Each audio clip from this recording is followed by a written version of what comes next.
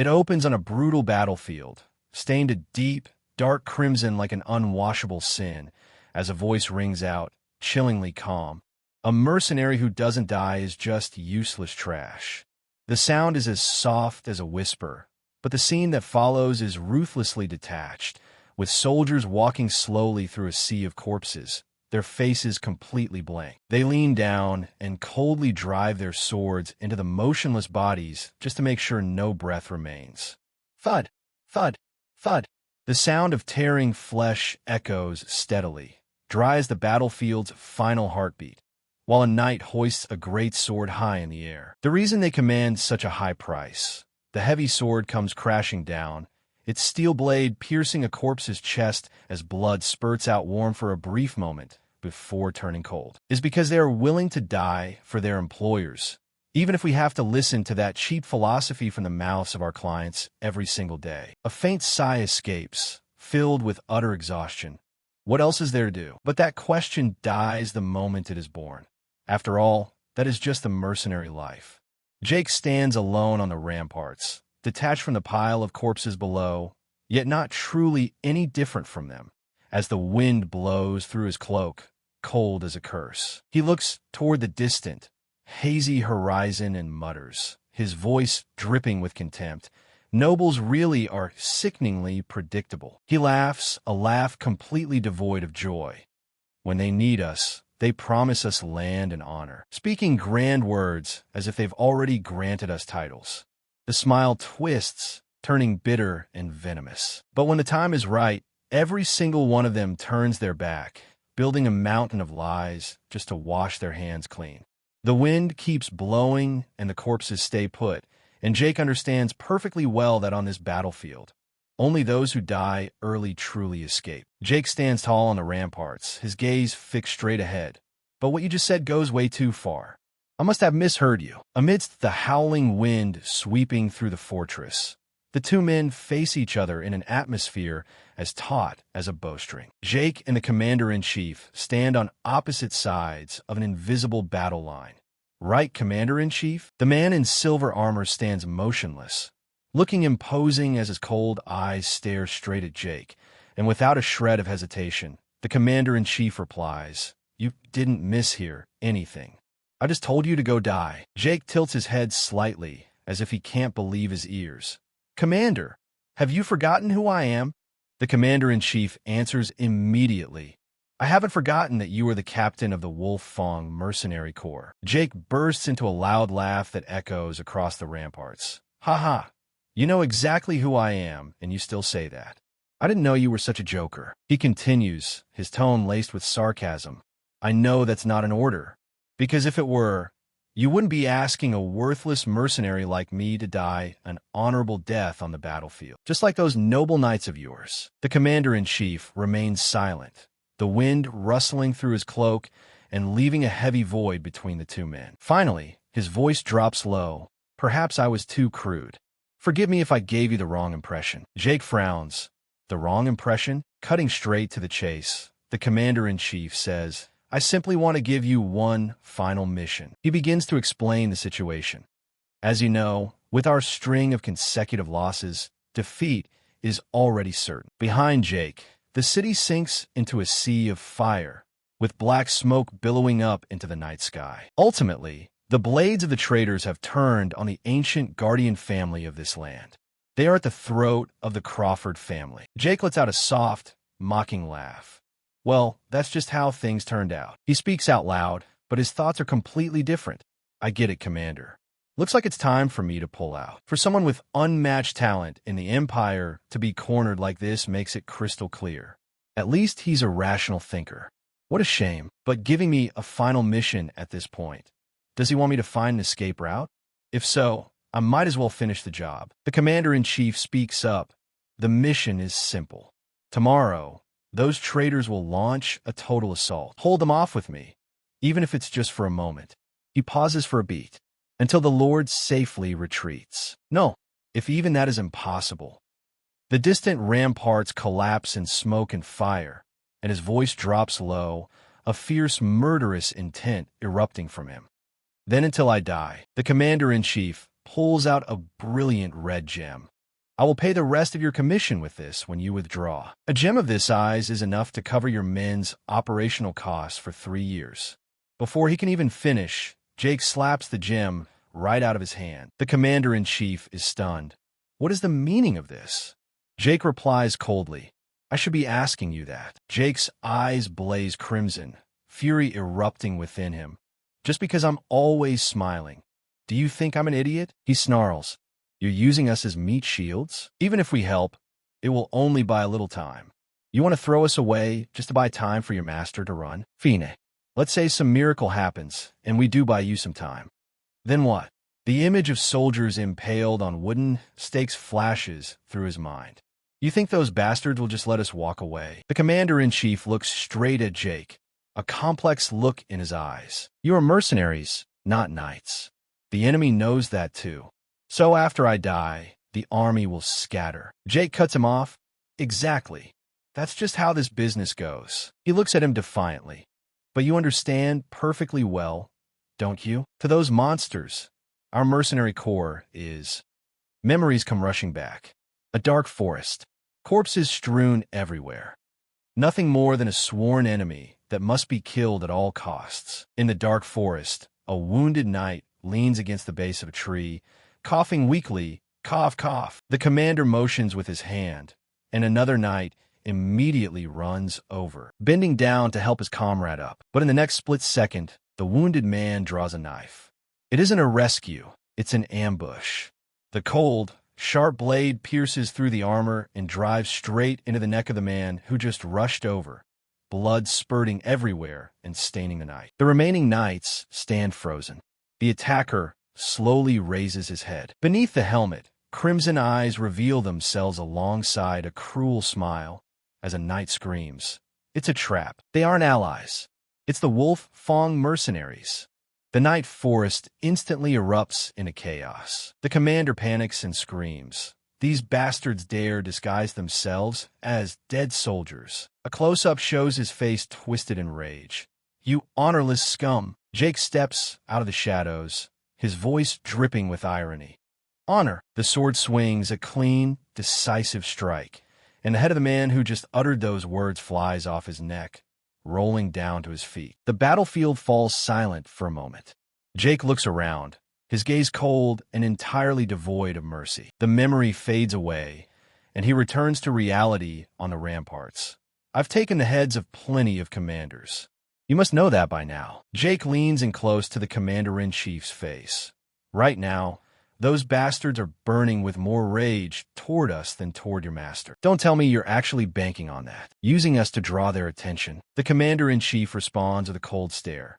You do better to focus on completing the mission. Otherwise, I'll have no choice but to kill you and take command of the mercenary corps myself. Jake had been on guard early on, and he instantly leaps backward to open up some distance. His voice sinks, heavy with disappointment. I actually thought you were a bit different from the rest of the nobility. But it turns out you're the absolute worst piece of trash. The commander-in-chief remains unbothered. My apologies. And those words are sincere. Jake grits his teeth. Save it. This reality is actually for the best. The head of a bastard like you. His hand tightens around the hilt of his sword, his eyes overflowing with murderous intent. Isn't worth a single regret, even if I hand it over to the monsters waiting out there. The commander-in-chief asks slowly, Are you thinking of offering my head to the traitors to beg for your life? Jake replies bluntly, Yeah, I'd love nothing more than to just turn you in and run. Half of the commander-in-chief's face sinks into the shadows, terrifyingly chilling. But I'm sure you've already made arrangements to stop me. If that's the case, then as captain, I'll just have to fulfill my responsibility. A knight sits on a pile of wooden crates, inside of which are the heads of 2 commanders-in-chief. The rebels will be satisfied with the heads of 2 commanders, and in exchange, they'll spare my men. The commander-in-chief is stunned into silence. 2. Sacrificing his own life just to save his subordinates? He can't believe it. You plan on offering your own head too? Jake looks at him, his eyes filled with sorrow. They're the ones I dragged into this. I promised them that even if we started from the bottom, we could reach our dreams. He stands under a night sky thick with smoke and fire. They trusted me and followed me all the way here. So I have to take responsibility for that. Jake raises his sword and stands tall. Because I am their leader, the commander-in-chief is struck speechless, an undisguisable look of admiration appearing in his eyes. He lets out a bitter laugh. Haha. Yeah, that's right. Now, that is a true leader. He buries his face in his hands, his voice choking up. What a shame. If only it weren't Crawford. If only you were my master. The final battle begins. Jake charges forward, channeling all his strength, hatred, and responsibility into this single strike. The commander-in-chief stands still, his eyes tinged with sadness. His final words echo softly. Don't forgive me, Jake. Blood spatters across a white background. A close-up shows blank, lifeless eyes, while Jake thinks to himself, I figure it would end like this. But Jake's head detaches from his body. He hadn't expected the gap in power to be this massive. This damn thing called talent. His consciousness begins to fade. Well, looks like this is the end. Jake's face blurs into a white light as he smiles with relief. I told them to run if I wasn't back by now. So even if I pass on, I don't have to worry. I've always been ready for this end anyway. The light swallows everything up, but I've always wondered about one thing. Jake asks himself, what if I had been given the same chance as you? What if I had been given the same chance as you? Within his hazy consciousness, a voice rings out. Young master. The sound grows clearer. Young master, please. A servant stands beside the bed. Please wake up. A blond young man opens his eyes. Who are you? A hand raised high comes crashing down and a hard slap along with a shout. Please wake up, sir. Dazed, he grips his burning cheek in utter confusion. What the hell? What is this? His thoughts are a chaotic mess. Did I just get slapped? Why all of a sudden? Which bastard did it? The servant cries out through his tears, please snap out of it, sir. Then he calls out loudly, Young Master Lucian. He freezes in shock. Waking up in an unfamiliar room, Lucian realizes he is sitting on a bed. Right beside him, an orange-haired youth drops to his knees, sobbing uncontrollably. No matter how he looks at it, this is bizarre. Utterly shocked, he looks down at the pale, smooth hands in front of him and gasps internally. Something is completely wrong. Lucian questions himself. First of all, where are his rough, calloused hands? These aren't just clean. They look like the delicate hands of a young master. The crying beside him shows no sign of stopping. Lucian turns to look at the orange-haired youth who has buried his head in the bed, trembling from crying so hard, and thinks to himself, who the hell is this guy? He remembers just beating someone within an inch of their life, and now here they are, crying till their eyes are swollen. The youth keeps crying until he suddenly raises his head, his tear-filled eyes wide and alert. Through his tears, he wails, Thank goodness, young master. I thought you were really dead. My heart almost stopped. If that happened, I, as your personal servant, would be in deep trouble. But more than that, it would be a massive tragedy for the family. Lucian can only stand there with a completely baffled look on his face. What kind of nonsense is this guy spouting? He looks blankly around the room, repeating the words he just heard in his mind. Young master, personal servant, family. Not a single one of those words has anything to do with his life. Besides, he was definitely dead back then. The vivid image of his head flying off flashes clearly in his mind. A death so absolute, there was no saving him. So why? His neck is perfectly intact. The room falls into an eerie silence. And after piecing everything together, only one answer remains. Right now, he has taken over the body of a stranger. Lucian steps out of bed. A thought flashes through his mind, and it's a remarkably handsome body at that. He stands frozen in front of the mirror, observing his own reflection. While the orange-haired youth stands behind him, he reaches out and touches the surface of the glass. A quick glance at this body tells him it is dripping with elegance. It belongs to a noble, and a noble from an incredibly wealthy family at that. His gaze sweeps across the lavish room with its golden decor before looking at Han through the mirror. First things first, he needs to gather information. Lucian speaks up. Han, I have something to ask. Han immediately responds, Yes, sir. You can ask me anything. What year is it? Han looks bewildered. The year, sir? Your mind must still be foggy from the medication. It is the year 846 of the imperial calendar. Lucian stands frozen. What? 15 years before I died. An image of himself floating amidst a temporal clock wheel appears. So I've traveled back to the past? There is no understanding how or why this happened, but obsessing over every detail won't solve anything. Lucian's gaze turns sharp. For now, he must focus on what he can do. He continues, "My personal servant. You have a death wish today, don't you? You have a death wish today, don't you? Anstammer sin terror." Young master, what are you suddenly talking about? His voice drops to a harsh tone. A mere servant dares touch his master without permission. He steps in close, his voice chillingly cold. Did the rules of this place change while I was unconscious? If not, then answer me. Who am I? Han bows deeply in sheer terror. Please forgive me, young master. I was in such a panic just now that I forgot my manners, sir. Han keeps his head lowered, his voice clear. Young master, you are Lucian Valdec, the third son of the great Valdec family. Lucian is stunned, the name Valdec echoing in his mind. The Valdec family I know? The Valdec family, a prestigious house that supports the entire empire, standing alongside the emperor for generations, possessing power that rivals the imperial family itself. I'm pretty familiar with this family because 15 years ago, I actually worked here as a guard for a few years. But then he died and woke up right back where he used to work, under a completely different identity. Lucian looks at himself in the mirror, unable to help his skepticism. As the third son of the House of Valdec, he lets out a soft chuckle.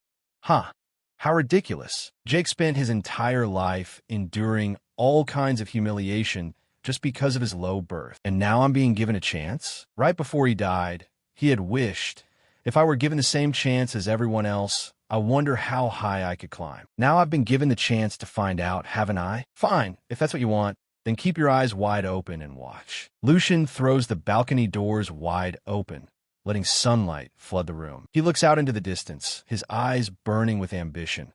Watch how high I can climb, and watch the kind of life I'm going to live. The Valdec estate unfolds beneath the sun, breathtakingly grand and utterly magnificent. Lucian walks down the long corridor with Han, muttering to himself in mild admiration.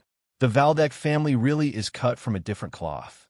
I traveled to all sorts of places back when I was a mercenary. His eyes drift across the exquisitely decorated walls, soaring ceilings, and elaborately carved stone pillars. But this place is by far the most luxurious. Besides, I need to familiarize myself with this place as fast as possible. As he walks, Lucian gets lost in thought, catching the subtle glances tracking him from behind. Ever since he showed his face, the servants throughout the mansion seem to be whispering among themselves. Is that really young Master Lucian? He's finally come out. How long has it been? Lucian notices the unusual atmosphere clearer than ever. Everyone is looking at him with strange eyes. He asks softly, Han, is it just me, or is everything feeling incredibly weird around here? Han replies with a perfectly casual tone, That's only natural, young master. You've been locking yourself away and refusing to see anyone but me. The image of Lucian kneeling in a dark room flashes through his mind. For a whole year and 2 months. Lucian smirks slightly. What's that supposed to mean? What could someone like Lucian possibly be lacking to lock himself in a room like that? Servants bustle back and forth across the grand hall. Even if I don't understand the logic of these nobles, Lucian can't just carelessly live his life like this. Especially not when the Empire's guardian giant stands right there with unshakable principles and beliefs, Grand Duke Sigmund. A man like him would never just stand by and watch his own son self-destruct. Lucian contemplates. Meaning, Lucian is either such a troublemaker that he's on the verge of being disowned, or there's a big enough reason for the Grand Duke to pretend he doesn't see it. Until I get a clear grasp of the situation, I need to avoid the Grand Duke for as long as possible. Before the thought even finishes, Lucian senses footsteps approaching, and a calm, steady voice rings out. So the reports that you had fully recovered were actually true. Lucian is startled. The man places a hand over his chest and smiles respectfully. It's been a whole year since I last saw your face like this, young master. This butler is absolutely overjoyed. Young Master Lucian, are you experiencing any discomfort while moving around? Lucian instantly recognizes the person in front of him. All right, this gentleman is also a part of the Valdec family. Head butler Edwin, a man who had come to this mansion in his youth as a hostage from a rival family. Thanks to his extraordinary talent, he was entrusted with managing all of the family's affairs. The right-hand man of Grand Duke Sigmund. Lucian thinks to himself, this is bad. I ran straight into the one person I wanted to avoid the most. There's no way he won't notice the mannerisms of a street thug. My only saving grace is probably the fact that the head butler hasn't seen Lucian for an entire year. Lucian tries to keep his cool, taking a deep breath. If that's the case, I just need to mimic. The vivid image of the commander-in-chief from his memories surfaces, the noblest person he had ever known. Lucian offers a polite smile and bows his head just enough. Thank you for your concern, head butler Edwin. He continues in a gentle tone. Thanks to you, I've gotten much better. Since I've been locking myself away and slacking off for so long, I came out to check on how the family is doing. I didn't expect to run into you here. It seems luck is smiling on me. Lucian asks further. So, I take it the family is doing well? Edwin stays silent for a brief moment before replying. Yes, young master. House Valdec remains as rock solid as ever. And it is truly a blessing that you are in good health, young master. Luciano's. Then again, how could there be any trouble with the head butler on the job? It looks like he doesn't suspect a thing. Good, let's just roll with it. It seems I worried for nothing. I can put my mind at ease now. Since it's been so long since I last went out, I'm feeling quite exhausted. Lucian waves his hand as he speaks, preparing to take his leave, when Edwin suddenly chimes in. Forgive my presumption, young master, but I must ask you to postpone your return. His voice drops low. Grand Duke Sigmund wishes to see you immediately, young master. Lucian is stunned by his words. Lucian stands before Sigmund's desk. The Grand Duke sits in the master chair, his imposing aura radiating a heavy pressure. Father and son stand facing each other, the air in the room so thick that it feels like the slightest movement could shatter it. Sigmund looks at Lucian with a piercing, cold gaze. I will only ask you one question, Lucian Valdec. His low voice crashes down like a sledgehammer. You. Why are you still alive? Lucian stands opposite his father, Grand Duke Sigmund, in a massive, imposing office, the suffocating atmosphere causing him to break out in a cold sweat. Caught off guard by the question hurled at him, Lucian shows clear bewilderment and stammers back. What do you mean by that, father? Sigmund stares with cold eyes, his voice dropping low. I was planning to let it slide. Without giving Lucian a moment to breathe, his tone grows harsher. I could overlook you neglecting your duties and throwing a groundless tantrum, using your mother's death as an excuse. Sigmund's gaze briefly drifts to the portrait of a noble woman hanging on the wall, presumably Lucian's mother, as his hand grips the armrest tight. But you went too far. Locking yourself in your room for a whole year to rebel wasn't enough. He looks straight at Lucian, his gaze weighing heavily on the boy's shoulders. You even dare to treat your own life so lightly and try to destroy yourself? Lucian breaks out in a cold sweat from the tension, a chaotic thought echoing in his mind. Is that actually true? A memory abruptly yanks his mind back to the moment he lay on the hospital bed, just waking up from his coma, as a light bulb goes off in his head, making him blurt out, wait. The image of Han, crying hysterically, returns with total clarity. Didn't that guy throw a massive fit, crying his eyes out? Lucian speaks up quickly, try to explain things to his father, stammering, Father, I believe there's been some kind of misunderstanding. But Sigmund coldly cuts him off. This is your last chance. Sigmund commands, his voice leaving no room for argument. Speak everything that is on your mind. His finger taps a rhythm on the armrest, each thud sounding heavy. Doesn't it all stem from that? The very reason you deliberately acted out to the point of shoving sleeping pills down your own throat. Lucian is struck speechless. What? His identity. Lucian Valdec, the third son of the Grand Duke. Memories come rushing back in a torrent. Back when he was working as a guard 15 years ago, the guy had died around this exact time. The image of a coffin covered in white flower surfaces. Grand Duke Sigmund Valdec, a powerful man who had 4 sons, each carrying the blood of a different mother. During his 10 years working here, he had crossed paths with the young masters and their mothers countless times, Yet he didn't have a single memory of ever meeting Lucian or his mother. That poor mother had died early from illness, and not long after he took the job, Lucian Valdek had also closed the lid on his coffin. The coffin slowly seals shut completely.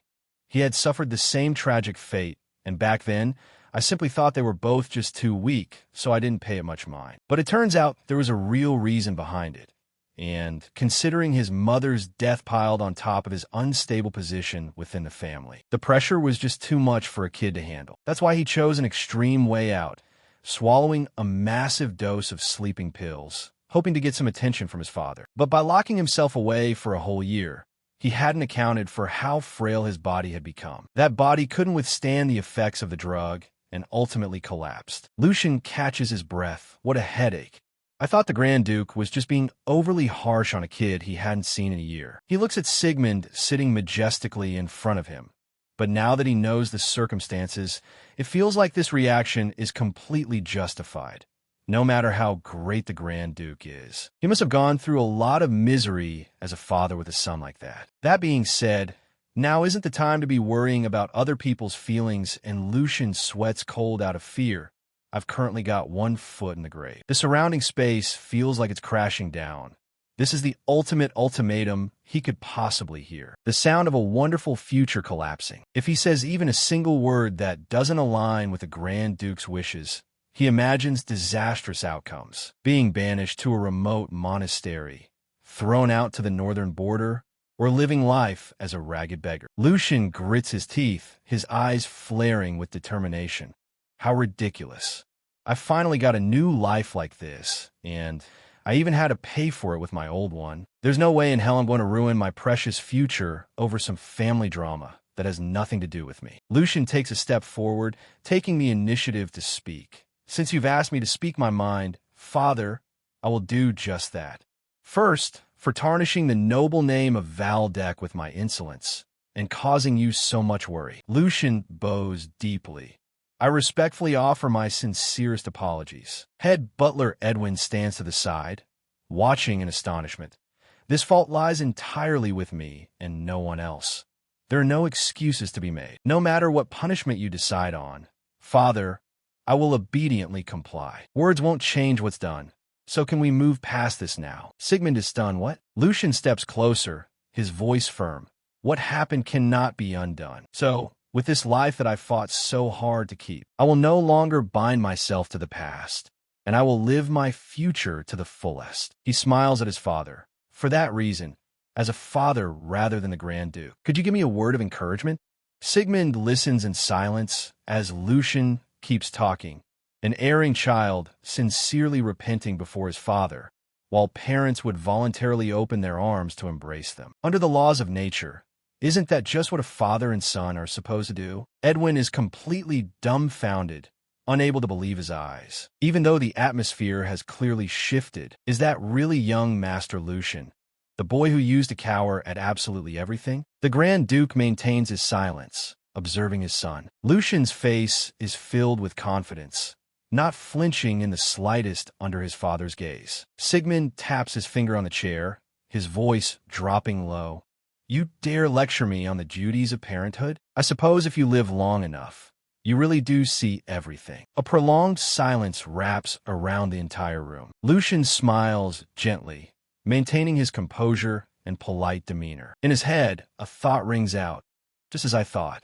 Instead of tiptoeing around, a direct, upfront approach is the right answer. Rather than a cowering mouse, the Grand Duke Valdek, I know, prefers a ballsy wild dog. Just as Lucian's train of thought wraps up, Sigmund speaks, his deep voice echoing through the quiet room. It seems a near-death experience has taught you how to be reckless. He leans forward slightly, his sharp eyes never leaving his son. Very well. Since you spoke of sincerity, I will ask you this. Lucian Valdek, what do you plan to do from here on out? Lucian's eyes shine with unmistakable resolve, no longer avoiding contact, as he answers decisively. First, I'm going to rebuild this ruined body. For a split second, the image of his fight with the commander-in-chief flashes in his mind. Perhaps it's because the bitter sting of being decapitated hasn't completely faded yet. Lucian continues, his vision seemingly set on a much distant goal. In his mind, The image of the commander-in-chief holding a glowing sword appears, and he clearly declares, "I am going to take up swordsmanship seriously." Sigmund raises an eyebrow slightly, unable to hide his skepticism. "Swordsmanship? You?" Lucian responds calmly, "Yes, of course. I'll have to fix this weak body first." But he thinks for a moment and adds, his voice carrying an incredibly natural ease, "Well, if I eat well and sleep well, won't everything just work out fine?" Sigmund looks at Lucian with an unreadable expression, as if reevaluating the sun standing before him. And then he lets out a rare chuckle. "You certainly know how to talk." The sunlight streams through the room's window as he concludes, "Fine. Whether it's recklessness or something else, time will tell." He turns to the head butler standing nearby. "Head butler, deliver that item once again." Hearing this, Lucian thinks to himself, that item will prove better than any empty words whether this is just hot air. Meanwhile, Edwin still hasn't fully recovered from his shock over the recent turn of events, as he bows his head slightly and replies, "Understood, Your Grace. I will see to the preparations immediately." Lucian still can't hide his curiosity, a question echoing in his mind. What exactly is that item? The scene shifts to the outside of the mansion, where the atmosphere has suddenly become lively. Workers hustle back and forth, constantly moving large chests into the courtyard, while two men strain to carry a chest that looks incredibly heavy. Just a single glance is enough to tell that the items inside are of extraordinary value. The lid of the chest is popped open, revealing the inside packed with gold, silver, and jewels, glittering brilliantly under the daylight. Lucian and Han stand frozen at the sight, and Lucian can't help but blurt out, this is insane." The clear blue sky stretches wide above the magnificent mansion. So this is what a top-tier noble family is like. Lucian's eyes are glued to the massive pile of pocket money in front of him. That item turned out to be an astronomical amount of allowance. He picks up a gold coin, feeling the cold weight in his palm, his voice filled with disbelief. "This is just for 1 month? If it's this much." Lucian lets out a smug laugh, confidence written all over his face. "That's right. With this much, I can completely overhaul this pathetic body." He flexes his skinny muscles while holding up a bottle of elixir, his eyes full of excitement. "I can create that elixir inside a vibrant greenhouse where sunlight pours through transparent glass panels. The space is filled with blooming flowers and sweet fragrances." Grand Duke Sigmund strolls leisurely through the garden, with head butler Edwin by his side. Edwin quietly observes the familiar scenery, a wave of private thoughts swelling in his heart. This is the place the Duchess took special care of during her final years. He continues to reflect. It has been a very long time since the Master set foot in here. That much is understandable, but for him to suddenly return to this place, the image of Lucian surfaces in his mind. It's because of the change in young Master Lucian. Even though he lost the Master's favor a long time ago, he is still the child of the Duchess whom the Master loved with all his heart. Sigmund continues to walk deeper into the greenhouse, leaving Edwin standing there with his unfinished train of thought, and a moment later, the Grand Duke's cold voice rings out, truly pathetic. The way he always rolls his eyes away, dodging as if he's terrified of something. The way he cowers like a stray dog when I raise my voice even just a little bit. Edwin pauses slightly as Sigmund continues. His attitude is a far cry from hers. So I thought he had only inherited his mother's looks. But today, for the first time, Edwin is stunned. I realize that I might have been wrong. He asks, his voice dropping low. "You saw the way the child looked straight at me and spoke his mind, didn't you?" Edwin bows his head and replies, "Yes, he didn't flinch in the slightest. It was truly a calm and dignified attitude." Then he adds, "Young Master Lucian's true nature is polite and profound, so I believe he is merely a bit behind the other young masters. But regardless, your blood flows through his veins, Master." Sigmund lets out a soft laugh. That remains to be seen. The things waiting for that child aren't problems that can be solved with mere words. Edwin shows clear worry. "Master, I'm afraid there's going to be an issue." Sigmund glances at him. "An issue?" Edwin responds immediately. Young Master Lucian's previously suspended allowance has been restored, but evidence of embezzlement has been uncovered. In Edwin's mind, The image of Geordie holding a letter with a cold gaze appears. Investigations show that the second young master, Geordie Valdeck, is involved. He continues his report. In addition, he dismissed the head maid caring for the third young master and planted his own person in her place, deliberately making it clear that he intends to monitor him. Sigmund clicks his tongue. Though he's a boy with a vision, his weakness is his narrow-mindedness. He crosses his arms in thought. I understand his animosity toward the third child's maternal family, but to go to this extent, Edwin tentatively asks, should I take separate measures? Sigmund stops him immediately. No, head butler, don't get yourself involved in this. But isn't this a bit too harsh on someone who has just started walking again? Sigmund slowly shares his thoughts. If he knows how to manage his own surroundings, things like this won't affect him at all. Consider this the price the third child must pay for not snapping out of it sooner. A challenging glint appears in his eyes. This is fine. Let's see how he handles it. If he can't even take care of this, then there's nothing to look forward to. Though the Valdeck bloodline is the key, the image of a powerful lion striding under a blue sky surfaces, the symbol of noble blood, which is both an advantage and a burden.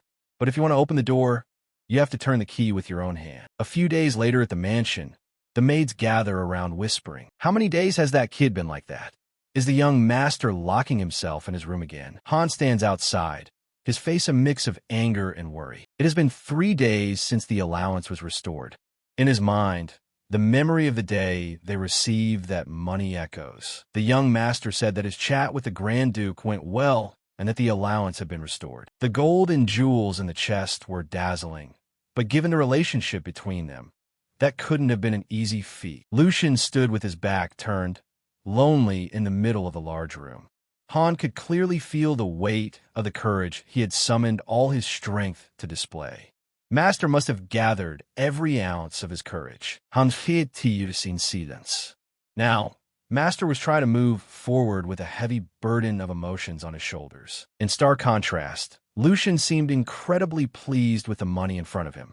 He smiled blissfully. If it's this much, that's right. With this much, he declared excitedly, we can completely remodel this pathetic body. I can create that divine elixir. The image of a mystical potion appeared, something that could transform a sickly body into a powerful human being. Lucian buried himself in the gloomy alchemy lab. The air here was thick with the scent of medicinal herbs and manna.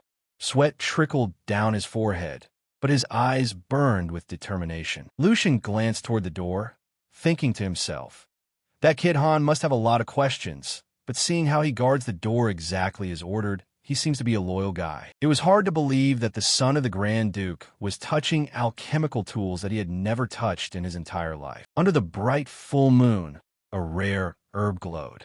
Searching for an extremely rare herb because it only blooms under the moonlight. Not to mention, its practical applications haven't been clearly developed yet. That was the moonlight herb, a flower possessing a mystical beauty. On top of that kid emptied his pockets just to buy it. Lucian urged Han, it's still not too late. Buy more moonlight herbs. Right now, he might look like a madman, but his eyes flared up. Just 1 year from now, its value won't just increase 10-fold, but 20-fold. Lucian lay in the middle of the field of moonlight herbs, a thoroughly satisfied smile on his face. He cheered. Its price will skyrocket through the roof. A hearty laugh rang out, containing the excitement of someone seizing their own destiny. Come to think of it, you really have to admire the boldness of alchemists. At this point in time, the success of that potion wasn't truly clear yet. Yet, they still hoarded all the moonlight herbs in the Empire beforehand. It was a once-in-a-lifetime gamble with the very fate of their guild. Lucian touched the first finished potion bottle. Well, it's all thanks to that audacity that we have this. He lifted the glowing potion bottle. It was Nita, the drink dubbed as the beverage of the gods. Opening the bottle cap, a surge of red vapor poured out. Attaching the word God to the name of a medicine was once considered a dangerous act of blasphemy. But when its miraculous effects were made public, all criticism vanished, replaced by roaring praise. Lucian smiled with satisfaction. For thousands of years, there has been an absolute, undeniable truth. A warrior's strength is predetermined from birth. That is an unbreakable limit. Innate talent is in the hands of fate, and a person's aptitude cannot be changed. No matter how desperately they struggle, they cannot escape their predetermined limits. Or at least, that's what people used to believe. A shooting star tore through the night sky. But there was one thing that shattered that cruel law. A figure radiating a massive amount of energy. Nita, the key to breaking all limits. Just by drinking it, people who had absolutely no talent at all could turn into capable swordsmen. Lucian looked at the potion bottle in his hand, telling himself, of course, the effectiveness of my version can't be identical to the original. It's no different from a mass-produced item. But to revive this ruined body, there is currently no better remedy. Consider yourself lucky, noble brat. Memories flashed back to the blood-stained symbol of the Alchemy Guild. When the ensuing chaos spread across the entire empire, the Alchemy Guild was the first thing to be burned to the ground.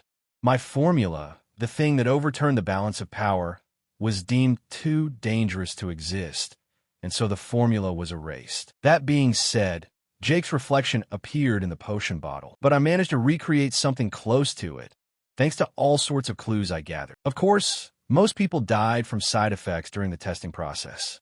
But oh well, enough lingering on nostalgia. Lucian drank it all down, thanks to the meal. The transformation process began. What happened next was what really mattered. The product of humans converting natural power into their own. Mana spread and surged. The quality and power a person could unleash differed terribly, depending on how well they could circulate it. The process of dispersing and recalling mana throughout the body was being executed. Right now, I am using Nita to force open the blocked pathways in this body. But the pathways were already open. What the hell is this? The reaction differed depending on each body when receiving mana. Strangely enough, he didn't feel any pain at all. Instead, mana was surging freely, as if it were returning to its origin. Even the body of a newborn baby has impurities that cause obstructions, but Lucian didn't. He wondered to himself, could it be that Lucian is one of those so-called geniuses? A panoramic view of the town, soaking in peacefulness under the radiant sunset. He stood by the window looking out, then turned back inside to stare at the closed door, his face unable to hide his anxiety. In the hallway of the luxurious mansion, Han was pacing around restlessly. His master had locked himself in the room for too long. Suddenly, the click of the door latch rang out from behind. Han spun around with a start. Right at that moment, Lucian walked out with a calm demeanor and spoke up. Nothing happened while I was away, right? Seeing his master safe and sound, Han was overjoyed to the point of tears. He couldn't help but shout, "Young master, don't you know how much time has passed while you were in there?" Wiping his tears, he complained in self-pity. "No matter how much I called, you didn't answer. You strictly forbade me from entering under any circumstances." Han sniffled, his voice choking back a sob. "So I was worried that something happened to you." Looking at his sobbing, loyal servant, Lucian listened in silence. Han hiccuped. "I was really worried." Touched by that sincerity, Lucian smiled gently. His glowing golden eyes exuded wisdom and power, a sign of a massive change taking place deep within. Han called out blankly, "Young Master Lucian." His intuition told him that there was something very different about the young master he had always taken care of. Han observed Lucian closely with a look of suspicion. "It's definitely the young master. So why do I feel like it's not the real young master?" Noticing that look, Lucian thought to himself, "This kid Han really does have sharp senses." Makes sense. He has watched over Lucian longer than anyone else. It seems he has noticed some kind of change in his young master. Lucian placed his hand on his chest, assessing his own condition. "My appearance needs time and nourishment, so there are no sudden transformations. But the inside is what matters. A heart beating powerfully, symbolizing the awakening latent strength. It was transforming at an unbelievable pace. It was Lucian's innate physical constitution that was making this miracle happen. I can be sure. Standing before the image of a giant decorative chess piece in the hall, Lucian silently positioned his own immense potential as a key piece on the world's chessboard. This kid's potential is on par with the figures who can change the world. A grand ambition began to spark. Lucian snorted, smiling confidently about his plan. If everything goes smoothly, This body can surpass where I was during my mercenary days within a year. Turning to Han, he said, "Now that I think about it, Han, I realize it's also thanks to you that I snapped out of it." Han asked back blankly, "What do you mean by that, sir?" Lucian placed his hand on Han's shoulder in a friendly manner, laughed, and said, "Rewards and punishments must be clear, right? Listen carefully, Han. I'm only saying this once." With an ambiguous smile, he made his request: "Sell everything you have, even your underwear, and buy as much as possible. You'll get to tag along for the ride." Lucian's triumphant smile showed clearly. He enticed Han. "Let's climb to the sky together." In his heart, he couldn't help but admire. I'm really envious of that person. In my time, there are no nobles like this." Han completely didn't understand what was going on, only able to blurt out in utter confusion, "Young master." Lucian's new life gradually fell into place. He and Han were taking a leisurely stroll in the forest, enjoying a rare, peaceful scenery. Lucian whistled as he walked, his mood incredibly relaxed. He silently marveled at his current, comfortable life. How great! Why is life so comfortable? Fine delicacies are always served on time, and the rooms are cleaned without me having to lift a single finger. They even prepare the blankets and mattresses. Everything is perfect down to every detail. Recalling his painful past, he smiled bitterly. In the past, skipping meals was practically a daily routine.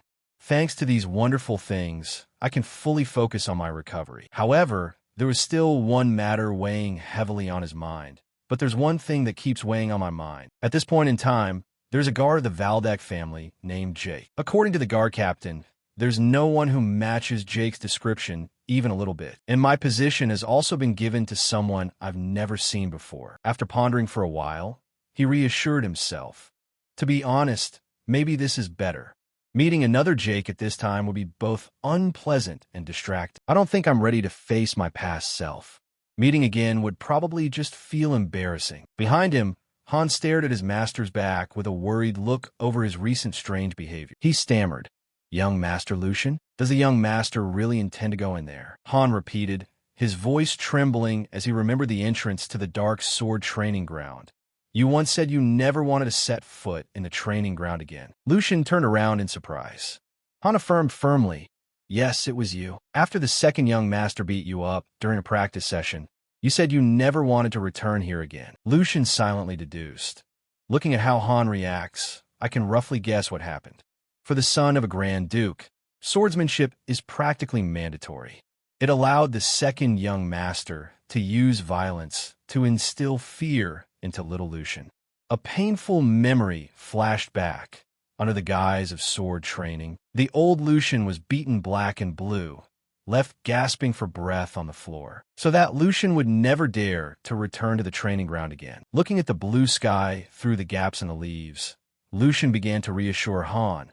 "I understand why you're worried, but it's fine. That's all in the past now."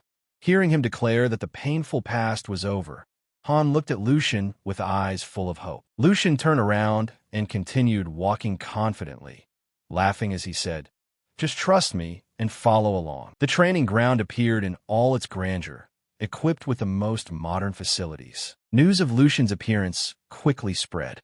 The guards rushed to report back to the instructor. He asked back in disbelief, "What? Really? The third young master came here on his own?"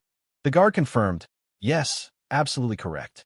He is walking around the training ground with his personal servant." The instructor stroked his beard calculatingly, thinking to himself, "What on earth is that kid thinking, crawling all the way out to this place? There's no way he forgot what happened that day.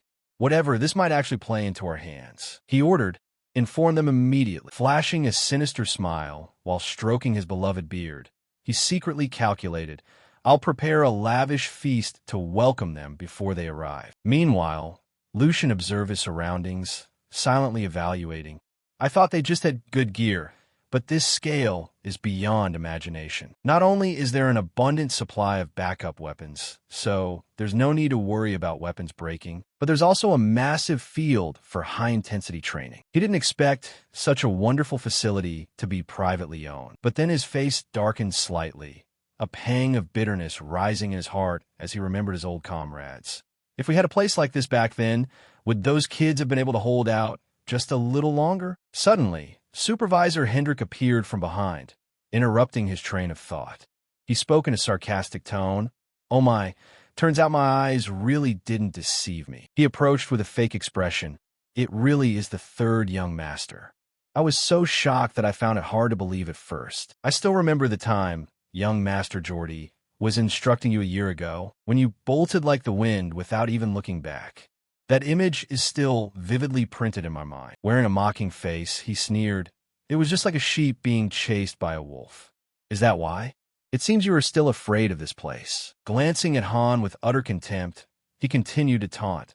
"Which is why you brought a personal servant into the sacred land of warriors." At this point, Han could only bow his head anxiously, feeling helpless against the insults directed at his master.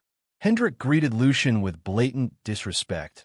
"Long time no see, third young master." He deliberately brought up Lucian's trauma of being abused. "A year ago, I personally assisted the second young master to correct your posture.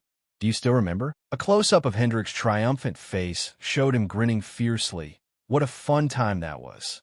The image of Lucian trembling while holding a wooden sword in the past, a dark memory that Hendrik was deliberately digging up, seemed to flash before his eyes. Hendrik laughed out loud, believing Lucian would forever remain the same weakling as back then. But contrary to his expectations, Lucian only chuckled, a mysterious and dangerous smile.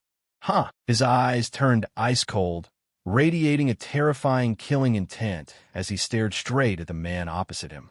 "Look at this bastard, this is going to be fun." Through Lucian's narration, the image of a knight appeared in total glamour. They were warriors clad in shining armor, gripping greatswords, kicking off heroic legends. In the eyes of the world, they were the embodiment of honor and loyalty, people who usually came from noble families. Because of that, a knight was expected to master martial arts and etiquette from a young age. They were the ones bestowed the title of knight by a lord. Under the majestic dome of the palace, the knight knelt to receive the knighthood, marking the official recognition from monarch. And only then was their existence complete. However, behind that glamorous facade lay a naked reality that Lucian knew all too well. In the end, they were just hunting dogs wearing expensive chains. That was why Lucian thought to himself, a man must be loyal to the Lord who grants him wealth and glory, and must respect those who carry noble blood. His gaze locked onto the middle-aged man opposite him. Hendrik, with his thick, full beard, stood there in a challenging and arrogant posture. Yet he dared to show such an insolent attitude. In the middle of the massive training ground, the size difference between the two became even more pronounced. Of course, Lucian's disadvantageous situation probably contributed to it. But Lucian saw much more than that.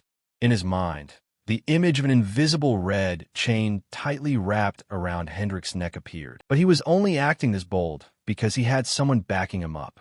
Looming behind the large knight was the silhouette of Geordie, wearing a meaningful smile. He was the one pulling the strings behind this arrogance. Lucian's eyes flashed with an icy glare. If I could, I would have started with a more brutal method to straighten out his mind. Lucian's imagination painted a bloody scene. He held a cold, sharp knife, swinging his hand to throw a decisive line toward Hendrik, who was tied tightly to a spinning target, making the guy tremble in sheer terror. But immediately, reason pulled him back to reality. Doing that would mean the Grand Duke wouldn't let it slide. The authoritative figure of Grand Duke Sigmund seemed to cast a shadow over his thoughts, reminding him of the price to pay for impulsive actions. Around them, other knights were also fixating their eyes on the scene. He assessed the situation. After all, knights are the core strength of a family and a valuable asset. Punishing outside of official procedures will only create useless tension between the Lord and his subordinates. Lucian coughed slightly to hide his emotions, telling himself, "Not yet. It's not the time." Regaining his calm, he stood up straight and clearly announced, "How ridiculous. If it's just because of what happened before that I avoided the training area, from now I'll visit frequently, at least to learn the sword." Hendrik replied in an impatient tone, "Like you said, a year has already passed. Shouldn't we hurry up? Draw your sword, third young master." He burst out laughing, a laugh full of utter disdain. "You're so funny, young master. Now you're too old to start learning the sword. Lucian raised an eyebrow and asked back, "Too old? At the age of 16? Hendrik immediately asserted firmly, "Let me tell you, anyone past the age of 15 is considered past their prime. Once you're past your prime, it's pretty much over." He began to ramble on in a superior tone. Swordsmanship is a legacy, a secret art created by ancestors. They grant enlightenment to those who follow those movements and are the core essence of ancient wisdom, capable of evolving the physical body. However, it only matters to those whose mana pathways are open.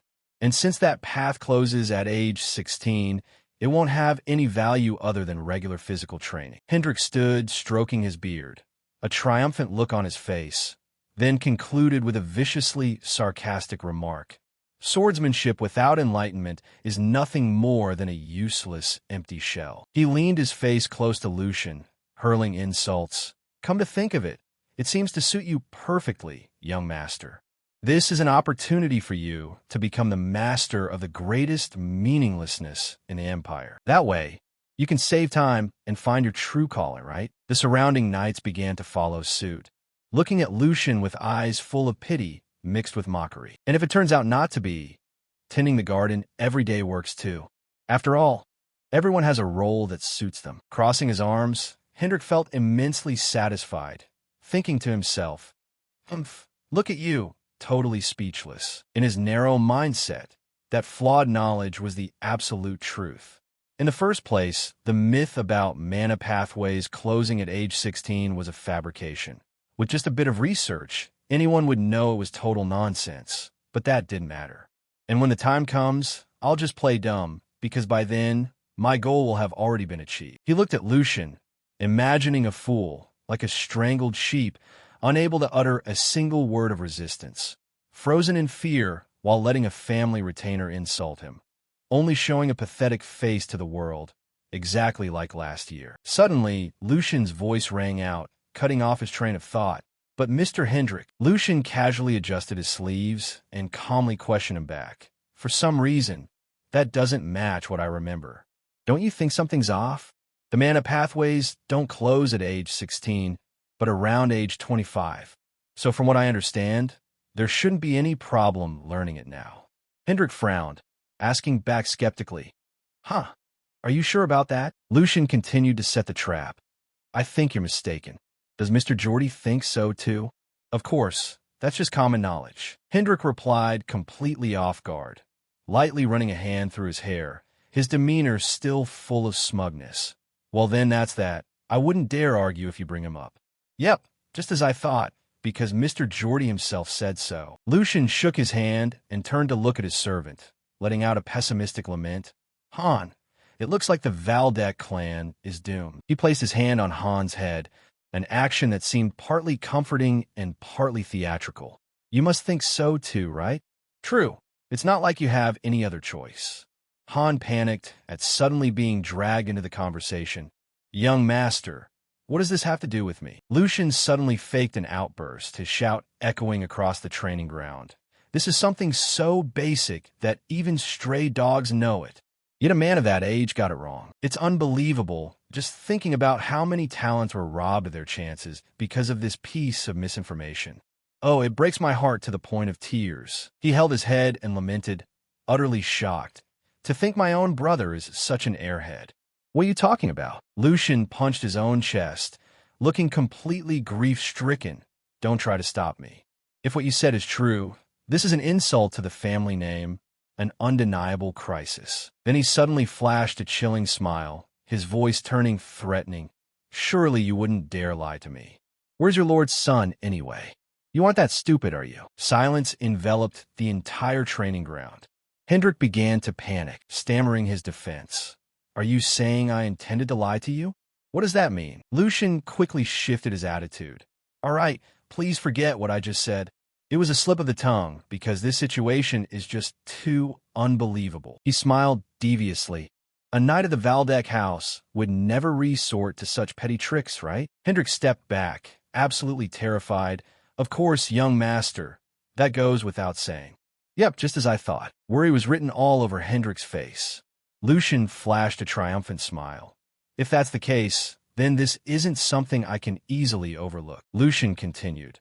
Let me teach you what happens when you don't know how to watch your mouth. Mr. Hendrik, you don't realize the severity of this matter yet. Hendrik tried to keep his composure. What do you mean?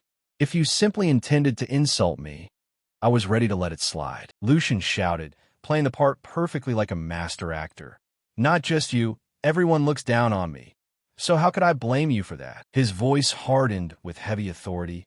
However, this is a completely different matter when you, a knight, and my brother, a pillar of the Grand Duchy, hinder the cultivation of new talent based on false information. That is something I absolutely cannot tolerate, because it will weaken the strength of the Valdec Knights and bring about a grave threat to the safety of our people, the very foundation of this fief. Standing beside him, Han was deeply moved by his master's deeply responsible words. Lucian continued to press hard. As someone who carries the Valdec name, I have every reason to be furious. Seeing Hendrik tremble, Lucian knew he had hit the mark. Bulseye. Mr. Hendrik, I believe you now understand just how serious this is. He pointed his finger at Hendrik's chest, as if granting one final piece of comfort to a death row inmate. So you better get ready. I will report this to Father and ask him to issue disciplinary action. The name Father made Hendrik flinch, his entire body shaking violently. Lucian's eyes flared with a terrifying golden hue. Witnessing Hendrik's pale face, Lucian thought to himself with satisfaction. Wait a minute, he's shaking like a leaf just at the mention of Father. So why did he push things this far? Meanwhile, Hendrik realized with horror the terrifying change in the young master. Wait, since when did this brat get so bold? Before, he was as weak as a lamb, but now he's exactly like. Behind Lucian's back, the phantom of a giant wolf appeared, baring its fangs dangerously. Right at that moment, a hand wearing a sparkling ruby ring appeared. Geordie stepped out from behind. What's all the racket about? Hendrik rejoiced as if he had just found a lifeline. Master Geordie! Lucian smiled faintly, his eyes full of calculation. Perfect timing. You've finally decided to grace us with your presence. Geordie looked at Lucian with a cold gaze, his voice dripping with annoyance. You again, Lucian Valdec. Standing in front of Lucian right now was the second young master, Geordie Valdec. Geordie's sudden appearance instantly turned the atmosphere incredibly tense. Hendrik rushed over, sweating profusely and stammering. Young master, let me explain everything. The anxious knight tried to make excuses in utter panic. Actually, what I meant by all this was... But Geordie coldly cut him off with a single word, enough. The second brother's face broke into a meaningful smile. You don't need to explain. Right after that, he leaned close to Hendrik's face, his sharp gaze delivering harsh words. I witnessed your pathetic display with my own eyes. Geordie looked at his subordinate with complete disappointment. Getting led by the nose by a kid who isn't even half your age. How thoroughly disappointing. He placed his hand on Hendrik's shoulder, patting it reassuringly in a fake manner, but then immediately lowered his voice to a threatening growl. Hey, calm down, unless you plan on embarrassing me even further. After putting Hendrik in his place, Geordie strolled over toward Lucian and his servant. Seeing this, Han trembled and gripped his master's clothes tightly. Young master, what do we do now? Master Geordie looks absolutely furious. In stark contrast to Han's absolute terror, Lucian looked amused. Yeah, that face is definitely something worth seeing. Geordie approached with a cold face radiating killing intent. Even back when he was a guard, he was famous for his vicious temper, a brutal standard among the nobility. Because his power was weaker than the eldest son, he aggressively recruited outsiders, but most of them met a terrible end, because the moment he found someone useless, he would frame them with a crime and eliminate them. Lucian casually greeted him with a smiling face. Greetings, brother Geordie Valdec. Long time no see, second young master. Geordie looked at his younger brother with annoyance. I assume you've been doing well lately? He looked down at Lucian with utter disdain and snapped. You idiot. Lucian shrugged, wondering about his brother's attitude. What is this about? Whatever was said between you and Mr. Hendrik, I saw it all. Geordie flashed a sinister smile. How dare you bring shame to the Valdec name? Lucian still played dumb, questioning him back. Could you be more specific? Why is that considered a shame? Knowing he couldn't call him out directly, Geordie deliberately twisted the narrative to defend his subordinate. It's been a while since Mr. Hendrik taught theory, so it seems there was a slight misunderstanding. He pointed toward Hendrik standing in the distance, emphasizing, using my name to cause such pointless chaos is an undeniable mistake. He cannot escape responsibility for that. Geordie closed his eyes, pretending to be magnanimous. However, I have no intention of reprimanding him over this matter. Considering the blood he has spilled for the Valdec house, I know all too well the weight of that loyalty. Then, he turned to look at Lucian with a sharp gaze. Unlike you. Geordie poked Lucian's chest hard with his finger, saying mockingly, someone who couldn't even handle sword practice and ran away. Do you really believe you have the right to condemn him? Lucian Valdec, first of all, you must learn to respect the knights. He loudly asserted their role, pointing his arm toward the long line of knights standing there, because it is thanks to them that the Valdec family still exists. Playing the role of a kind older brother, Geordie declared, everyone, I apologize on his behalf for the commotion today. It was just a reckless mistake by a child. I hope everyone can be generous. Then he flashed a terrifying, calculating smile. From now on, I will personally keep a very close eye on my foolish little brother. Lucian watched Geordie with a mysterious smile. He thought to himself, oh, so you're going to play it this way, huh? He's pretty smart. The one I insulted straight to his face was him. Yet he not only twisted it into me insulting the knights to make them angry, but he also cleverly saved his own face. Lucian decided to go along with the game. Fine, I'll let you have this one, he blurted out. You really are something else, second brother. Geordie looked at him in surprise. Huh. Lucian bowed his head, acting remorseful as he began his theatrical performance. Even if there was a slight misunderstanding between Mr. Hendrik and me, you should have punished me for having the audacity to insult you instead, second brother. Lucian tightly clasped his hands against his chest with a deeply moved expression, continuing, but instead of doing that, you have granted me an invaluable lesson. He deliberately repeated the insult from earlier loud and clear. I called your head a hat rack, an empty skull. Standing beside him, Han panicked and rushed forward to cover his master's mouth. Young master, please shut your mouth. Lucian brushed his hand away, pretending to regret it, though his eyes were full of mischief. Anyway, I feel ashamed for letting such ridiculous words slip out. While veins were popping on Geordie's face from anger, Lucian shouted excitedly, praising him to the skies. Today, I've learned so much from your tolerance, second brother. He turned around to order his servant. Han, we must quickly write down the young master's teachings. Paper won't do it justice. It must be engraved on the finest silk. The surrounding knights looked at each other in utter amazement, while Lucian thought to himself, in return, I will use you to shed my weak image and deeply engrave my true image into all of their minds. It was a silent declaration of war that the weak third young master of the past was gone. Lucian laughed heartily and turned to walk away. Then, I'll take my leave. Do you mind? After all, staying near each other any longer won't do us any good. Geordie lost his temper, barking furiously.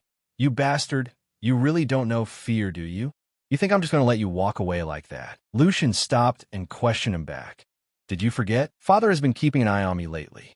Seeing Geordie's murderous glare, he calmly added, I have nothing to lose, but what about you? Lucian turned and walked away decisively. Then I'll take that as a yes. As he walked, he waved goodbye. See ya, brother Geordie. Han frantically chased after him. Young master, left behind. Hendrik looked at the backs of the two, timidly speaking up. Master Geordie, are you really just going to let him go back like that? His only response was a terrifying silence. Geordie's face was cast in a furious shadow, a heavy killing intent radiating from him. After leaving the training ground, Lucian and Han strolled together under the cool green canopy. However, Han was still completely shaken by what had just happened. The anxious servant asked, Young master, are you sure you're okay? You know exactly what kind of person Master Geordie is better than anyone. Seeing Lucian look at him with a gentle gaze, Han panicked even more, shouting in fear. He's never going to let this slide. Even if we luckily escaped this time, I know that scary, mustachioed knight will make me vanish without a trace. Lucian reassured him. I get it, okay? Calm down. The image of Jake suddenly flashed back in Lucian's memory. Come to think of it, only someone who has been through it can truly understand. When an incompetent superior makes things worse and then pretends to know nothing. I know exactly how awful that feels. Flashing a warm smile, he said to Han, that's not going to happen. Get up. A knight wouldn't do something like that. And besides, I won't let it happen anyway. He looked at the servant kneeling on the ground with absolute sincerity.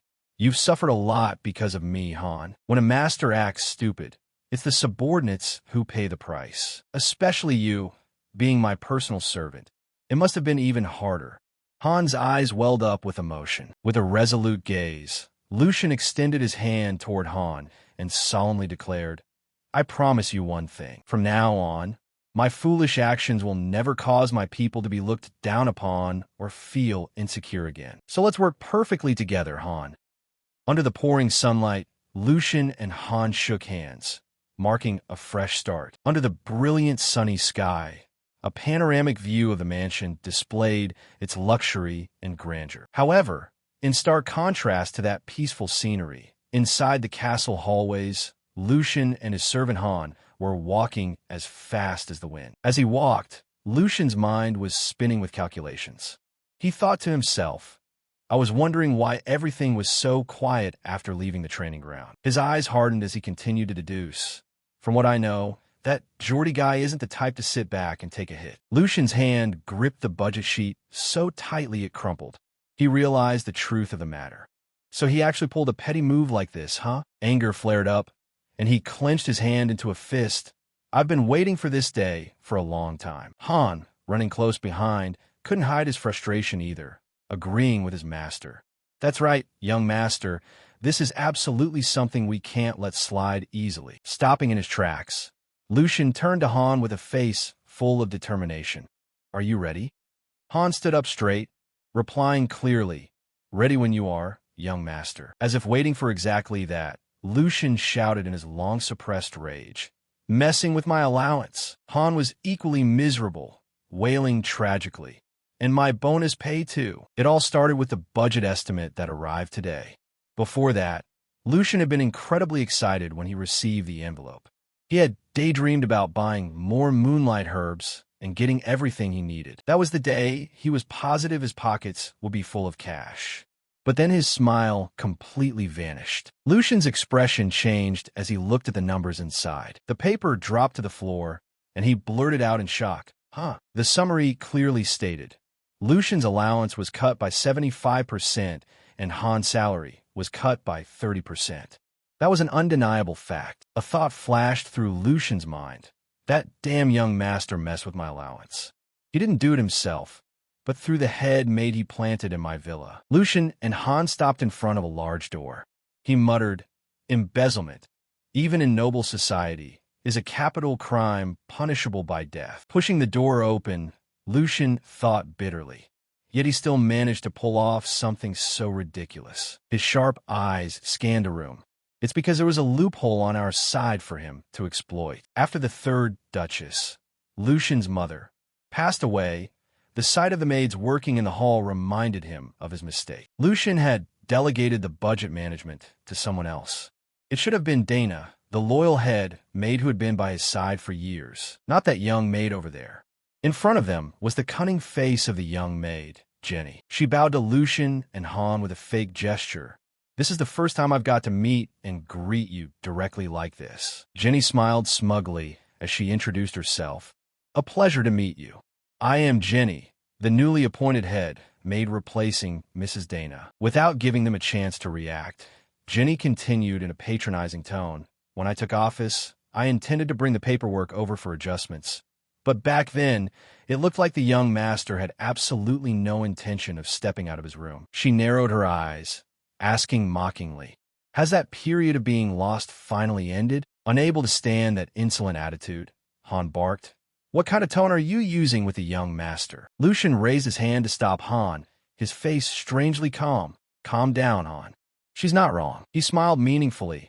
All right, let's skip the petty stuff. Tightening his grip on the estimate sheet, Lucian emphasized, the important matter right now is something else. He looked straight into Jenny's eyes, creating an invisible pressure. I'm asking you directly. Holding the paper out in front of her face, he questioned her, "Did you draw up this estimate?" Jenny flashed a challenging smile, mockingly admitting it. "No wonder you call me over. Turns out it's because of the budget estimate." "Yes, I'm the one who drew it up," she coolly explained. The young master handed over the authority to the former headmaid, and I simply took over and worked exactly according to what was handed down. Then she played innocent, acting aggrieved, "But I'm a bit confused. I worked so hard, yet I'm being interrogated out of nowhere like this." Finally, she added a razor-sharp, sarcastic jab. "In the first place, this is work the young master should be doing himself." Lucian looked at the paper with an ice-cold gaze. He admitted, "Yeah, I figured you'd use that as an excuse, since this matter was clearly an oversight on Lucian's part too." He gave a slight nod. "All right, I get that point. Maybe it couldn't be helped. But even so, there's still a part one absolutely cannot accept." Lucian analyzed. "The majority of the money provided by my father was allocated toward raising the maids' salaries. Considering how much they've suffered all this time due to my negligence, looking at it as compensation is fine." Pausing for a moment, he lowered his voice to a deep whisper. But right now, Lucian's gaze became incredibly terrifying. He demanded, "Why is it that Han's salary not only didn't increase, but was actually cut? Don't you think you're being a little too obvious?" Jenny sneered, replying in a voice so fake it made his skin crawl. "Oh, is that so? I must have been careless.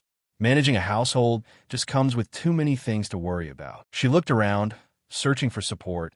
"My workload is totally overwhelming, and everyone here can vouch for that." Jenny turned to the servants.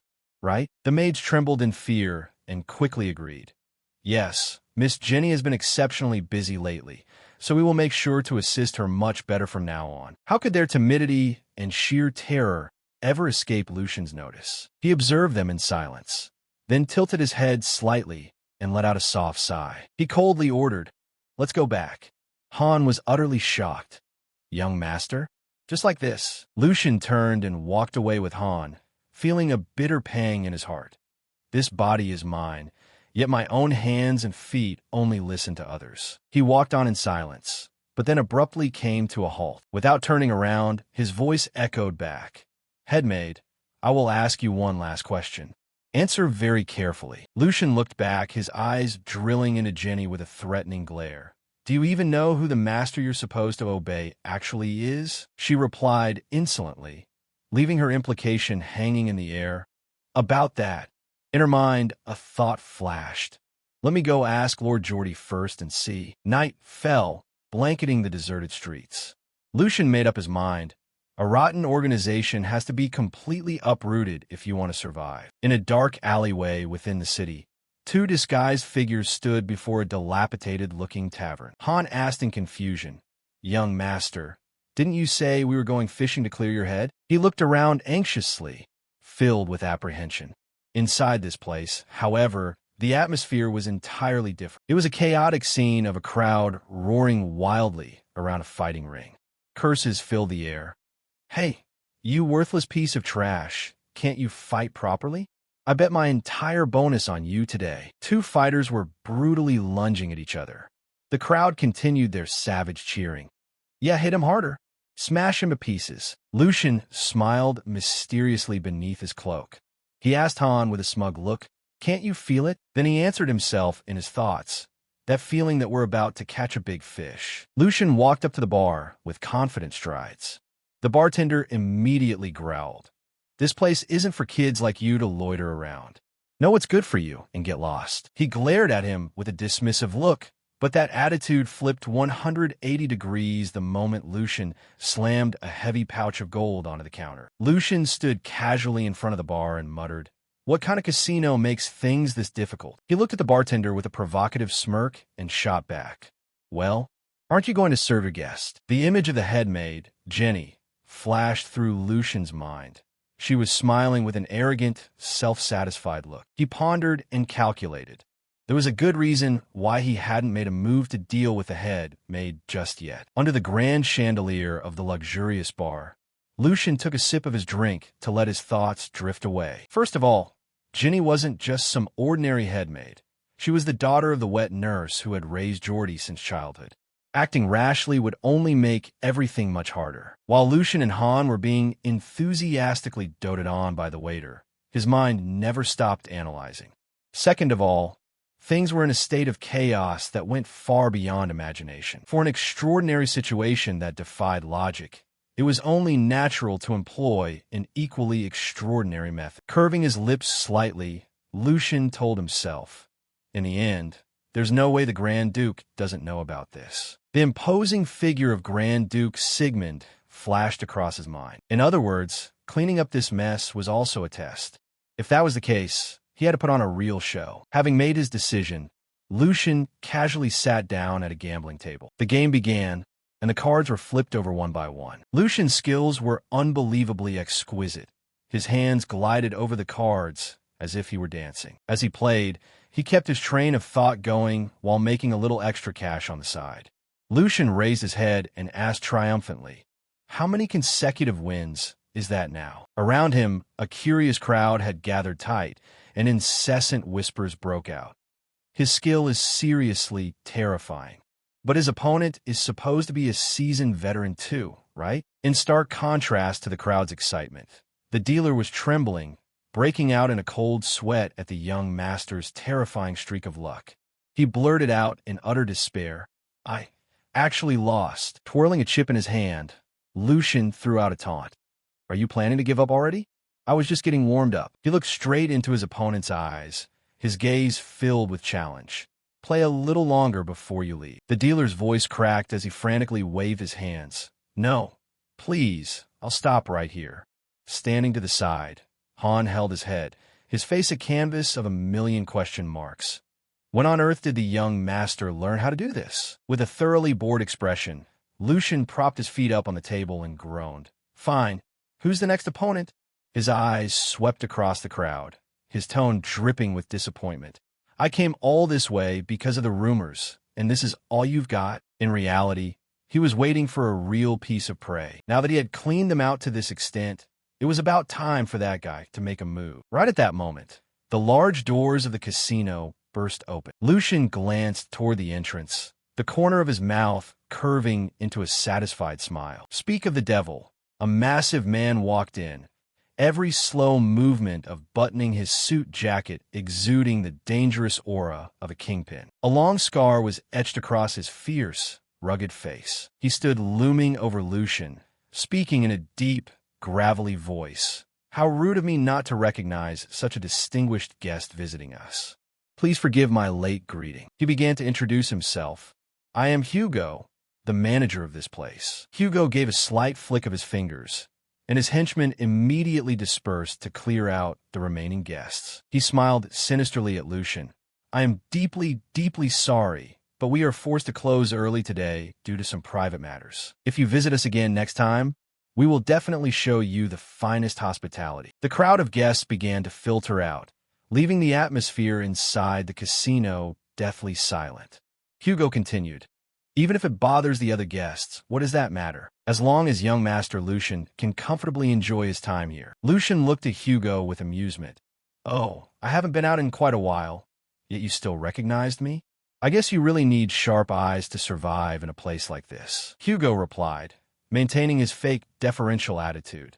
"Once again, please forgive my delay in greeting you." Lucian said nonchalantly, "Don't worry about it. I just came to get a breath of fresh air. But it really is a surprise, young master. A guest who can pile up chips like this is truly a rare sight." As he spoke, Hugo's eyes hungrily locked onto Lucian's massive tower of chips. "If it's all right with you, would the young master allow me to be your opponent?" Lucian raised an eyebrow. "You want to step up yourself?" Hugo smiled humbly but with deep meaning. "I wouldn't dare. How could I ever be a worthy opponent for you? But as the one running this place, I do have a bit of skill." His eyes flashed with a crimson light, laying bare his raw ambition.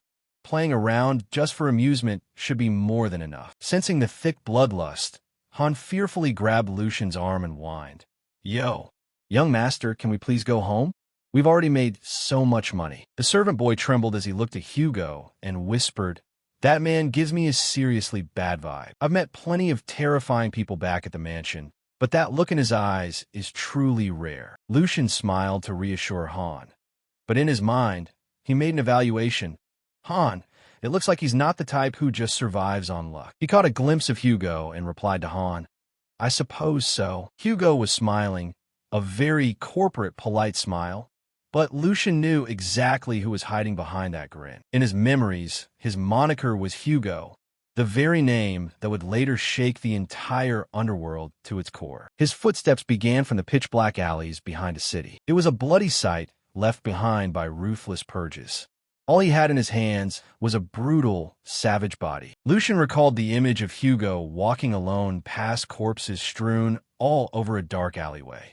But before a man who possessed both violence and cunning like him, no obstacle could ever stand. He quickly rose to power, reaching his hands into gambling, smuggling, and all the way to contract killing, eventually dominating the underworld of 5 territories and becoming the Emperor of the Night. He then used the cracks within the Empire as a stepping stone to declare himself a Baron. The image of Hugo sitting on a throne of absolute power manifested vividly, carving his path into one of the warlords of the Empire. Returning to reality, Lucian faced Hugo, the two locked eyes evaluating each other. Right now, he was still green, but just as Han said, he was an extremely dangerous individual. Lucian let out a mysterious smile, because today, the image of a ferocious shark gliding through his mind, a metaphor for Lucian preparing to butcher his opponent, was meant to crush you. The cards were dealt, and the fateful match began. Lucian suggested, let's keep it simple. How about a single hand? Hugo replied instantly, fine by me. Furthermore, we won't put a cap on the betting limit. He laughed heartily. Since the young master has personally graced us with his presence, I can't possibly let you get bored. Lucian smiled brightly, completely ignoring Han, who was sweating bullets beside him. That's what I'm talking about.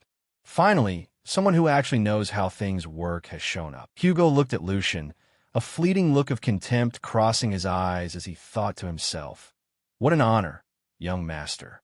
A brat who knows nothing but how to run wild using the reputation of the Valdec family, without even realizing how the words he just spoke will wrap tightly around his own neck. Hugo's hand flipped a card as he calculated. Actually, this works out even better. He glared at Lucian with cold, sharp eyes.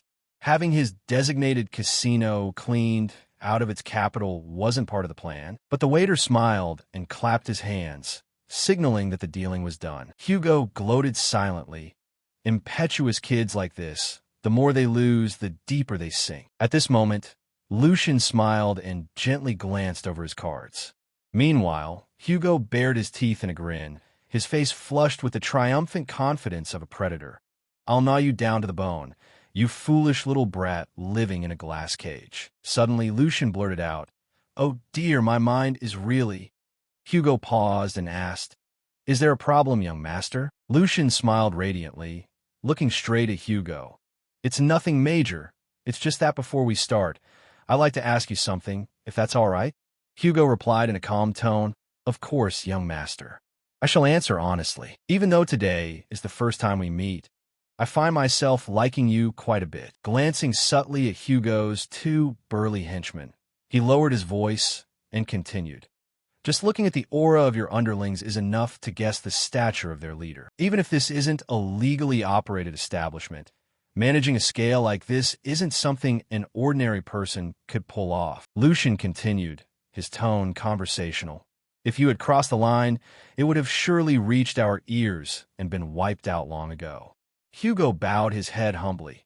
Because I understand my place, I'm always careful not to displease the higher-ups. Lucian waved his hand and laughed out loud.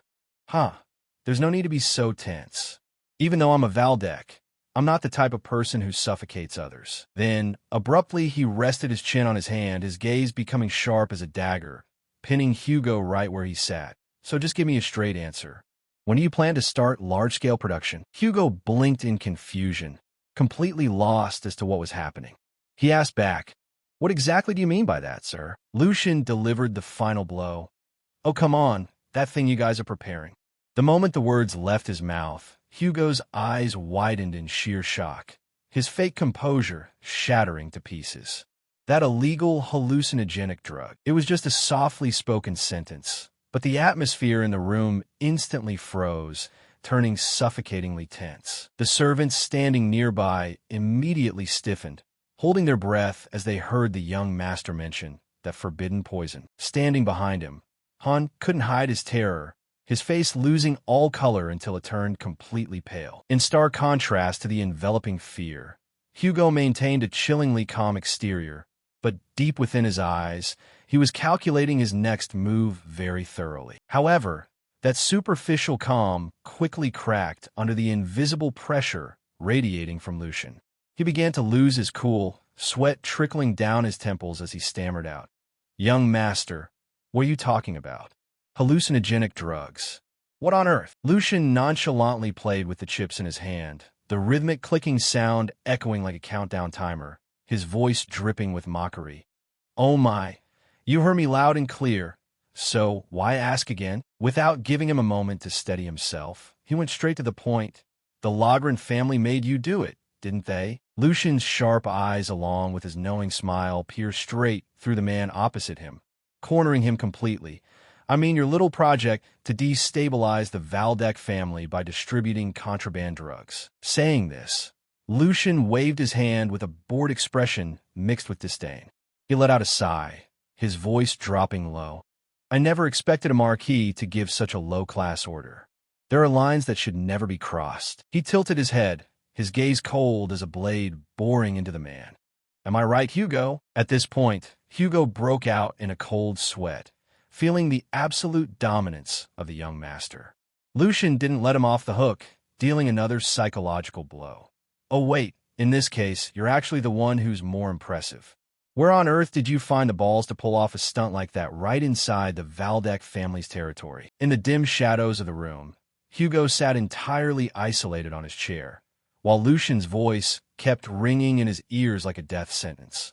"The moment a problem arises and you get caught, every single person allied with the Valdek family will lend a hand to stomp you into mush. The punishment will be absolutely brutal. No one will be left out." The entire room seemed to grind to a halt. Lucian began to dissect the situation, his tones sounding as if he were reading right through his opponent's mind.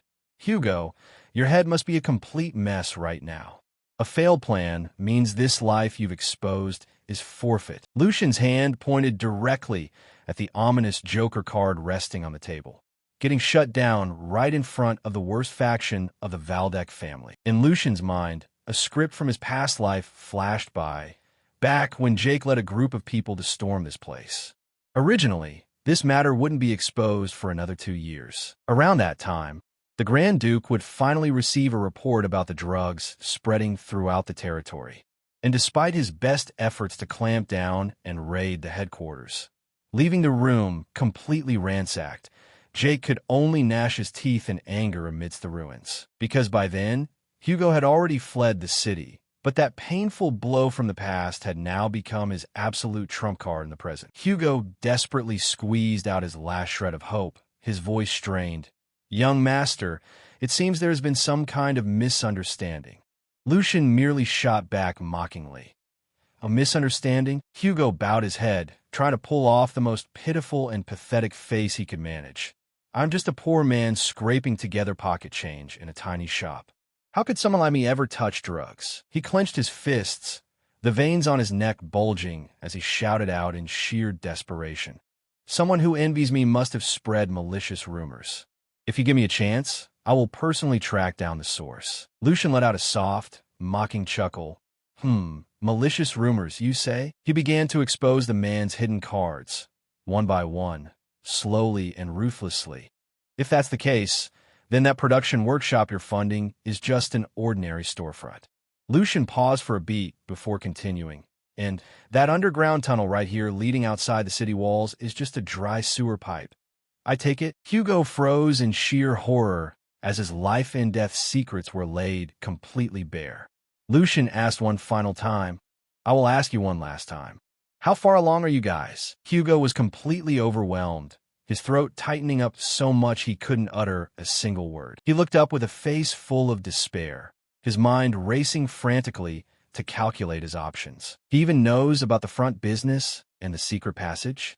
If it's reached this point, any excuse is completely pointless. Hugo's hand shook, blue veins popping out from sheer tension, his face darkening as a mad bloodlust flashed through his eyes. A dark thought crossed his mind. If that's how it is, should I just kill him? A brat with no guards around would only take a single strike to finish off. At this moment, Hugo's lackeys hiding in the shadows began to rustle, drawing their knives as they prepared to rush forward and assassinate the third young master of the Valdec family. Murderous intent flooded the entire room, but Lucian seemed to have eyes in the back of his head. He had read right through the man's dark malice. Think it over carefully. Go ahead and move, Lucian casually warned him, completely unbothered by Han, who was shaking with fear behind him. He flashed a challenging smile at Hugo. The stake for this hand is your life. His voice turned ice cold. Make sure you very carefully consider the position you've managed to climb up to. Hugo's hand shook violently upon hearing that threat, a cold sweat breaking out all over him as he snapped out of it, realizing his own stupidity. I'm so stupid. What on earth am I thinking? Laying a hand on a son of the Valdec family. Hugo shuddered as he imagined himself being brutally tortured if he dared to do it, sheer terror paralyzing his mind. How is it any different from seeking out my own death? Hugo closed his eyes tight, trying his best to calm down, and then dropped to his knees onto the wooden floor, bowing his head low in utter submission. No matter what, I have to survive. He banged his head on the floor, begging, please spare my life. Hugo looked up at Lucian, his eyes pleading for survival. I believe there's a reason why you personally came to find me. He continued, trembling. Otherwise, my head would have already been separated from my neck by now. Lucian smiled with satisfaction upon seeing that his prey had completely submitted. Hugo was now ready to throw away every last shred of his dignity. If you want me to be a dog, I'll be a dog. If you want me to bark, I'll bark. If you want me to crawl, I'll crawl. Seeing their boss on his knees, Hugo's subordinates frantically dropped to the floor along with him. The entire room erupted into a chaotic mess of begging.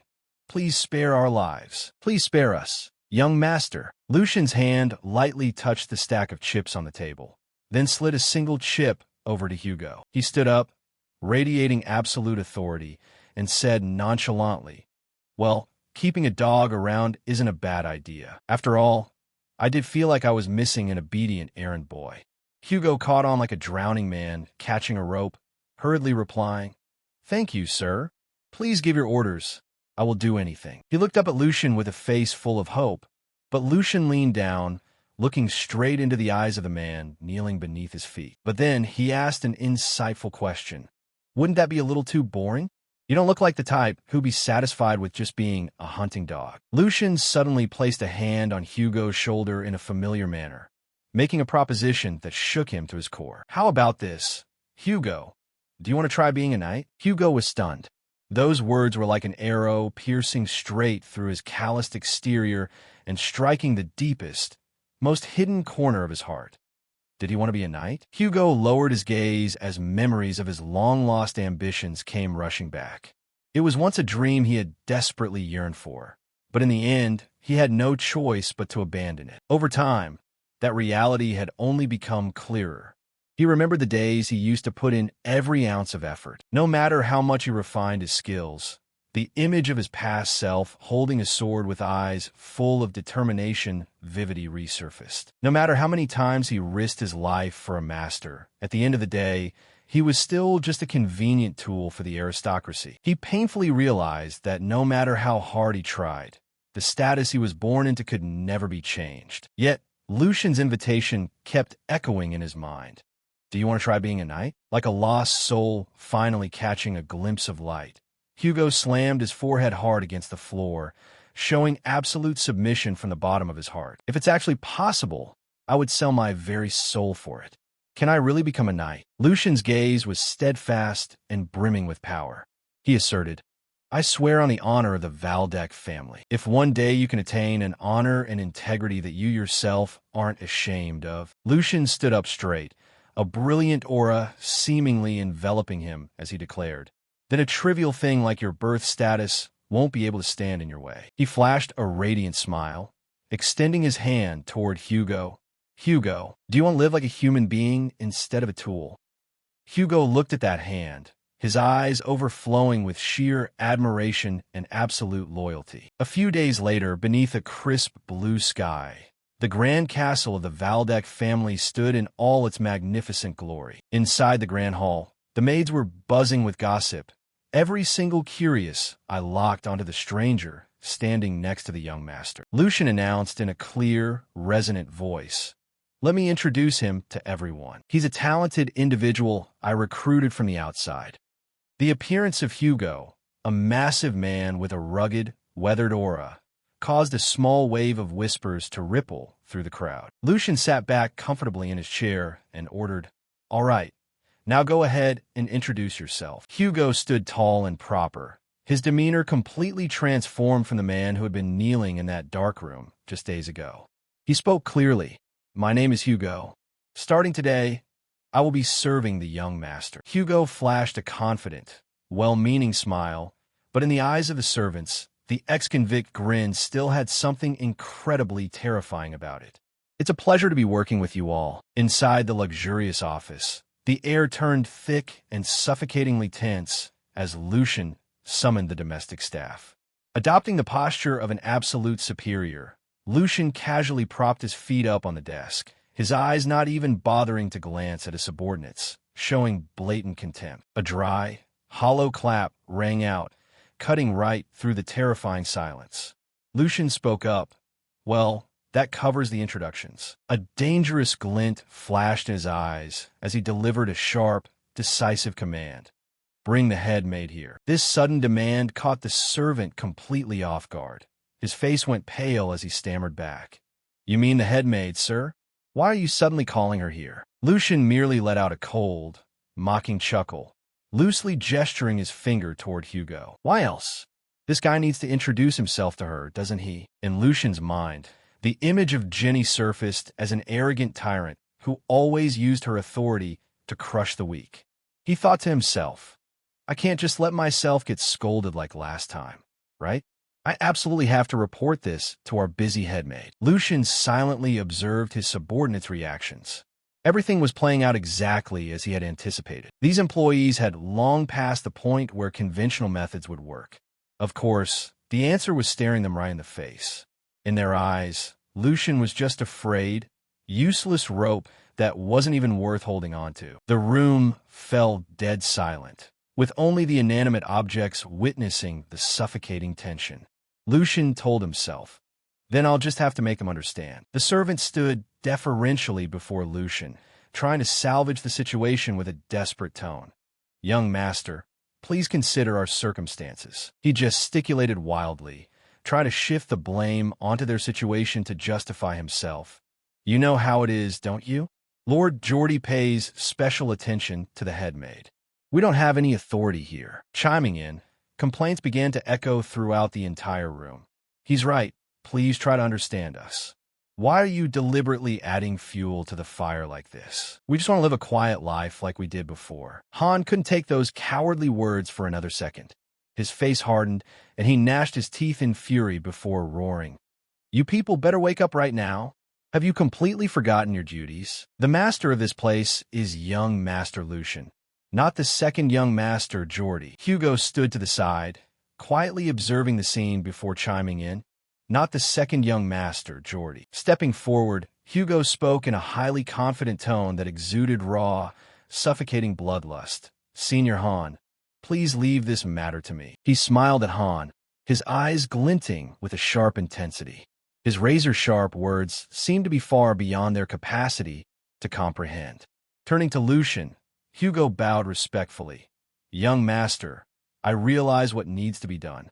Lucian raised an amused eyebrow. "Well, that was fast." Hugo's voice came out ice-cold, sounding as if it were echoing back from the underworld. "With bastards who don't know their place, hammering loyalty into their heads is a very simple matter. I ask for your permission one last time, though it might get a little violent. I hope to have your approval." Lucian smiled with satisfaction, his eyes shining with clear appreciation. He made an internal assessment. He certainly has a sharp mind. This is the primary reason I recruited Hugo. He felt incredibly fortunate that such a powerful card had chosen to stand on his side. Hugo had only just started with the hallucinogenic drug case. If it progressed any further, even he wouldn't be able to handle it.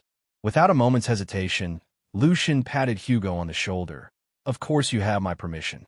That is exactly what I want. In the shadows, the figures of Lucian and Hugo loomed with a villainous air, their eyes glowing brightly. Lucian's encouragement acted like throwing fuel onto the fire of the monster inside his subordinate. Don't worry about a thing. Put on a spectacular show. As you command, Hugo replied. Meanwhile, the servant began to feel a sudden chill run down his spine, his intuition screaming at him that something terrible was about to happen. Hugo stepped forward, his massive frame completely towering over the petite servant, as an invisible yet incredibly heavy pressure weighed down on the room. The servant stammered in his own thoughts. Why does he look so huge? Fear began to completely take over his mind. Up close, he looks even bigger. And why the hell does he look so terrifying? Even so, the servant forced himself to brace up and self-soothe. There's absolutely nothing to be afraid of. This guy is ultimately just some street thug from the back alleys. Gathering a shred of delusionary courage, he tilted his chin up. Hey, it seems you know nothing about the situation around here. If you're smart, you'd better pick the right side. Do you have any idea how ruthless Lord Geordie is? He held the upper hand a long time ago. He still had no clue he was playing with fire. Hugo looked at the steward with absolute disdain, but the man merely scoffed. You want the kind of idiot who would risk his life for a few measly pennies, are you? He had no idea that Hugo's fist was already primed to explode. Hugo stood like a statue in the shadows, with only the whites of his eyes showing clearly, coldly letting out a single sentence that made the other man's limbs go numb. Those are pathetic words for a dog. The servant asked back with a thoroughly clueless expression. What?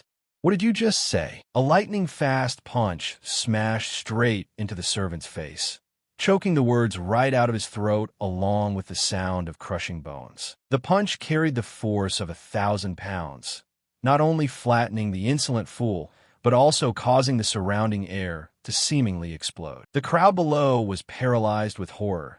They never expected Hugo to actually dare to use such brutal violence right in front of everyone. The steward went flying like a plucked bird, while Lucian casually whistled, his face full of enjoyment, as if he were watching a magnificent play. Hugo stood there tall and unmoving, like a god of war who had just executed divine justice. The man who had been acting so high and mighty just moments ago now lay slumped on the floor, his face swollen, covered in blood, and gasping for air. The price to pay for stupidity and betrayal was incredibly steep.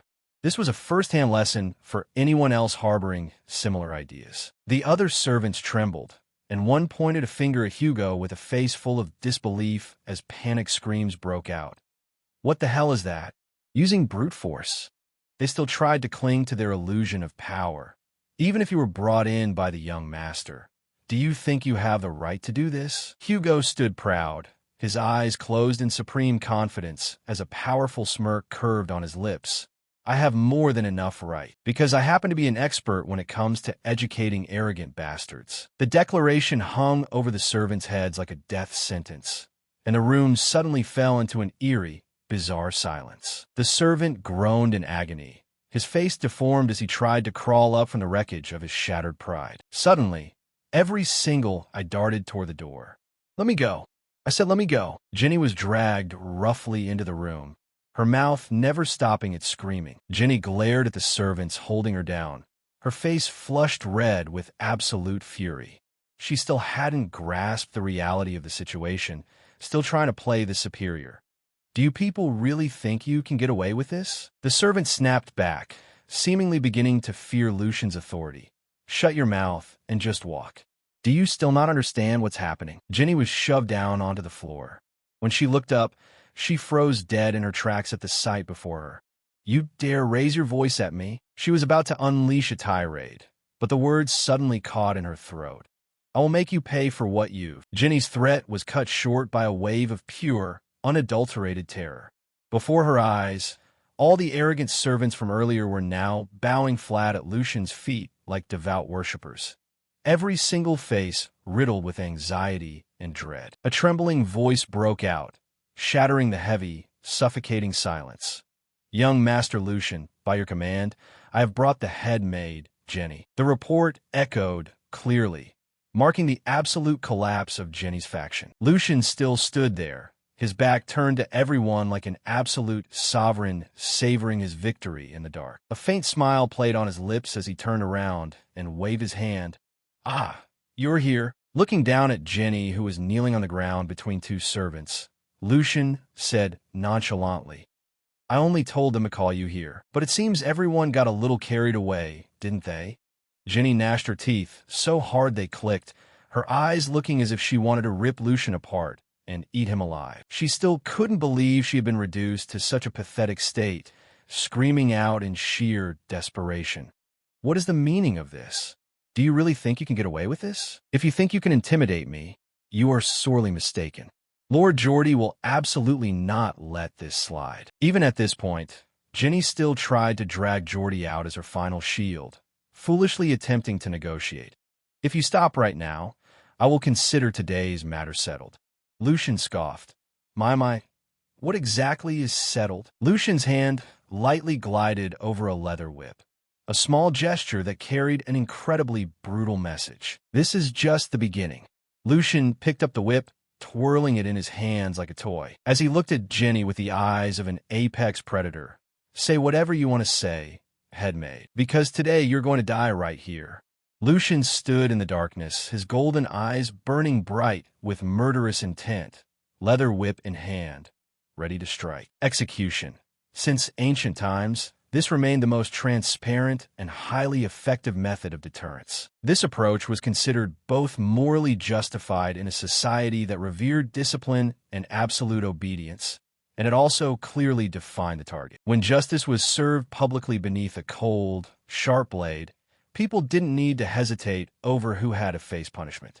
This meant that a total internal purge was completely unnecessary. Inside the luxurious mansion, the air was thick with tension. Lucian stood there, leather whip in hand, facing the head maid, Jenny.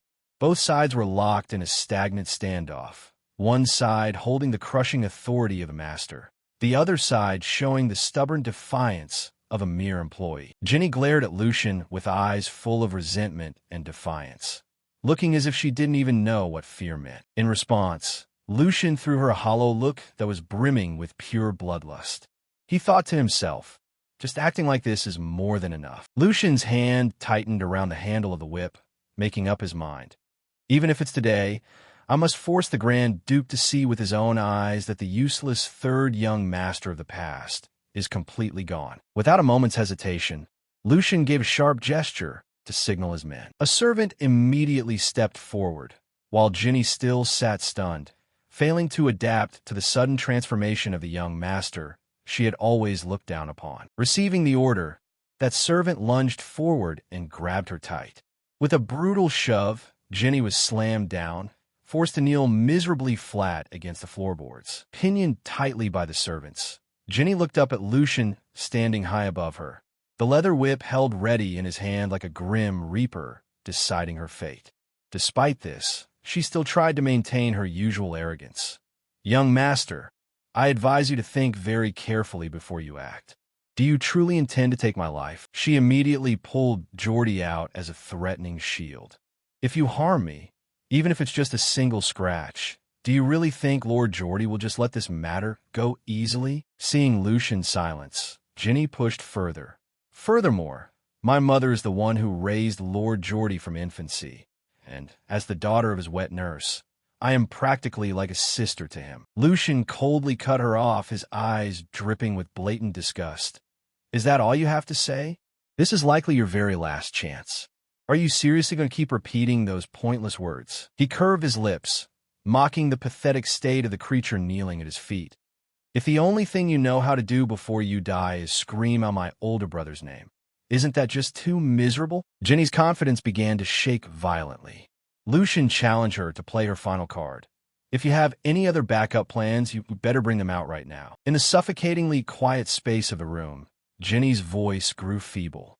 She tried desperately to cling to that powerful name. "I only wanted to say that Lord Geordie will." Lucian leaned in close to her face, his low, menacing voice cutting right through her thoughts. "Hey there, headmaid, it seems you're under a massive misunderstanding. As for reasons to kill you, I have plenty." He coldly listed off a string of charges, from insubordination and treason to negligence of duty, inciting embezzlement, and more. Don't think that just because you share the same milk, you can forget your own lowly status like this. Lucian dealt a fatal psychological blow. "Do you really think that Geordie guy you keep screaming for can actually save you?" Jenny's eyes were now flooded with pure terror as she realized Geordie was no longer a safe protective amulet. Lucian calmly analyzed the reality. At most, he would just scold me a few times and call it a day. But if our father gets involved, even he will be completely helpless. Flashing a sinister grin, he continued, "Who knows, he might even think I'm properly breaking in a stubborn horse. Or he might even reward me for it. For all we know." Those words caused Jenny to completely fall apart. Lucian added, "Geordie isn't anything special either. He's just one of the heirs. Just like the person standing right in front of you," he said, his cold gaze reminding her of his previous warning. "I did give you a chance before, didn't I?" Jenny recalled her own triumphant smirk when Lucian had warned her the last time. Now, all that was left was a belated regret. This predicament is entirely of your own make. Terror completely consumed her, causing her hands to shake uncontrollably, leaving her without a shred of strength left to resist. She began to back down, begging in sheer despair. "I know my mistake now.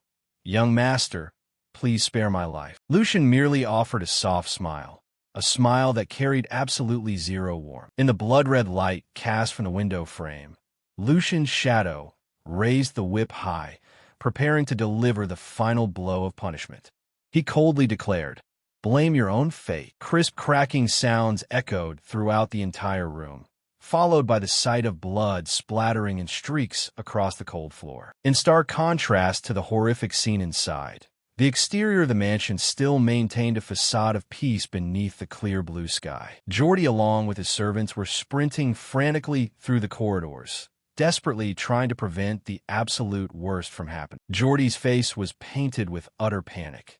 "This is impossible. Things shouldn't have escalated to this point." He couldn't believe the transformation in his younger brother. Just a few days ago, he had been cornered by Jenny to the point of running away. Yet now, he suddenly announced he wanted to kill someone. What on earth was going on? Amidst his doubts, he told himself, "And that's not the only suspicious part. Because I anticipated something like this would happen, I already dispatched people to keep watch over Lucian's mansion." He wondered why no one had intervened. How could the servants possibly fail to stop Lucian? Standing before the main hall doors, Geordie panted heavily. "Even though I prepared to handle this, everything is still spun completely out of control. This means he has already taken complete control of all the servants." The subordinate running alongside him tried his best to reassure him. "Young master, there must be an error in this report. You need to keep your composure first." That's right. Given his personality, there's no way he'd actually dare to harm anyone. Because to him, Lord Geordie is the most terrifying person alive. After all, they believed that Lucian's fear of Geordie was still very much intact. Geordie also self-soothed.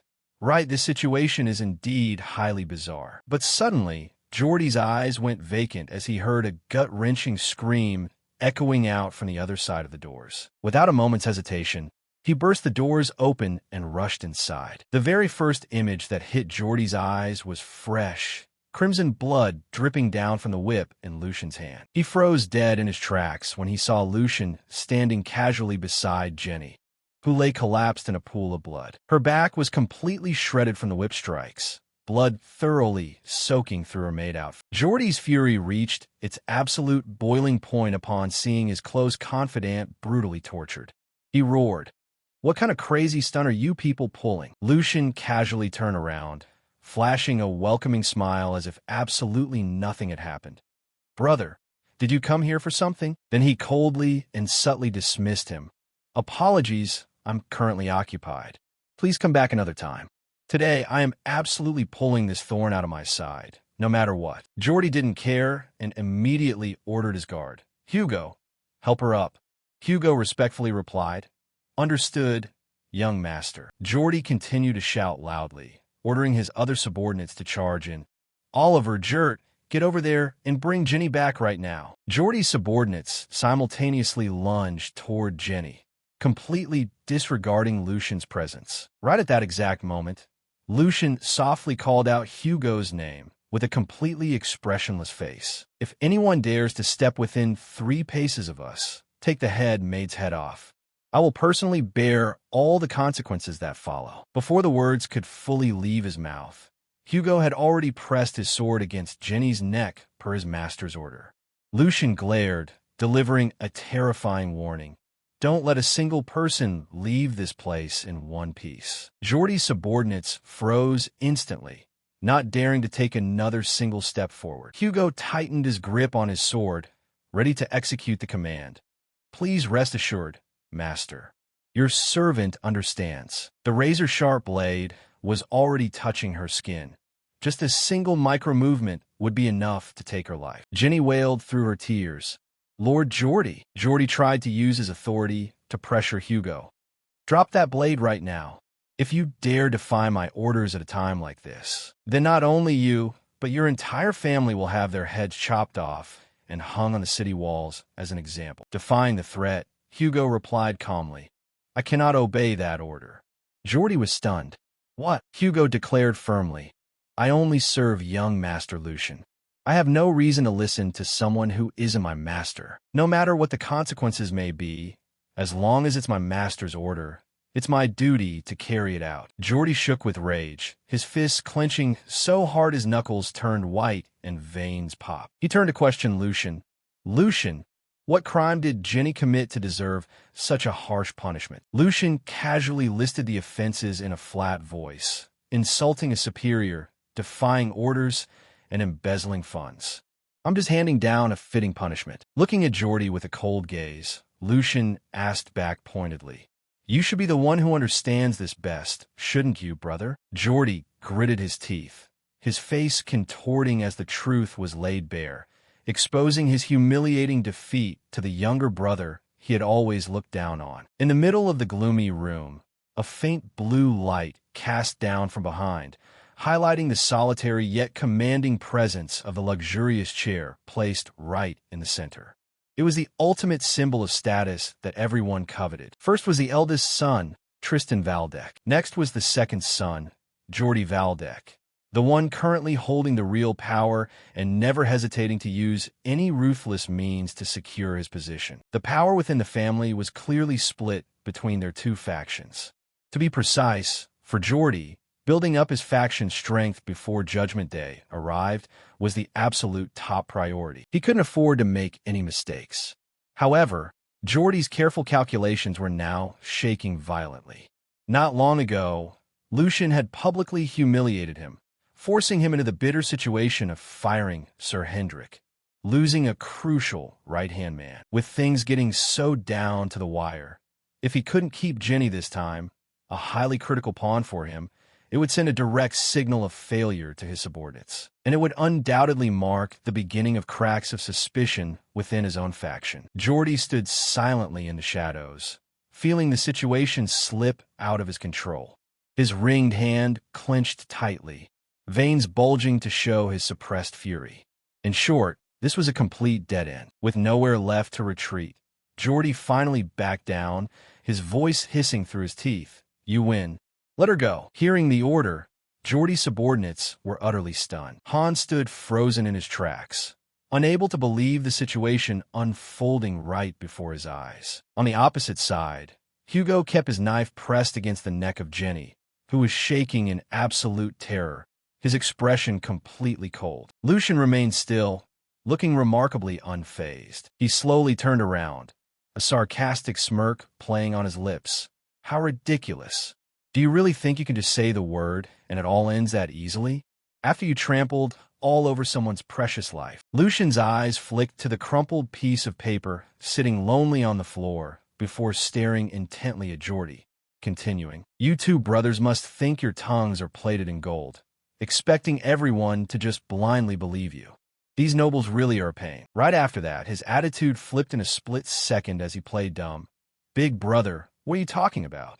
When what? Geordie grimaced, unable to hide his annoyance and anger at that mocking attitude. You're just doing your duty as the third young master. Besides, this is a mistake that nobody can escape punishment for. Lucian turned away, his voice turning ice cold.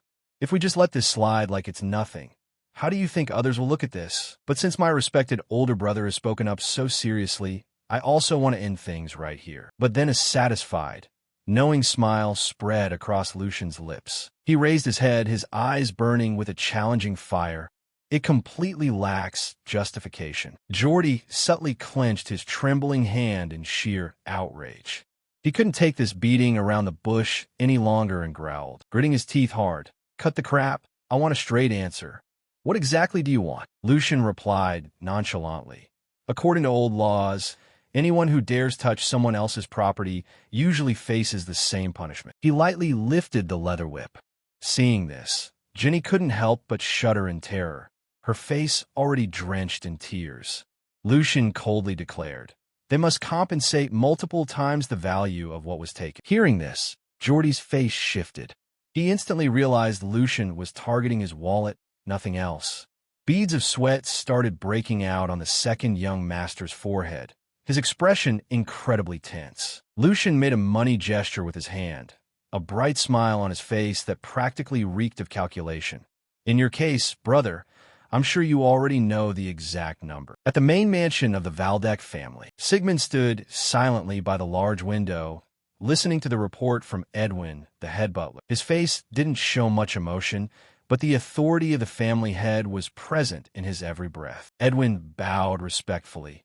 "And with that, the matter has been concluded as stated, sir." Sigmund picked up the report, his sharp gaze running over the lines before asking to confirm. "Head butler, is this report accurate?" Edwin calmly placed a hand over his chest, his voice steady.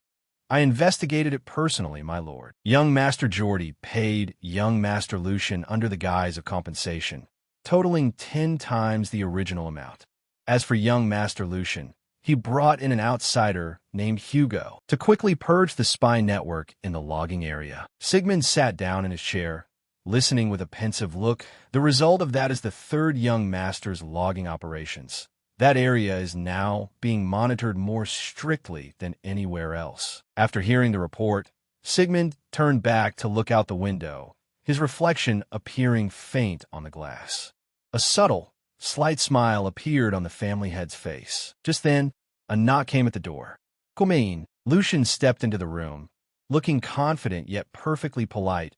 "I heard you called for me, father." Sigmund turned around, his eyes scanning his third son. The atmosphere in the room suddenly grew heavy as father and son faced each other. Lucian thought to himself, "Strange, it feels like the way he looks at me has changed a bit." Sigmund spoke up, breaking the silence. "It seems like you've been causing quite a bit of trouble lately, haven't you?" Lucian smiled back gently. "It hasn't quite reached the level of big trouble yet, sir. I was just disciplining a servant whose own master couldn't even keep in line, though it did end up humiliating my older brother." Sigmund looked at Lucian with a stern expression.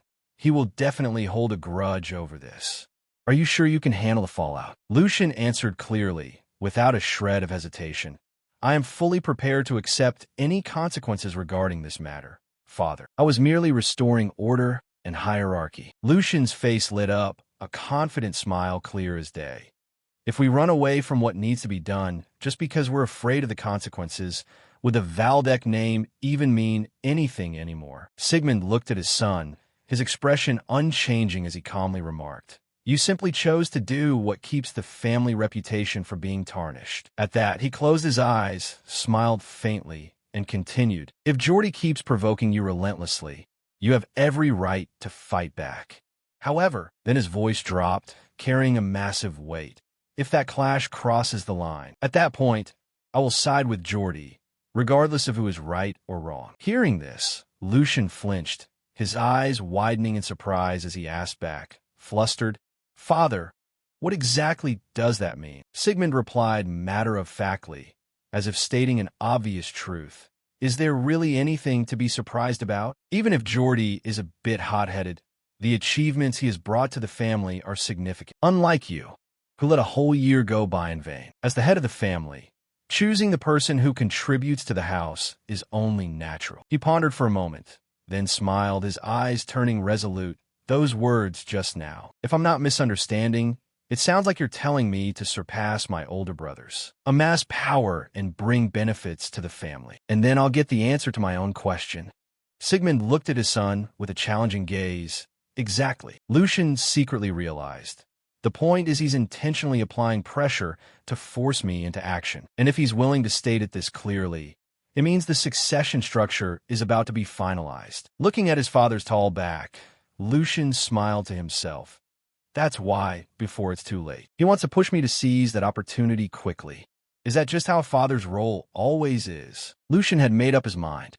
He slowly pulled out a prepared letter from his inner coat pocket, placed it firmly on the table, and said, "Father, allow me to speak frankly. What would you think if I told you I've already prepared a move?" Lucian smiled radiantly, full of confidence. "And it's a massive move at that, sir." In the family head study, the air suddenly grew incredibly thick and tense as Lucian presented an important report. The paper in Sigmund's hand was gripped so tightly it crumpled, reflecting the intense rage boiling inside him. The force from his hand was so strong, it seemed as though he wanted to instantly crush the person named on the page. Sigmund's deep, overwhelming voice rang out, breaking the silence. "Is this report accurate?" Facing his father's intimidating aura, Lucian didn't flinch at all, his gaze steady as he fired back straightforwardly. "If I fabricated this just to take credit, I'd confess right now.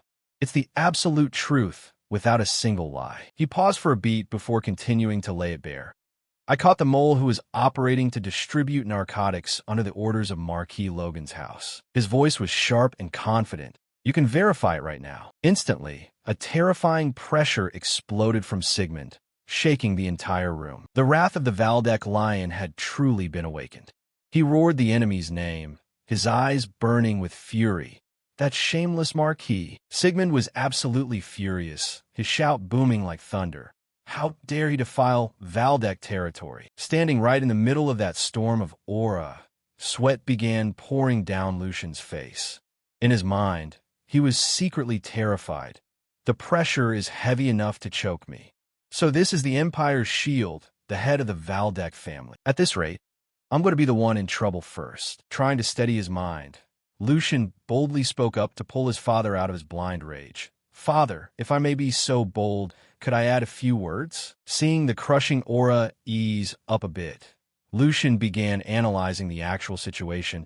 "Even if we report this matter to His Majesty, Marquis Logan's house will definitely sacrifice a pawn to get away scot-free." He continued to expose the enemy's sophisticated methods, while Sigmund gradually fell quiet, listening intently to his son. Since all their interference went through subordinate merchant groups, on paper, there will be no traces of direct involvement. Lucian pondered, "Furthermore, if we intentionally dig deeper," and he delivered a sharp conclusion. "His Majesty has always been wary of factional infighting, so in the end, he'll just step in to mediate." Sigmund thought to himself, his ability to read the situation. Standing in a thoughtful posture with a hand on his chin, he acknowledged the harsh reality.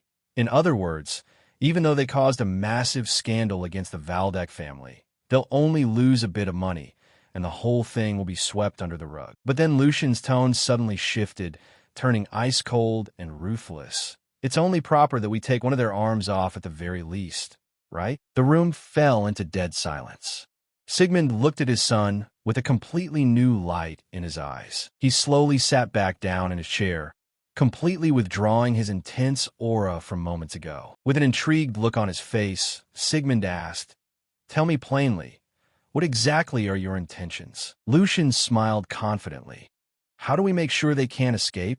I already have that covered." Recalling the scene where Hugo and his crew were subdued, kneeling flat on the wooden floor, he began to recount. "Not long ago, a mole came to surrender to me. Though he doesn't hold a title, he was highly trusted by Logan and had climbed up to a high-ranking position." Hearing this, Sigmund suddenly remembered the previous report from Edwin, the head butler. Lucian had taken in an outsider named Hugo. He thought to himself, so the guy named Hugo the butler mentioned that day was actually this mole. Could he have anticipated this whole situation in advance? Tapping his finger on the desk in a calculating rhythm, Sigmund cut straight to the point. Are you planning to use a traitor to turn their own game against them? Exactly, Lucian replied instantly. On their end, they would never suspect that another high-ranking official would turn traitor. He further explained his trap. I've set it up so they think the plan is still moving along smoothly. So before long, Logan's key figure will be forced to show his face in person. Sigmund silently evaluated. This is no ordinary plan. However, with the seasoned experience of a family head, he still spotted a potential risk. Stroking his beard, he looked at Lucian with a sharp gaze and pointed out, however, your plan has a massive flaw. You are betting everything on a single variable. That traitor from the slums. His voice turned stern as he warned, a leopard can't change its spots. Lucian, you must etch this into your mind. Never walk even half a step with someone who can't be trusted. Hearing his father's lecture, Lucian only smiled faintly, a knowing smile. I'm not trusting him, father. I'm betting on his desire. Sigmund asked back, a flash of surprise crossing his face. His desire? He calmly explained. He said he wants to become a knight, make a name for himself across the empire, and etch his name into history. That is the burning desire of someone from the absolute bottom of society. Sigmund scoffed, showing his disdain. What overconfident words. But Lucian immediately followed up, his eyes shining with intense conviction. But as a man, that's a dream anyone would go mad craving. He looked straight at his father. I'm putting my money on that exact dream. In his heart, he thought to himself, just like the old me in my past life. Sigmund narrowed his eyes, pretending to be displeased to test his son. What an emotional reason. What do you plan to do if he ruins everything? Facing the interrogation, Lucian maintained his calm demeanor, but his eyes were sharp as knives. If that happens, I won't run from the responsibility. Even if I have to pay for it with my own head, I'll accept it gladly. Hearing that spirited response, the corner of Sigmund's mouth twitched up slightly in satisfaction. He leaned back in his chair and laughed heartily, completely shattering the tense atmosphere that had filled the room. Then he looked at Lucian with eyes full of approval. Once your health recovers, head out to the training grounds. I will pass down the lion-hearted sword technique to you. His voice rang out solemnly like a vow. From this moment on, you are also one of the official candidates to succeed as the head of the family. The scene shifted as the Valdec mansion stood magnificently under the deep blue sky, before gradually transforming as night fell. The silver moonlight poured through the window frames, wrapping the estate in a quiet, solemn dignity. In the library, Sigmund was calmly reading a book. Edwin the head butler stood respectfully behind him. He bowed his head, his voice filled with regret. It is truly deeply shameful. My lord, to think such things could happen right here in Kelheim, the very heart of Valdec. Drop it. Sigmund closed his book, cutting off the old butler. He turned back to look at Edwin and said calmly, I was the one who ordered you all to focus on the border. I know full well that alone was enough to drain all your energy. He added, his tone somewhat modest regarding his son's achievement. The fact that my third son discovered it first was probably just down to pure luck. Edwin continued to analyze the enemy. His goal wasn't money or expanding his influence. He clearly intended to tarnish your honor. Sigmund nodded in agreement. He plans to use this as an excuse to make a move in front of His Majesty. He smiled coldly, knowing exactly what state the Empire is in, yet despite his title as a Marquis, he only cares about saving his own skin. Pausing for a moment, he narrowed his eyes and thought, more importantly, what kind of man is this Hugo who's following the boy? Edwin reported the information he had gathered from his investigation. On the surface, he's known as a thug running a casino, but in reality, he's the leader of a rising organization that terrifies the entire underworld. The butler further remarked, he doesn't look like the type of man who would ever submit to anyone else. Yet the young master was able to seek him out personally and tame him as a subordinate. Lucian's change has truly astonished me as well. Grown up, you mean? Sigmund muttered, his gaze drifting off into the distance. He knew full well what kind of person Hugo was. That was a man who had rolled through the boundary between life and death. He was someone who had made a name for himself in that underworld full of deceit and cruelty. If he were the type to simply buy into empty promises about fulfilling dreams, he would have been stomped to death a long time ago. Sigmund analyzed astutely. He saw Lucian's potential. In Hugo's eyes, Lucian isn't just some young nobleman. The image of Hugo, standing with his back turned, looking toward the starlight, surfaced in Sigmund's mind. It was the absolute devotion reserved for a lord worthy of betting one's entire life on. Sigmund turned to Edwin, making a decisive call. Though it's a bit earlier than anticipated, since he has proven his capability, I will pave the way for him. Edwin was surprised. You mean, you're going to pass down the family's secret technique to him starting tomorrow? Edwin smiled and replied, That is a wise decision, sir. Have you chosen someone to teach the young master swordsmanship yet? Sigmund solemnly uttered a name, full of heavy weight.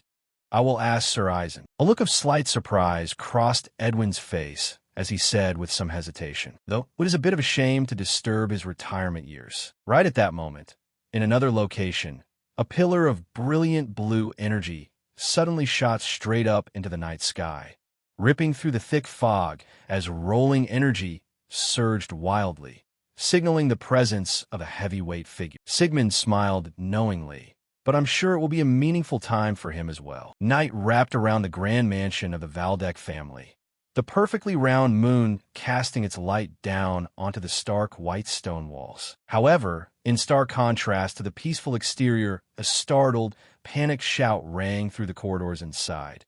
Is that really true? Han had tears in his eyes, his face completely distorted because he couldn't believe his ears. He stammered, What you just said? You're not kidding, right? Lucian just stayed silent as his panicked servant leaned his face in incredibly close. Han couldn't help but yell, Have you really become an official candidate for succession? Han weak-kneedly grabbed Lucian's hands and shook them violently, as if trying to wake his master from a dream. Lucian shook his head and sighed. How many times do I have to tell you the exact same thing before you'll believe me? Helpless, Han turned to the large man next to them for help. Hugo, do something about this kid. Instantly, a massive hand scooped Han up, lifting him clean off the ground like a tiny kitten. A steady voice rang out. Senior, please calm yourself. Maintaining his cool expression, Hugo logically analyzed the situation. Given the young lord's qualities, isn't this just a natural step forward? Furthermore, considering the path he will walk in the future, Hugo continued, leaving Han completely dumbfounded.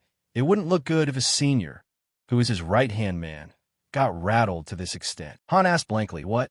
Han pointed a finger at his own face, his eyes wide with utter shock. I'm his right-hand man? His eyes began to glisten as a surge of emotion rushed through him. The corners of his mouth uncontrollably curled into a massive grin. Getting praised like that made Han squirm around in Hugo's grip, his tone doing a complete 180. Oh my gosh, come on, what are you saying? Right-hand man. He chuckled as he spoke. I mean, sure, it's true that I've served the young lord the longest, but I still have so many shortcomings. Besides, with an outstanding talent like you here, Junior, how could I ever dare claim that title? Lucian stood watching the hilarious scene play out. Hugo's flattery always worked on the humble senior Han. Meanwhile, Han kept teasing Hugo. Why do you keep doing that? Left-hand man, Junior Hugo. Lucian smiled in satisfaction, his eyes flashing with trust. Hugo, hired help with actual experience really hits different. Regaining his serious demeanor, Lucian spoke up to confirm what Hugo said isn't wrong. Before this is officially announced within the family, the fact that I'm only telling you two follows a similar logic. Lucian's gaze turned serious as he began to evaluate his companions. He looked toward Han, silently sizing him up. Han was timid, and his naturally weak disposition could easily become a vulnerability. However, he genuinely cared about me and possessed the sheer persistence to stay firmly by my side, even under the most adverse conditions. An image of Han's future flashed through Lucian's mind. That was why if he gained experience and grew, turning into a talent capable of managing internal affairs, he would become a more reliable backbone than anyone else. Lucian's gaze shifted to Hugo. On top of that, there was absolutely no room to doubt Hugo's capabilities. Looking at the warrior's towering stance, Lucian thought, I just need to clear a path for him to become a knight, and only then will I be able to unleash Hugo's full potential. A glorious vision appeared. Hugo in shining armor, serving as a knight under me, acting as my sharpest sword in the future. Lucian clearly defined his goal. Now was the time to prioritize quality over quantity. The image of the three of them, standing tall in the dawn light, felt like a promise. One by one, I just need to build them up the right way. Returning to reality, Lucian smiled at his two key subordinates. Things are going to get very busy from here on out. The vast room suddenly felt warmer with the determination of the three men. Hugo and Han listened intently to their master's every word. Lucian continued, "The path ahead is a journey I cannot make on my own." He extended his hand toward them, his eyes full of sincerity, "and it can only be completed together with you all." Hugo placed his fist over the left side of his chest, bowing with deep reverence. "I will not fail you, young lord." Han also clenched his fists, shouting out with pumped-up spirit, "Yes, young lord, just leave it to us." Time passed, and at the castle's swordsmanship training area, inside the vast and quiet main hall, steady footsteps echoed rhythmically. Lucian stood alone right in the center of the training grounds, the sunlight streaming through the towering glass windows. He closed his eyes, taking a deep breath to settle his mind. Memories of his past life flooded back. The image of a solitary traveler wandering through frozen, snowy mountains. Lucian narrated his past self. "I scoured every corner of the continent searching for just one thing." Beside a flickering campfire in the dead of winter, that traveler still brooded over a single obsession. The martial arts essence of the ancestors, the things said to elevate the realm of the blade, the sword technique. Lucian recalled his burning desire, and among them was a realm one level higher, advanced sword techniques, but reality was brutal. Holding a tattered map in his hand, he thought bitterly, "But after suffering like a dog, what I actually ended up with wasn't the advanced sword technique I had craved for so long. Nor was it the intermediate sword technique that only knight captains could learn, but rather a downgraded version used by mere apprentice knights." Manuals lay scattered across the old wooden floor. Even sword techniques weren't something someone without noble blood could easily lay hands on. The past Lucian, his face covered in scars, held the book in his hands like a priceless treasure. Just having the chance to learn a sword technique as a lowly mercenary is already a godsend. But that luck wasn't enough to save his squad. Standing helplessly amidst a battlefield piled high with corpses, he thought, "But those who were originally no match for me completely overwhelmed me after learning higher-level techniques. And every single time, I failed to protect my comrades for that exact reason." A hand reached up in vain amidst the pitch-black night. I was utterly tormented by a thirst and desperate craving for sword techniques. Snapping back to reality, Lucian's pale hand clenched tightly with determination. The chance has come. For someone like me, an unexpected opportunity has shown up. His golden eyes snapped open, blazing bright. The very thing passed down only to the succession candidates of the Valdek family and their most trusted inner circle. An ancient sword technique that far surpassed even advanced techniques. His heart hammered just thinking about it. The chance to learn the lion-hearted sword. Unable to hide his excitement, Lucian gripped his fists. Just how incredible must this swordsmanship be? Suddenly, he caught himself, realizing he was getting overly hyped like a little kid. He placed a hand on his chest, tried to regulate his breathing. "I'm getting way too ahead of myself before it even starts." Looking around the empty hall, he muttered, "There's still some time left before the swordsmanship lesson. I got so excited that I've been pacing around here since dawn." Deciding not to waste any time, he sat down on the floor. It's best to calm my mind by circulating my mana before the lesson. Lucian began to enter a meditative state. In his past life, there was no structured system. I learned swordsmanship by stealing techniques or scraping together fragments of knowledge, so I didn't even have anyone to call a master. A gentle smile appeared on his lips.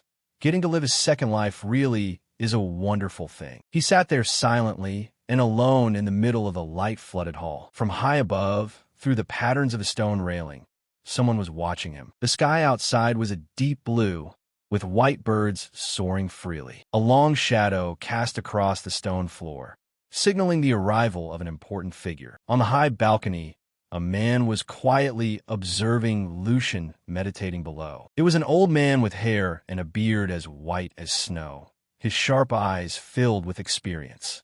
Stroking his beard, he remarked, "Quite a bit of time has passed, yet he hasn't wavered even a single bit." Recalling their previous encounter, Lucian had always been timidly clinging to his late mother's back. He thought to himself, was there some kind of trigger? I completely failed to see any trace of his former weak self anymore. Below, Lucian remained immersed in absolute concentration, entirely unaware that he was being watched. In another luxurious room, Sigmund and the old man were sitting together, enjoying a drink. Sigmund spoke up, "Sir Eisen, would you be willing to become Lucian's swordsmanship instructor?" Sigmund's hand gently swirled the deep red wine in his glass. I thought there was no hope left for him. He stroked his chin thoughtfully. But looking back, there are some very remarkable aspects. Eisen raised his glass to take a sip. "It will serve as a brief amusement for you as well, my lord." Looking at his own reflection in the wine glass, Eisen continued, "If you've put it that way, his talent must be anything but ordinary." Sigmund let out a soft laugh. "Let me correct you. Talent? Is that what you call it?" His eyes flashed with amusement.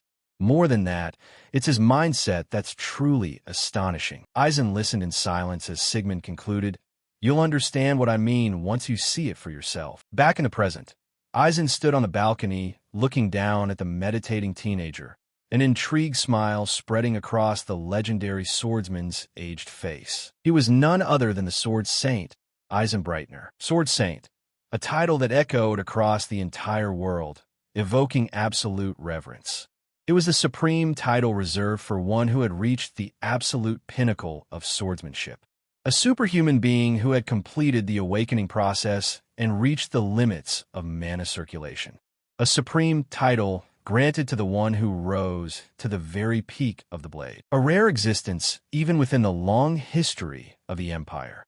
A man who, in the eyes of those pursuing the path of the sword, was practically a god. Lucian stood frozen in the hall, unable to believe his eyes as a living legend stood right before him. That man was indeed the Sword Saint, Eisenbreitner. He placed a hand over his chest, bowing politely. "It has been a few years since the Grand Duke's birthday. It is a pleasure to see you again, young master. It is an honor to be instructed by the Sword Saint. I look forward to your guidance and lessons, sir." Eisen smiled and waved his hand humbly. "I am merely an old man hiding behind a title that is empty in all but name." He looked at Lucian, his gaze slightly testing him. "Furthermore, you are a candidate to be the next head of the family. Why bow your head so easily?" Lucian raised his head, replying seriously, "While I cannot lower the standing of the house, how could I overlook basic manners?" His eyes shone with absolute sincerity. "Regardless of master and servant status, you are a man worthy of respect." Eisen froze for a split second at the young master's humble attitude before laughing in satisfaction. "If you are that insistent, then just do whatever makes you comfortable, young master."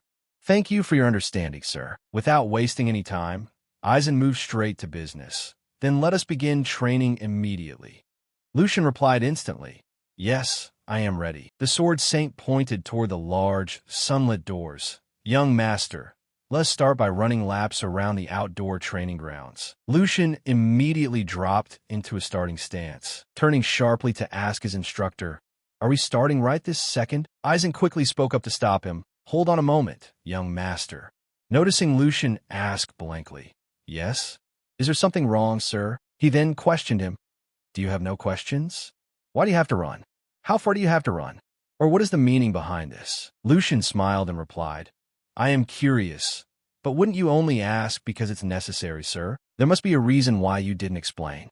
As a student, I only need to follow my master's words." Eisen silently evaluated in his heart. That reaction and look in his eyes are completely different from other young masters.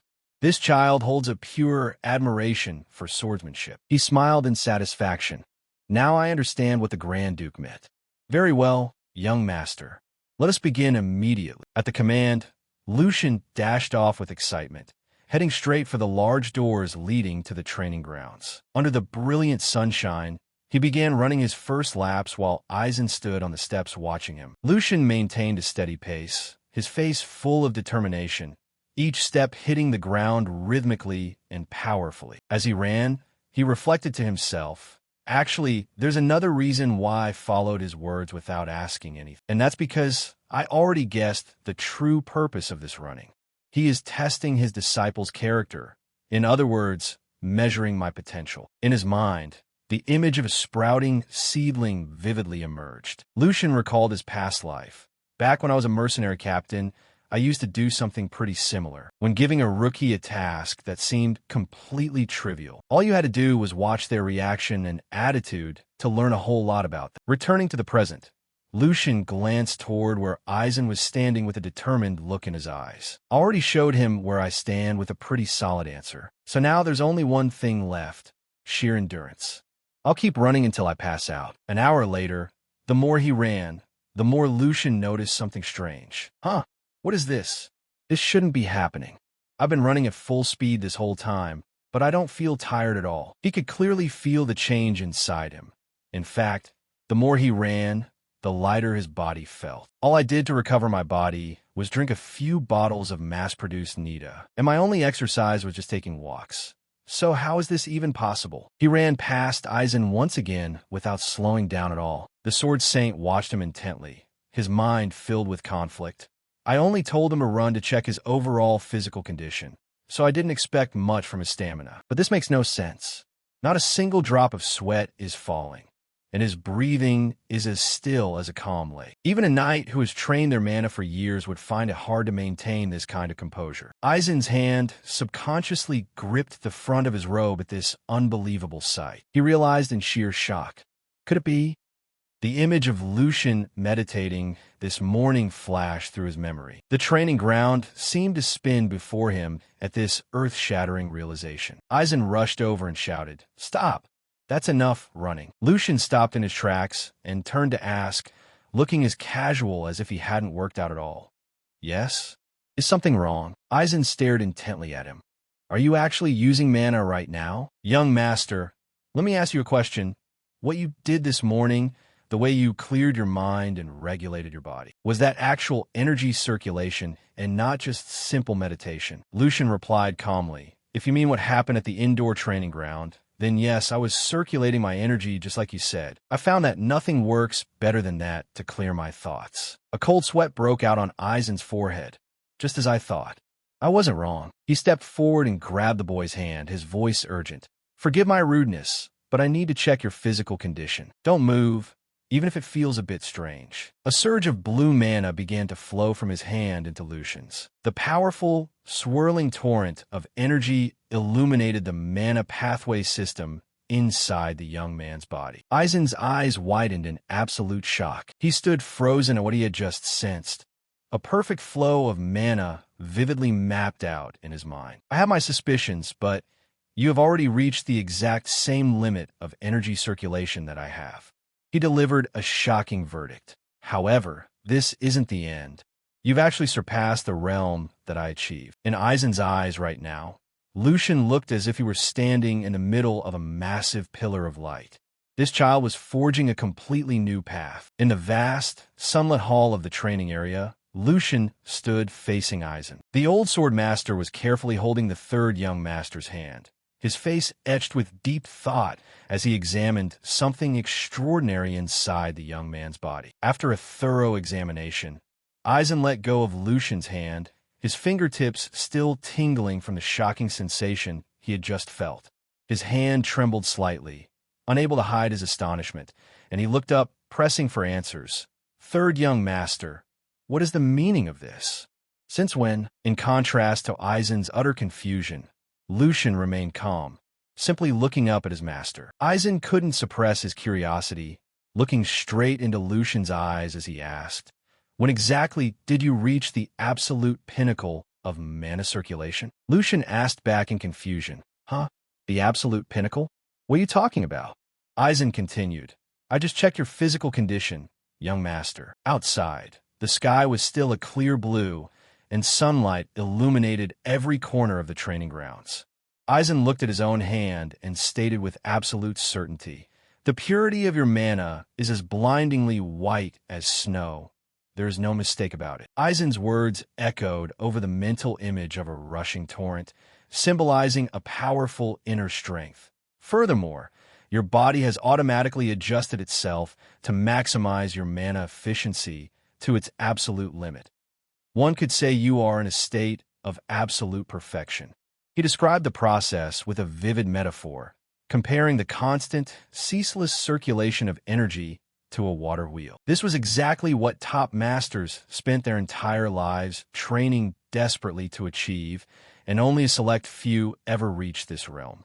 Lucian listened, a faint smile playing at the corners of his lips. While I had a vague idea, I didn't expect his body to be this close to perfection. Lucian also recalled when he drank the Nita, the drink called Na, and had felt a similar sensation. If that's the case, then there's no need for me to hide anything anymore, because I have plenty of questions about my own body as well. And those are issues that only someone at the level of a Sword Saint can answer. At this moment, Aizen stood, waiting anxiously for an answer with a serious look on his face.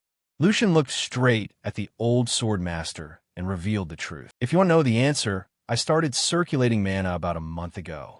My mana pathways were already clear before that. Upon hearing the answer, Aizen's eyes widened in astonishment. I've always heard that circulating mana causes pain and blockages, but you didn't feel anything like that at all. Showing only his back, Aizen sank deep into thought. This is truly far beyond my imagination. Even I had to spend decades of brutal training just to touch this realm. Maybe the legends about ancient swordsmen slicing mountains and splitting rivers are actually true. Then he turned back to the main topic. Third young master, forgive me for being so forward and asking this directly. Aizen hesitated for a moment, but finally voiced the concern weighing heavily on his mind regarding the position of the Valdek family heir. Do you have no intention of giving it up? A gust of wind blew past, sweeping leaves up into the deep blue sky, carrying with it Lucian's utter astonishment. Lucian looked shocked and surprised, blurting out in confusion. Master Aizen? What do you mean by that? You want me to give up the heir position? He frantically checked over his own body. Is there something wrong with my body? Like, am I unable to learn swordsmanship? Or is using mana going to put me in danger? Aizen's response rang out, completely contradicting Lucian's fears. In fact, it was quite the opposite. Lucian blanked out as Aizen explained with a dead serious expression. The third young master's body can only be described as a perfect vessel. He continued to describe that limitless potential. Not only can you extract the absolute maximum efficiency from your mana and body, a magnificent, radiant tree appeared in his mind's eye, symbolizing explosive growth, but you also possess the natural talent to step into an even higher realm. He stepped closer. In short, if the third young master dedicates his entire heart and soul to the way of the sword, his declaration echoed beneath the blue sky, then the title of the next sword saint is safely within your grasp. Lucian stood frozen in the strong wind, his red cloak fluttering wildly, his gaze fixed on the distance, as if weighing that grand future. An indescribable emotion welled up inside him. Me? I can actually reach the level of a sword saint. I knew Lucian's body wasn't ordinary, but this has gone way past my calculations. Thanks to the luck of learning the ancient sword technique, the Lionheart sword, I thought I had found a path to reach the realm I could only dream of in my past life. I thought I had finally seen the light guiding me to that level. The image of a hand gripping tightly onto a sheer cliff face appeared, symbolizing relentless effort. A young man with golden hair was pouring his all into climbing to the peak, his determined eyes locked onto the sun. I never expected to see an even greater summit than that. But perhaps things wouldn't be quite that easy. Lucian looked at Aizen and asked, "Are you saying I'm forced to choose between the two?"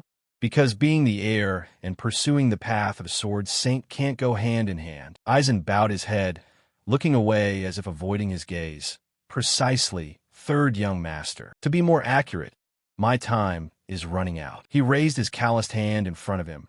Even though the flow of mana allows me to move at this age where I have one foot in the grave, I can no longer deny the aging of my body. For me to pass down all my skills while I'm still alive, even if the third young master gives everything to the sword, time is just too tight. Lucian lowered his gaze, silently calculating. If I remember correctly, the sword saint passes away in 8 years. That's right. There really isn't much time left. He struggled internally. I want to accept the Sword Saint's offer and just focus on swordsmanship. But a bloody vision of the future materialized. The chaotic world of the future wasn't a place where strength alone could solve everything. The image of the family banner fluttering appeared. Those who could survive and walk out of that hell were the ones who held legitimate authority. Lucian clenched his fists, making a difficult decision. Even though this is the opportunity I've always dreamed of, I have to apologize to you. Standing in the middle of the vast training ground, Lucian clearly declared, Master Aizen, I want to live as a member of the Valdek family until the very end. He looked at Aizen with a sincere gaze. Even though you have made me an incredibly wonderful offer, I simply cannot accept it. I'm truly sorry. Aizen wasn't angry at all. Instead, he smiled kindly. I am the one who should feel ashamed for making things difficult for the third young master. His voice carried a tone of self-reproach. I don't know what I was doing when I was young, only to let this kind of greed crop up now that I'm old. He turned around, his back radiating a deep sense of loneliness. Perhaps I just wanted to leave my mark on this world through you. Third young master. Lucian silently watched the old man's retreating back, and then suddenly spoke up. Master Aizen. Aizen turned back in surprise upon hearing the suggestive tone in Lucian's voice. What if there is someone else? The dark silhouette of a swordsman appeared. The boy brought a finger to his lips, his eyes fierce and his expression full of confidence. If there's another person who possesses that talent, what would you think? The scene shifted to a brilliant blue sky, with tree branches rustling in the wind. The thunderous sound of horse hooves pounded against the ground, kicking up thick clouds of dust. A young man with golden hair was expertly steering a magnificent steed, making it leap over an obstacle flawlessly. The horse landed safely. From a distance, a butler came running over frantically. He waved a handkerchief as he ran, gasping for breath. Young master, the rumors about the third young master are actually true. The young man pulled back on the reins, looking down coldly at the panting butler. He snapped around irritably. What? So that ridiculous nonsense they've been gossiping about is real? Brushing his hair back, his face was filled with utter disdain. The story about that moron being recognized as a new heir? This was the fourth young master of the Valdek family, Joshua Valdek. Joshua leaped down from his horse and walked quickly toward the butler. The butler hurriedly reported, The rumors are true, sir.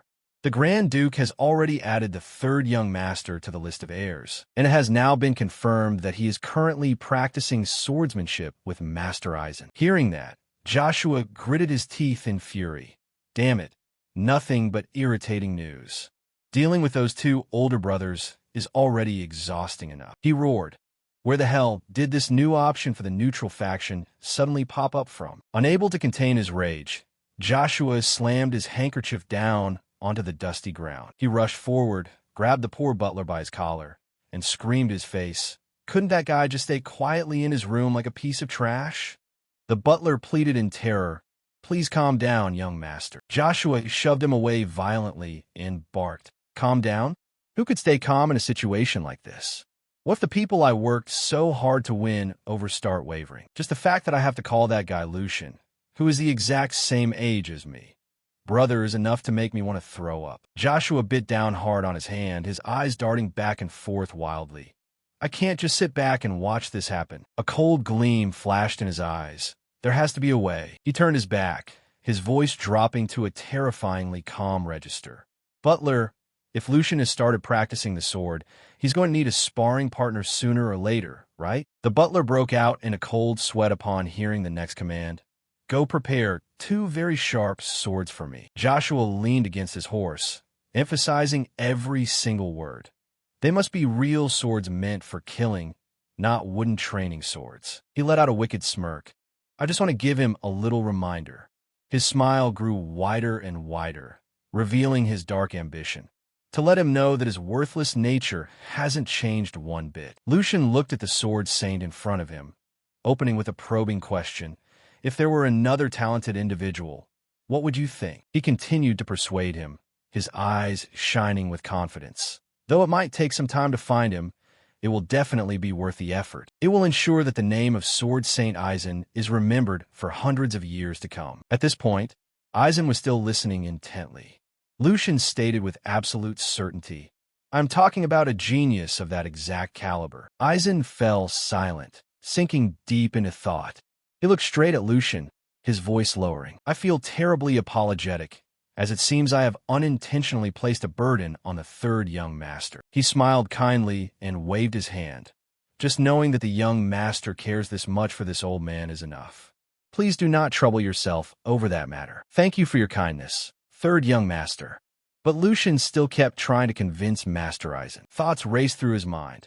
I guess it still sounds like wild fantasy, doesn't it? Even highly accomplished knights don't catch his eye. It's no wonder that someone who just started practicing the sword like me would be seen as speaking nonsense when offering to find him a disciple. Despite that, a confident smirk spread across Lucian's face. I guarantee you won't be disappointed. In his mind, an image from a different past emerged, a place covered in snow. If this current Lucian was someone whose talent was recognized by a sword saint, he remembered that person, the one who stood at the absolute peak, meaning there was definitely still someone out there in this world who possessed innate talent for swordsmanship. A young man with purple hair stood alone in the middle of a snowy wasteland. Even though in the past he had an entirely ordinary body and had only learned common, low-grade sword styles, a battle scene unfolded. The young man and numerous armored soldiers were rushing forward to attack him. In an instant, he vanished from his spot. Slash, slash, before the soldiers even realized what had just happened. Their necks were already sliced open by passing sword strikes. Lucian continued to think. Yet he used nothing but pure, unadulterated talent to sweep across the battlefield. He was truly the perfect incarnation of the sword. Images of the young man slaughtering enemies on the battlefield appeared.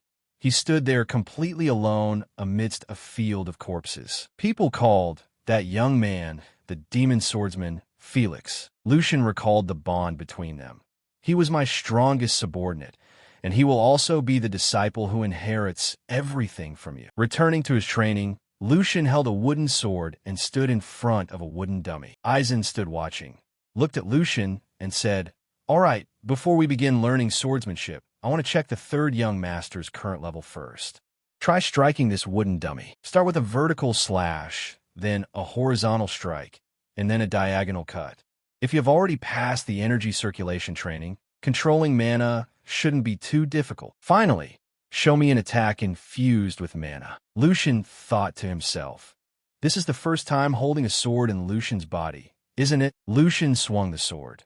Though he had to adjust his pacing and grip strength a bit, he had heard that Lucian used to learn swordsmanship in the past too. He fell into an offensive stance, his eyes intensely focused. Lucian executed a vertical slash, followed by a horizontal strike, a diagonal cut, and finally channeled mana into the sword. Lucian's eyes glowed a vibrant gold as he swung his sword to attack the dummy. The strike cleanly severed the helmet portion of the wooden dummy. The slash carried such sheer force that it whipped up a violent gust of wind, blowing away the surrounding dust. The dummy collapsed right along with it. Lucian looked completely confident after finishing the test, flashing a self-satisfied smile as he thought to himself, "Since it's my first time with this body, the movements are still a bit awkward, but compared to a complete beginner, this level shouldn't be too bad, right?" Lucian looked on, waiting for feedback, wondering if Master Aizen had expected more than this. Aizen silently looked at Lucian, then smiled and said, "While I had somewhat anticipated the third young master's capabilities, you have managed to surprise me yet again. To put it bluntly, it was absolutely dreadful." Lucian asked back in surprise, "Pardon?" Lucian gave a forced laugh and asked, "Ha, Master Aizen? What exactly do you mean by that?" Aizen replied, "Exactly what I said, young master." He explained, "Though I do not know the exact reason. Whenever you swing your sword, you expose a countless number of terrible habits. You skipped the basics and just slashed instinctively to survive from day to day. Exactly like a mercenary's swordsmanship." Lucian listened with a serious look on his face. Aizen continued to point out Lucian's mistakes. "You're focusing entirely on speed and power, which is throwing off the balance between your body and your mana.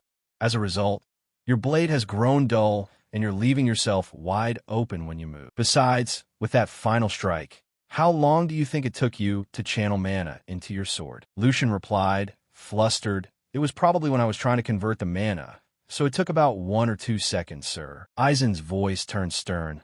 That word about that you just tossed out so carelessly. A close-up showed Lucian's eyes widening as a cold sweat broke out on him. Aizen suddenly pointed his wooden sword straight at Lucian's throat. He said, "That is easily enough time for an opponent to take your life. You need to start by understanding the weight of that window of time." He emphasized, because an enemy will never miss a window of opportunity, no matter how brief it is. Lucian broke into a cold sweat, thinking to himself, I didn't even notice until the blade was right against my neck. He blamed himself. That was seriously stupid of me. The image of Jake Wright before his death flashed through Lucian's mind. I almost had my head taken off without even knowing it. I can't believe I'm still being this careless. Lucian regained his posture, standing formally with his hands behind his back to take in the lesson. I will carve your words into my heart, sir. I will fix both my bad habits and my flawed attitude. Aizen looked at Lucian with a satisfied expression. He said, Third young master, no matter how good your physical body is, that isn't everything. If you rely purely on muscle power, you will never defeat those who are proficient in using mana. Then he turned his back toward the training dummy. If the body isn't stable enough to support the mana, the power will scatter and create a weakness, ultimately leading to your downfall. Lucian also turned his face to follow his Sword Saint master's gaze. Aizen continued, to awaken the true power of sword techniques, you must fuse those seemingly different forces into one. True powerhouses are born from that exact balance. Aizen began to channel bright green mana into his sword with a gentle motion, his arm moving too fast to be seen. Following the slash, the wooden dummy appeared to be completely unharmed at first, but then light completely enveloped the dummy, and with a loud boom, splinters flew everywhere. Aizen turned back to look at Lucian and said, This is the way of the sword that the third young master will have to walk from this day forward. A few days passed, and two swords were now clashing fiercely against each other. Lucian and Aizen were training intensely. He easily deflected each of the boy's strikes while reminding him, Third young master, do not let your mana flow break. In stark contrast to Lucian, who was struggling on the other side, Aizen's voice was light and natural. The more the body is refined, the easier it moves exactly as intended. Mana control must reach that level as well. He was even using only one hand. Furthermore, when using mana to reinforce the body, one must always hold back a portion of strength as a reserve force. His eyes never left the boy's movements, allocating his power to all the right places. Lucian leaped high into the air to bring down a heavy slash, but it was easily blocked. He pushed the boy back while instructing him, Only when everything blends into perfect balance will you be able to see the true power of swordsmanship. Lucian's body flew back quite a distance before he managed to break his momentum. Determination washed over his face. He exhaled exhausting breaths, but he had absolutely no intention of stopping. This reaction pleased Aizen. He began to channel mana into the wooden sword in his hand and said, All right, let's try applying what you just learned. We will begin defensive training. A reminder was voiced, but this time, I am taking the difficulty up a notch. And in the blink of an eye, Aizen materialized right in front of Lucian. Watch your enemy's speed and movements closely, then counterattack with the appropriate amount of force. He raised the sword in his hand high. Lucian's eyes widened, intently watching his opponent's every move. The core of Master Aizen's teaching was a fluid harmony, moving just like water. He pondered each lesson while watching the sword swing down toward his head, trying to bridge his current shortcomings and minimize energy waste to unleash maximum power. Still, Lucian gritted his teeth, steeled his resolve, and reminded himself, Don't get overwhelmed. Look straight ahead. The sword in his hand also gathered mana as it swung out. Their two swords clashed once again. Lucian gritted his teeth, pouring all his strength into holding his ground. On the opposite side, Aizen narrowed his eyes as a brilliant light radiated from the clashing power of both men. He carefully observed the boy's movements, raising his sword high once more. Aizen easily brought the match to an end and declared, That's enough for today's session. Young master, please remember the feeling of today very carefully. Along with that came a word of praise for Lucian.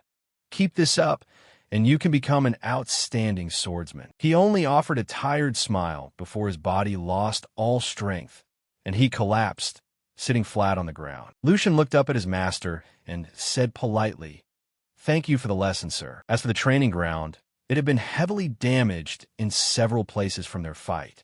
Repair workers were quickly summoned to take care of it. A few of them couldn't even believe it, asking themselves, just what kind of training has the young master been doing? They were also somewhat worried about Lucian's health. "Young master, are you going to be okay?" Inside the main estate building at this time, Lucian sat dazed in a corner, completely drained of life. He mumbled a few complaints to himself.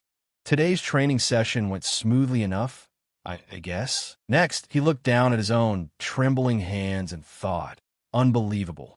Keeping up this kind of brutal training until the very last minute. Lucian's expression grew more serious. Is this to shake off the bad habit from my past life? He looked off into the distance and concluded, can't be helped. If it helps me improve, I have to accept it. Then he looked back at his cracked sword. Thanks to this, I'm starting to grasp everything a lot faster. Lucian's gaze shifted elsewhere, and his train of thought changed. But the more I look at it, the more mind-blowing it really is. His mind was filled with admiration for Aizen at this moment, creating high-pressure situations tailored exactly to my strength level, and then forcing me to react precisely with clear instructions. Lucian watched his movements and silently marveled. It sounds easy enough, but unless you can see right through my physical condition, it's absolutely impossible to pull off. I simply relax my body according to his instructions, yet I can feel a distinct improvement. Before this, I always believed that the ultimate sword manual was the only path to reach a higher realm. Things like balance, reserve force, and mana flow, I had never genuinely given them a serious thought even once. Lucian gently touched his sword, even though the things that truly matter have always existed within me. He gripped it tightly and thought to himself, if only I had deeply understood this teaching in my past life. Memories of the past were involuntarily triggered. Lucian's final battle against the commander, along with the stance that man had taken. Just how far could my sword reach against that guy? The commander back then had declared, drop dead. While Jake himself wasn't affected at all, just a little, the two of them rushed at each other to fight. A delighted smirk plastered on Jake's face. The flashback ended there, and Lucian wondered to himself, just how many exchanges could I last against him now? He frowned and muttered, is the training session over just like that? I'm still not quite satisfied. Then other thoughts surfaced. I wonder if there's a sparring partner around my level to trade blows with. When he caught sight of footsteps passing right in front of him, Lucian snapped out of it. Wait a minute. Joshua's silhouette caught his eye. That guy is... A call rang out, causing Aizen to open his eyes. Master, have you been well? Joshua greeted him with an excited smile on his lips. Your disciple, Joshua, greets you. He responded at a measured pace. It is a pleasure to see the fourth young master, indeed. What wind blew you all the way out here? Followed by a polite dismissal. Right now is the third young master's training time. If you have something to say to this old man, please come back later. However, Joshua quickly shook his head. There's no need for that. Master Aizen took the opportunity to ask further. If that's the case, the reason you came here is... Hearing this, Joshua didn't hesitate to admit it. That's right, he spoke up, his tone loaded with provocation. Since my third brother has finally decided to step outside and start training, as the younger brother who started learning before him, I just wanted to help refine his skills a little bit. An offer was put forward just like that.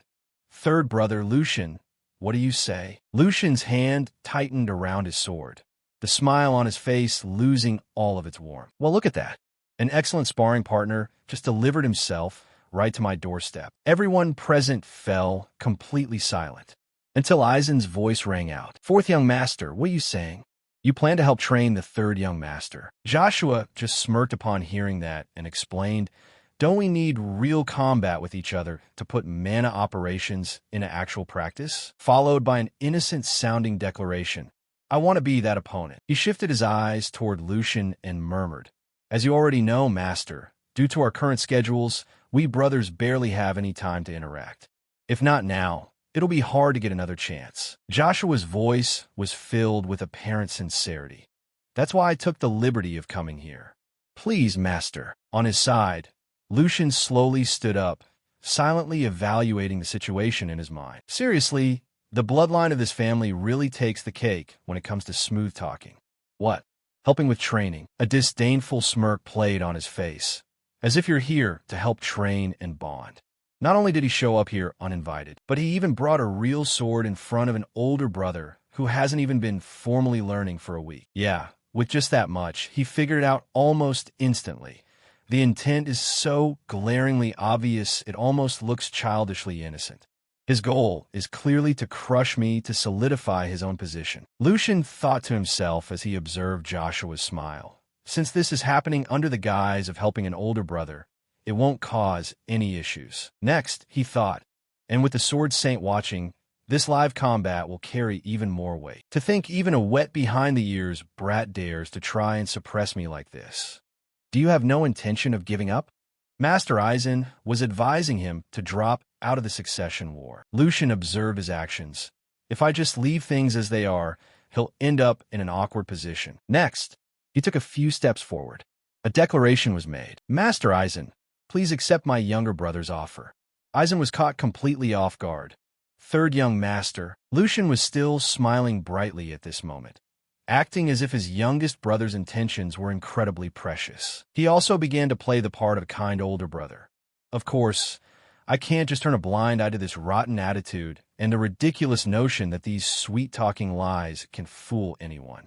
This cannot slide. However, his spoken words were completely sarcastic. I will personally educate this clueless youngest brother of mine. He slowly walked toward Joshua. Today is the last time I'll indulge your tantrums. Don't put Master Eisen in a difficult position any longer. On the side, Eisen himself was watching and thinking. He must have seen right through the fourth young master's intentions, which is why he chose to confront him head-on. Ultimately, Eisen came to a decision. In the end, blood ties are a bond that cannot be broken.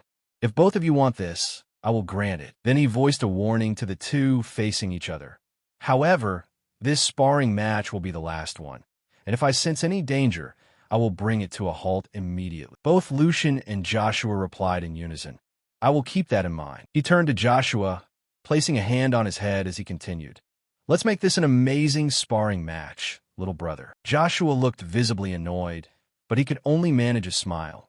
Sounds great, brother. The arena was quickly prepared.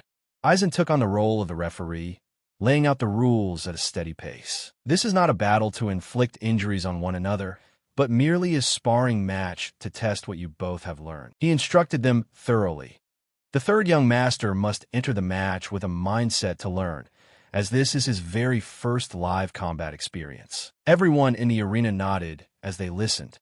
The fourth young master must take responsibility as the senior who took up the sword earlier. Both of you must fight in a way that does not bring shame to the reputation of the Valdek family. Both opponents place their hands on the hilts of their swords. If you are ready, draw your swords as a signal. They drew their weapons and fell into offensive stances. Joshua was silently brooding on his side. Lucian Valdek, since when did you start acting like such a big brother? The rage inside him kept surging higher by the second. Every time you open your mouth, it's always little brother this, little brother that. You're just acting high and mighty because you happen to be born slightly earlier. And then Joshua steeled his resolve. Fine, let's see if you still dare to open your mouth by the end of this match. His eyes glared widely. This wasn't about who was born first, but who was truly the superior one. Joshua's facial expression didn't escape Lucian's notice at all. What a vicious look in his eyes. I doubt someone would pull a face like that, even if they ran into their worst arch-nemesis. He also tightened his grip on his sword and thought to himself, still, this cold and heavy sensation. Lucian's expression shifted along with his internal thoughts. It's already been 2 months. He recalled his past as a mercenary. If this were before, I would have used dirty tricks to win already. But then he smiled with absolute confidence. Today, I will face this battle under the identity of the third young master. Lucian glanced in one direction and continued his random thoughts. If I accidentally use a sword technique from my past life. The person he was observing was none other than Eisen, it definitely won't get past Master Aizen's eyes. And Lucian carefully pondered. No matter how insidious and cunning the guy tries to be, he's still just a naive kid who hasn't experienced the real world. And so, he finally came to a decision. Since he's my younger brother right now, I'll go easy on him out of courtesy. However, Joshua on the opposite side spoke up mockingly. Where did all that confidence from earlier go? Why do you keep sneaking glances at me? He continued to enthusiastically provoke him. Now that you're holding a real sword, are you finally starting to feel scared? Don't worry too much. Although people often say serious accidents happen during live combat with real swords, that only applies when the skill levels are evenly matched. He even went as far as to make a seemingly kind offer. If you're still afraid, I can switch to a wooden sword for you. This time, it was Lucian's turn to cut him off. Yeah, that would be for the best. The smile on his face completely lost its humanity. I'm taking back what I said about going easy on you. That is, unless you want to get hurt. For a disobedient younger brother, getting a proper beating is the absolute best medicine. Lucian's choice of words irritated Joshua. Little brother, he fell into an offensive stance. Joshua's footsteps accelerated as he charged straight toward Lucian. His eyes widened, his mouth murmuring a declaration. I will make you regret those words. Facing this action, Lucian also quickly set up his defense. However, just as expected, holding back his strength while teaching him a lesson wasn't going to be easy. He observed his opponent's movements while thinking to himself. Joshua also received instruction from the Sword Saint. His foundation and movements are not at a level that can be taken lightly. Lucian's brows furrowed. Besides, I've used up almost all my mana during that sparring match with the Sword Saint just now. Lucian's brows furrowed. Besides, I've used up almost all my mana during that sparring match with the Sword Saint just now. Lucian's foot slowly lifted, and then he channeled mana down into it. Lucian took a defensive stance, watching Joshua close the distance between them, applying the Sword Saint's teachings on how to focus power and operate mana, and then counter by launching a strike right back. In the blink of an eye, he appeared right in front of Joshua, intending to seize his split-second opening. Aizen was completely taken aback, and Joshua's attendants were so shocked their jaws dropped. Joshua himself was still in a state of utter disbelief as he listened to Lucian's voice, gritting his teeth to deflect this incoming strike. A triumphant smirk appeared on the boy's face. Otherwise, you might just lose your tongue, you know? The sword in his hand came crashing down with immense power. Little brother. The sky at this moment looked somewhat gloomy as the two iron swords clashed together. Joshua struggled desperately to hold off Lucian's attack. Both of his hands were trembling wildly, while his opponent was flashing a smug smile. Lucian finally spoke up mockingly.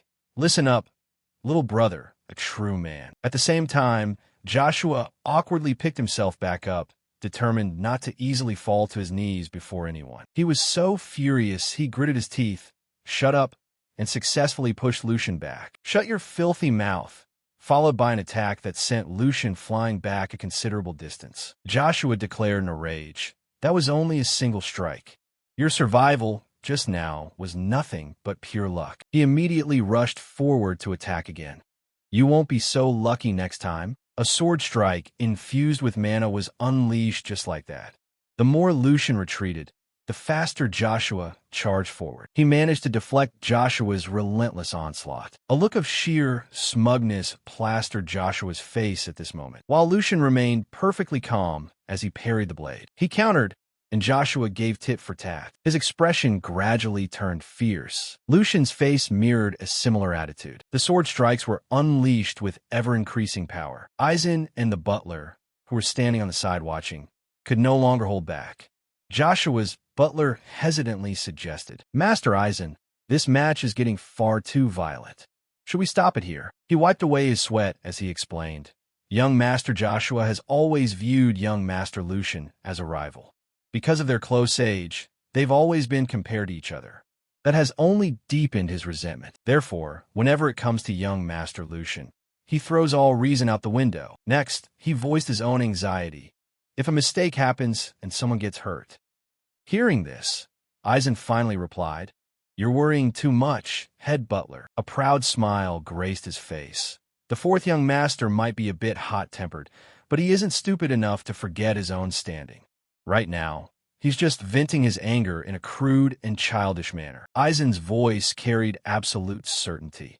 If there is anything you need to worry about, it should be quite the opposite. This left the butler somewhat confused.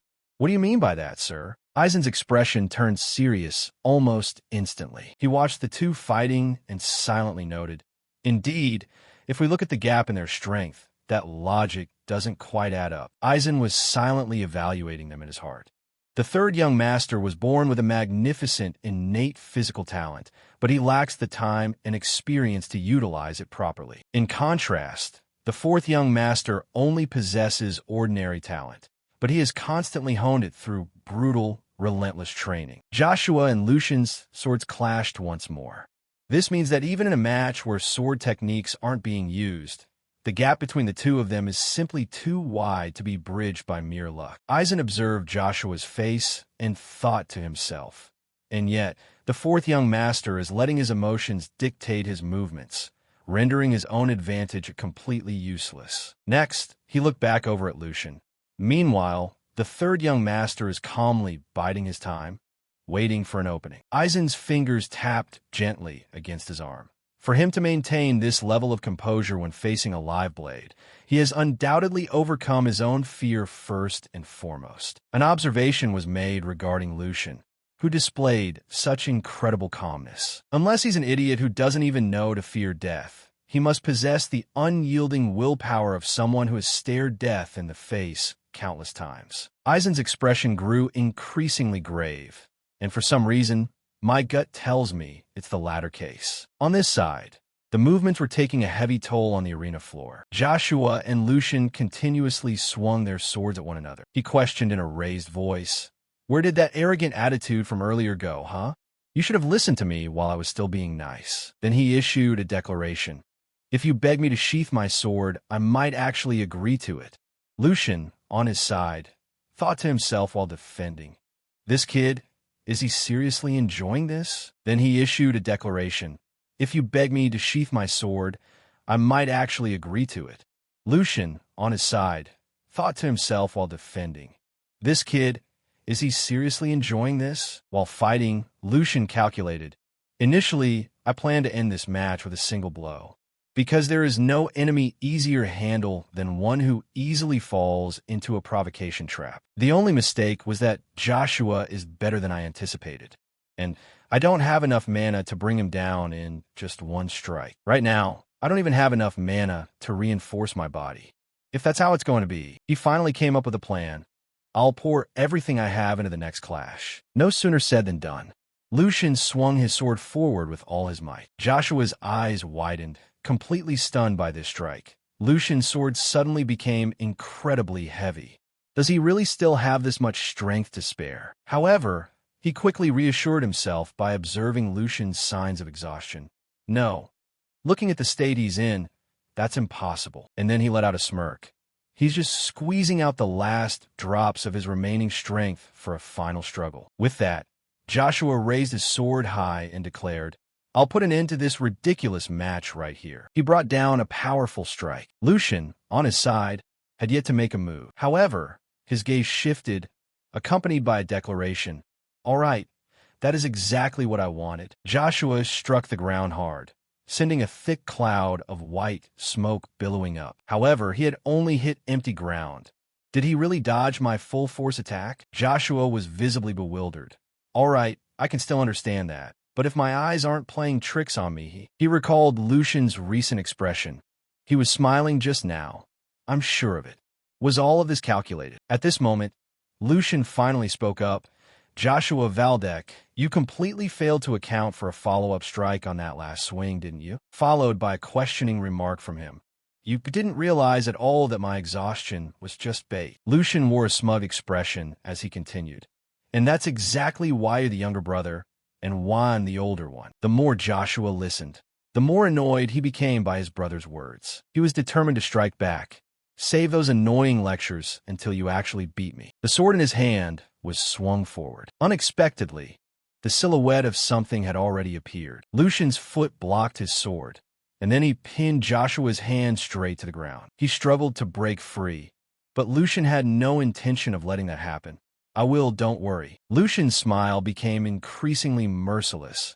What do you think you're going to face next this time? Joshua looked up, his voice trembling as he called out, "Brother." Lucian himself was raising the sword in his hand, preparing to strike down with a gleeful look on his face. "You only call me brother when you're backed into a corner." Next, only Joshua's blood-curdling scream could be heard. News of the duel between the two brothers spread quickly throughout the entire clan, and loud chatter echoed across the room. "Have you guys heard the latest news?" I'm talking about young Master Lucian completely overwhelming Master Joshua. Two servants walked together, locked in continuous discussion. "Oh, stop talking nonsense. Young Master Lucian clearly just started training. How could that even happen?"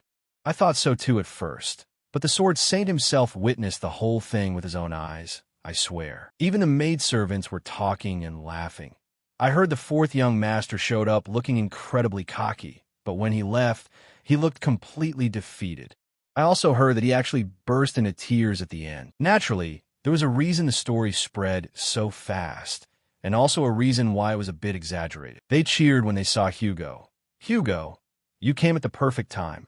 Please tell us all the details of what happened that day." On the other side, Han made an appearance. "Perfect timing.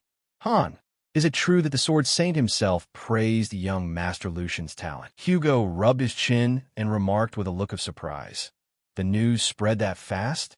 This was supposed to be kept strictly confidential. Meanwhile, Han himself proudly shared, "When young Master Lucian subdued Master Joshua, do you know how shocked I was when he confiscated his younger brother's sword as a trophy?" Perhaps very few people realized that all of this was orchestrated by a single person. A low hum resonated throughout the room. Lucian stood relaxed, looking outside and humming a tune. He licked his lips and muttered calculations to himself, thinking the conditions were absolutely perfect to stir up some rumors. Then he scoffed and said to himself, "Be grateful I decided to stop there, little brother." He recalled the ugly look on Joshua's face at that moment. Lucian raised the sword in his hand high, a wicked smile spreading across his face. "So now I'm your brother again." A miserable scream was heard immediately afterward. Joshua's face was deathly pale as he repeatedly begged, "I was wrong. Brother Lucian, please." Lucian, on his end, remained sullen and gave no reply. However, his sword slammed into the ground instead of hitting Joshua. The force of that strike was so powerful that it snapped the other man's sword in half. At this moment, Lucian finally spoke up, "Joshua, don't ever think about pulling a stunt like this ever again, or things will get really ugly." The smile on his face was thoroughly menacing. "Know when to stay away from trouble and start acting your age," accompanied by a friendly reminder, "If you heard me clearly, you'd better take it to heart." Up until now, he glanced to the side while making that assessment, thinking it should be enough to keep his annoying little brothers quiet for a while, and now that things at home were temporarily settled. What Lucian was looking at was a piece of paper, and he muttered a question to himself. Is it about time to start dealing with the Logan family? Then, in another location, Sigmund questioned with a cold expression on his face. "I assume this is the confidential report Hugo sent you." Lucian, standing opposite him, bowed respectfully and presented, "Yes, father, it is." He pointed out the contents inside the paper. "In 3 days at Vestra, he has arranged a meeting with a representative from the Logan family." Hearing this, Sigmund asked back, "The Vestra region?" His hand tapped rhythmically on the desk. "Absurd," followed by a remark. "Even if that place is practically abandoned, it's still right next to Kelheim." Lucian admitted unhurriedly, "Yes, they certainly chose that spot thinking you wouldn't keep an eye on it." "Father," Sigmund's face grew pensive. "It really is a blind spot." He turned his head toward him and questioned, "Then why did you decide to bring this matter to my attention?" This statement caught Lucian a little off guard. "I thought I had already given you full control over this situation." He honestly stated his purpose. "I need more power." These words left the older man visibly astonished. "Power?" Lucian unhurriedly explained his thoughts. "Just because a predator has been lured into a trap, it doesn't mean I have the necessary means to take it down." Hearing this, Sigmund felt somewhat satisfied. "And so you came to me, the one who holds those means." He directly pointed out his purpose. Some might call that a logical decision. "Yet, despite your earlier claims about proving your worth, it seems you are merely trying to ride my coattails," followed by a questioning remark. Do you really think people will acknowledge an achievement that isn't your own? Faced with this statement, Lucian just remained silent and didn't reply. Sigmund continued his lecture. A hunter only gains a reputation when he brings down his prey through his own efforts. If you can't finish it yourself, then it's nothing more than an empty victory. He slowly raised his hand. I gave you the opportunity and the authority to handle this yourself, yet you chose safety over taking a risk, and then quickly slammed it down on the table. Is this really all you're capable of? The pressure radiating from Sigmund was immense. Give me an answer, Lucian. Only now did Lucian reply in a soft voice. That doesn't matter. If that's what it takes to end the hunt. He kept a blank face, entirely unaffected by Sigmund's pressure. Then that is the path I won't hesitate to take. He glanced over upon hearing this bold statement. Lucian continued to present his thoughts. If the way you describe it is truly the path of nobility, then perhaps only those who already possess great power can afford to walk it. While innocent people live in fear of a monster, claiming it's brave just because we face it alone is ultimately nothing but foolish recklessness. Even if successful, it would still be a foolish act resulting from poor judgment. And in the end, I would lose everyone's trust. And then he reached a conclusion. The true meaning of the hunt is not the killing, but what we protect. Lucian continued as he lightly touched his neck. As long as I can ensure the threat is completely eliminated, why should I care if others see my achievements as incomplete? He added a somewhat naive remark, saying, That's right, I have no intention of playing a brainless saint either. His hand then reached toward some flowers, and Lucian roughly crushed them, letting the petals drift through the air to emphasize his point. It's just that if the person I hand the credit to proves incapable of standing on their own, then it becomes blindingly obvious who truly deserves to inherit it. Hearing this, Sigmund remained silent. His demeanor softened quite a bit as he spoke. That answer is enough. Sigmund lifted his teacup with one hand and replied, To have someone challenge me directly like this. I wonder how many years it has been since someone last did that. I certainly never expected to hear such words from you. This remark made Lucian visibly excited. I gave an excellent answer. Lucian, if you are a man, you must have absolute faith in the path you have chosen. Sigmund drank his tea while softly continuing. If you let a few words shake your resolve, you will never amount to anything. Hearing this, Lucian asked back, Was all of this just a test? Sigmund didn't hesitate to admit his intention. Yes, I wanted to see if you would flinch when facing authority. Next, he began to explain, Unless you are lost because you're still searching for your own truth. Otherwise, who would follow a leader who can't even defend his own beliefs? Every word carries weight, let alone becoming the head of a clan. Such a person isn't even worthy of being called a man. Lucian listened while thinking to himself that he had known all along, as his father was well aware this task was beyond his current capabilities, which made him curious why the man had taken such a harsh stance. He let out a sigh and assessed the situation, thinking that honestly, nothing in this world is simple, but at least the discussion seemed to have ended on a good note. Next, Lucian couldn't help but ask, Father, what about the support for this campaign? Sigmund unhurriedly offered a solution. I will provide you with the means you requested. He held the paper in his hand as he continued. Given the current situation, a large force would draw too much attention. Then he turned his eyes toward Lucian and added that they would probably move in small groups to avoid detection. After listening, he just smiled brightly and accepted the advice. You are absolutely right, Father, so if possible, I would like to request a few of the clan's elite knights. A week had passed, and we arrive at the Vestra territory, where a remark was made. This place is nothing but a dilapidated pile of ruins. Lucian looked around while continuing. The actual condition of this city is even worse than the rumors. I can barely sense any signs of life in the surrounding area. Hugo heard this and replied to him. Despite being quite close to Kelheim, this place has been completely drained of resources. Its role as a vital transit hub was stripped away by other cities long ago. Now this land is just a ghost town, a haven for drifters and the homeless. They discussed with each other as they walked. It is precisely for that reason that I chose to set up our base of operations here. At this moment, Hugo suddenly turned to look at Lucian and wondered, By the way, Are you really not going to tell me? How did you know every single detail of your subordinate's plan? To those words, he only gave a light smile. It seems even you, senior, were completely in the dark about this. Next, he presented his own thoughts. I will have an answer for you when the time is right, but for now, let's focus all our attention on the prey right in front of us. Lucian crossed his arms, questioning unhurriedly. You set the trap carefully, right? Hugo nodded in response. Of course, young master, everything is ready. Inside the workshop, we arranged everything to perfectly match the fake information we leaked to them. The room has been thoroughly prepared to serve as a perfect smokescreen. He continued to explain. As for the item you requested, young master, it is also ready. The only thing missing is the reinforcements to take them down. But right in the next second, Hugo was caught off guard by a question from Lucian. It wouldn't feel right if we had to rely on my father's reinforcements, would it? He hurriedly denied it. Not at all, sir.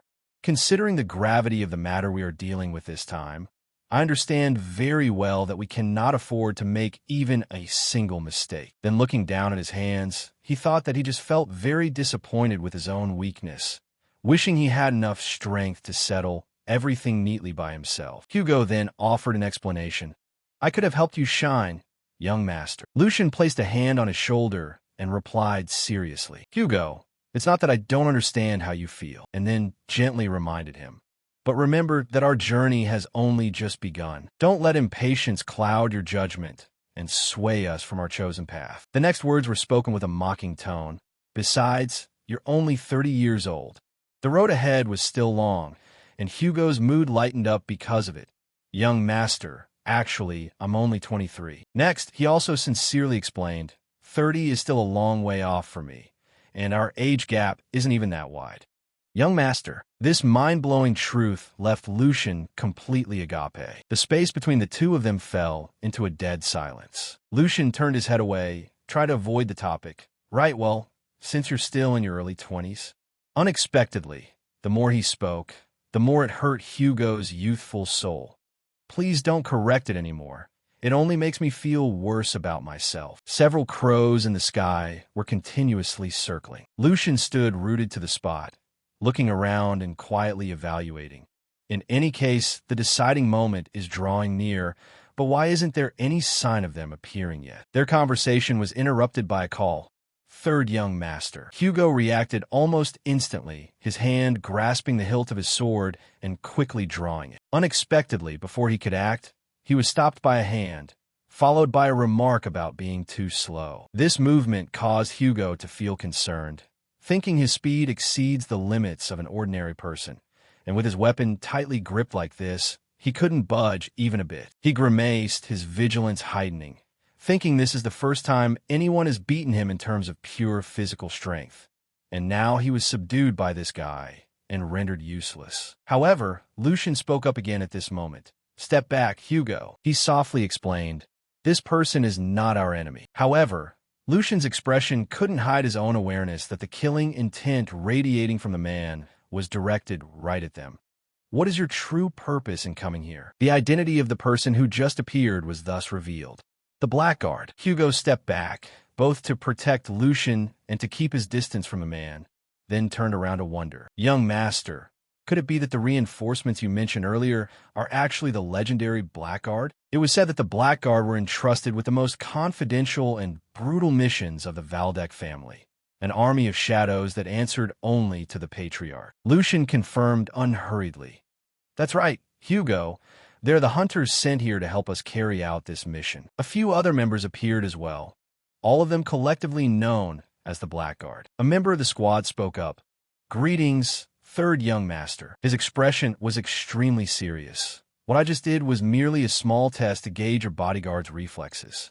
The Blackguard harbors absolutely no ill intentions. In Lucian's mind, he was constantly calculating, thinking that even in his past life, their existence was kept so well hidden that he had once doubted whether they actually existed. He frowned and thought to himself that it seemed the terrifying rumors about them being like demonic entities were not exaggerated at all. And then he cautiously assessed the surroundings, thinking he couldn't even sense them getting close.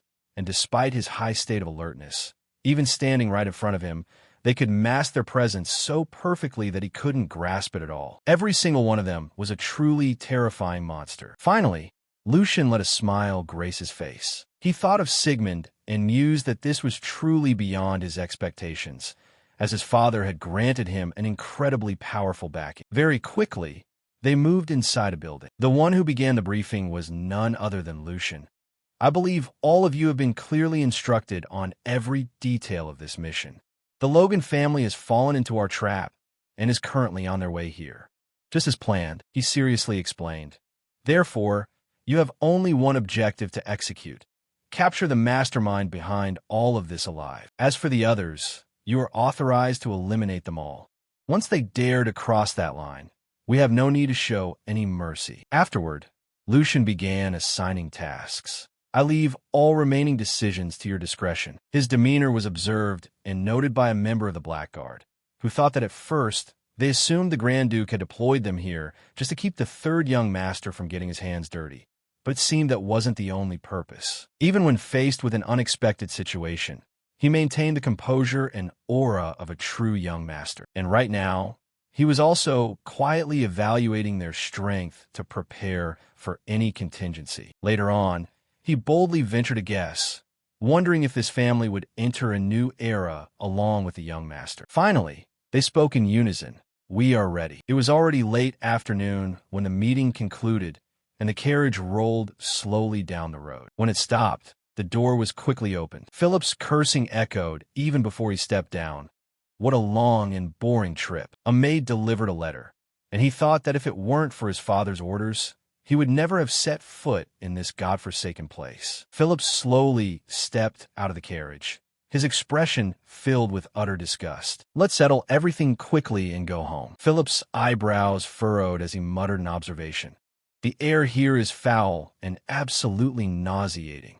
Philip Logan, the second young master of the Logan family. The sky at sunset was a brilliant crimson, and a clicking sound echoed as a door opened. Philip Logan and his two bodyguards stood before the meeting point, and Lucian rushed out, speaking in an obsequious tone. "Oh, young master, please forgive me. I had no idea such an esteemed guest would visit. I've been terribly impolite." One of the bodyguards drew his sword, pointing it straight at Lucian and shouting, "Stop right there. If you come any closer, I'll take your head off. Stand there and state your identity." Lucian bowed deeply and replied in fear. "Please forgive me, Sir Knight. This lowly one is only following Lord Hugo's orders to come here and guide you." Flashing a sly smile, he continued, "A worthless person like me isn't worth your concern, sir." Philip Logan jerked his chin up and ordered, "Sheathe your sword. Talking to a peasant like this is truly a disgrace to me." The bodyguard sheathed his sword, and Lucian hastily said, "Thank you for your immense mercy, sir." Philip Logan jerked his chin up and ordered, "Sheathe your sword. Talking to a peasant like this is truly a disgrace to me." The bodyguard sheathed his sword, and Lucian hastily said, "Thank you for your immense mercy, sir." Philip Logan jerked his chin up and ordered, "Sheathe your sword. Talking to a peasant like this is truly a disgrace to me." The bodyguard sheathed his sword, and Lucian hastily said, "Thank you for your immense mercy, sir." He must be the Marquis's young master. As expected, the guards only numbered around 10, and they were probably just apprentice knights of the Logan house. His gaze shifted to the burly knight walking beside Logan, thinking the man sticking close to that kid was the most formidable one among this crowd. Aside from those notable points, he had even brought along maidservants. What a total mama's boy. Suddenly Philip Logan snapped irritably. "Are you just going to stand there dazed instead of leading the way?" Lucian hurriedly replied, "This lowly one is seeing a noble up close for the first time, so I got a bit flustered, sir." Logan said disdainfully, "What a backwater peasant." After saying that, Lucian quickly ran ahead to lead the way, but he turned his head back to look, his eyes filled with suspicion. But why does that maid look so familiar? There's no way such an absurd thing could happen, right? Yeah, probably not. It's just someone who looks like her. The whole group stepped inside a wretched warehouse. Philip Logan covered his nose with a handkerchief, grimacing as he complained, "The inside is more wretched than I imagined, and it stinks so bad I can barely breathe. That peasant Hugo, did he embezzle the funds our family provided?" The exterior is clearly just a front to fool everyone. From the staircase, a voice echoed. Isn't it the contents inside that matter? Philip Logan immediately asked. Who are you? That person is Hugo. He flashed a smile and replied, I am Hugo, the manager here. It is an honor to meet you, young master. Handling important items requires extreme caution, hence the slight delay. Logan said mockingly, daring to show your face before me like this. It seems you have no intention of playing any foolish tricks. Hugo replied, Haha, would I really dare to abandon the protection of the Logan family over a few measly coins? I've sent regular reports every single time, yet you've still come all the way here, young master. It seems you're quite impatient as well, aren't you? An item powerful enough to completely bring down Helheim. A terrifying image seemed to be Hugo's imagination regarding the capabilities of the item. He laughed out loud and said, Let me show it to you right away, young master. Philip Logan flinched slightly, while Lucian stood beside him, laughing inwardly, thinking this guy Hugo really has the guts of a lion to casually blurt out those lies without trembling in the slightest. Philip Logan flinched slightly, while Lucian stood beside him, laughing inwardly, thinking this guy Hugo really has the guts of a lion to casually blurt out those lies without trembling in the slightest. He turned and ordered Lucian, Hey, peasant, go receive that thing from your master. Lucian obediently replied, Yes, sir. Lucian stepped up to Hugo and said, Chief, please give me the item you prepared. Hugo handed Lucian a glowing cylindrical object. The two exchanged a meaningful glance with each other. Lucian gripped the item tightly in his hand and shouted, I have received it. Lucian raised the item high, preparing to throw it quickly and accurately. With that, he swung his arm and threw the item hard toward Philip Logan's group. The item soared through the air, and Lucian continued, I shall pass it over to you. Philip Logan shouted in panic. What the hell are you doing? Have you lost your mind? Do you even know what that thing is to dare throw it like that? At the exact same time, a knife flew through the air, aiming straight for the item. The moment it shattered, the item emitted a blinding flash of light. Logan was stunned, and the light caused the knight to hastily shout, Young master, please step back. The blinding light engulfed the entire space of the warehouse. Lucian and Hugo knew beforehand, so they proactively shielded their eyes with their hands. The people of the Logan house, caught off guard, were completely blinded by the light. The light emitting from the warehouse shone all the way outside, and frantic screams echoed out. Oh, my eyes, my eyes. Logan screamed in panic. I can't see anything. What on earth happened? Guards. Where are the guards? Logan dropped to his knees, clutching his head and cursing, A bunch of useless trash. When we return to the family, you will all face the most brutal punishment. Logan clutched his head and wailed, Why is no one answering me? As the light gradually faded, a faint call was suddenly heard. Young master. Philip Logan hastily replied, Yes, I'm right here. Come protect me. Hurry up. A tall shadow approached, his voice barely a whisper.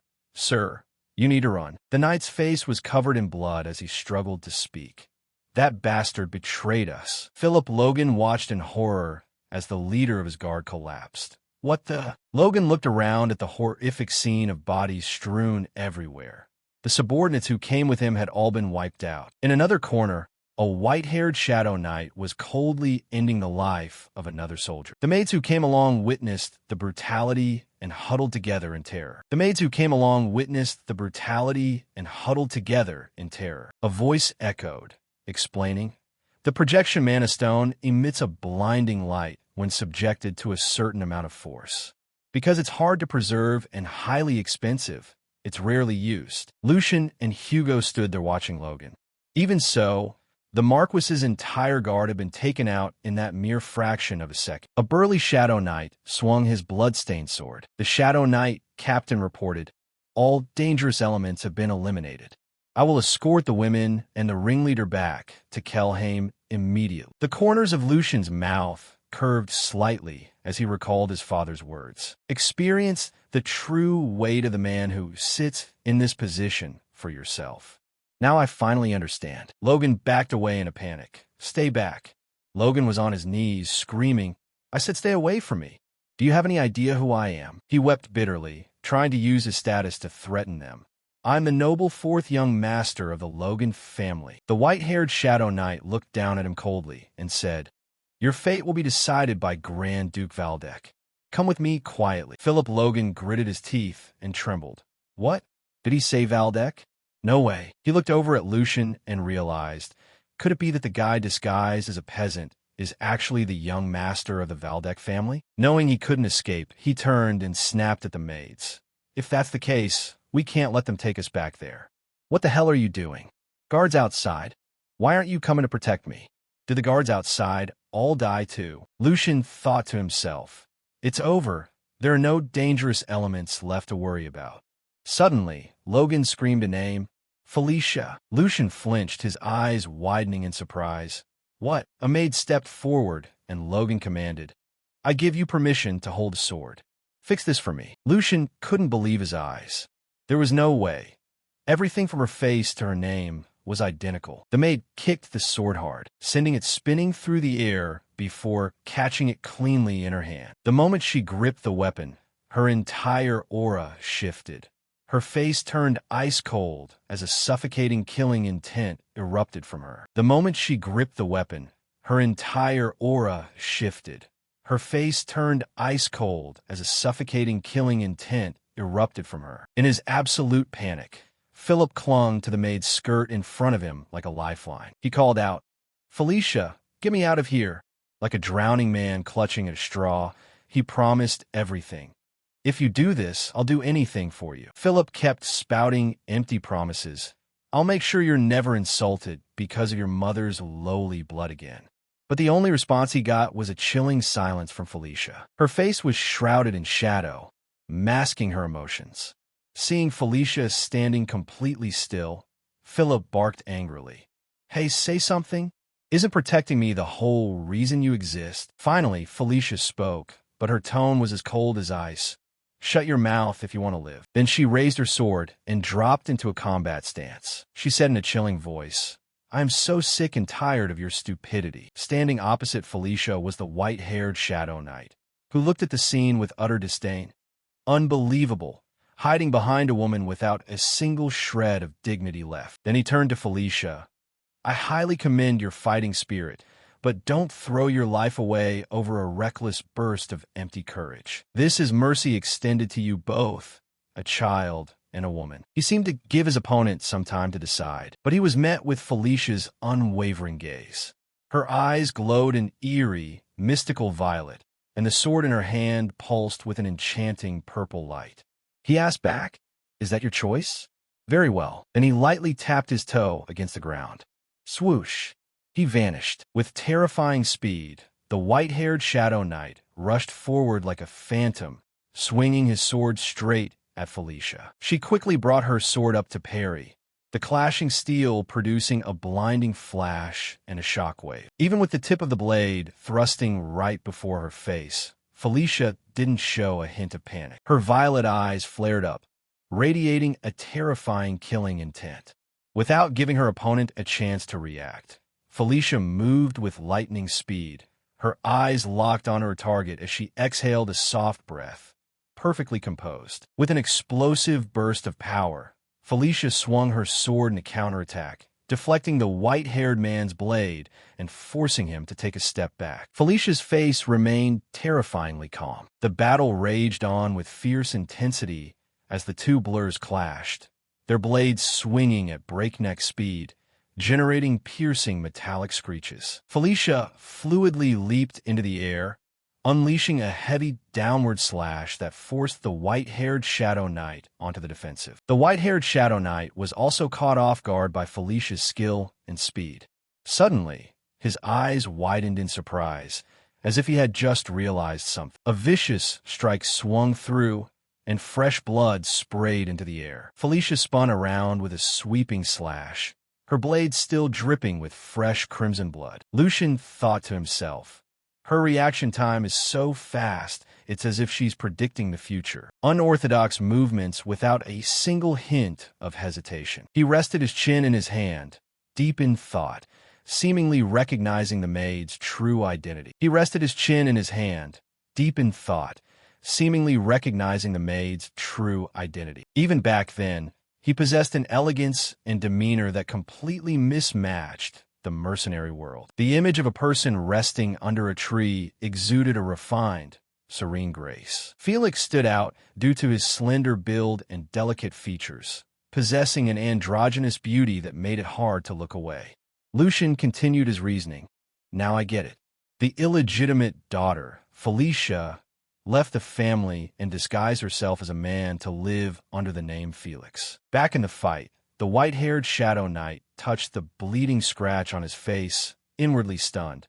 If my defense had been slow by even a single beat, my head would definitely be off my shoulders. Fresh crimson blood dripped onto the wooden floor. I still have a lot to learn.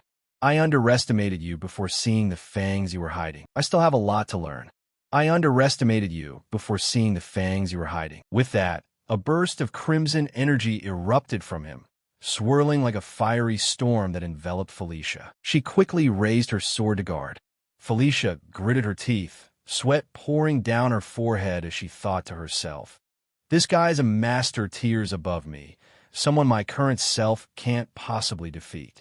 I can't even count on luck anymore." Furthermore, she glanced up at the upper level and thought, "There's a swordsman of the same caliber up there too, not to mention an entity that surpasses them all.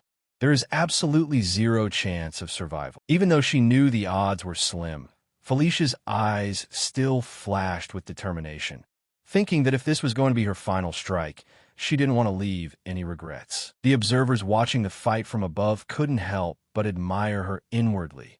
Incredible, she can still maintain her resolve even in this situation. On top of that, she's directly facing Nixon's killing intent. When Lucian stepped out of his position, the Shadow Knight captain was slightly surprised. A drop of blood fell into the puddle on the wooden floor.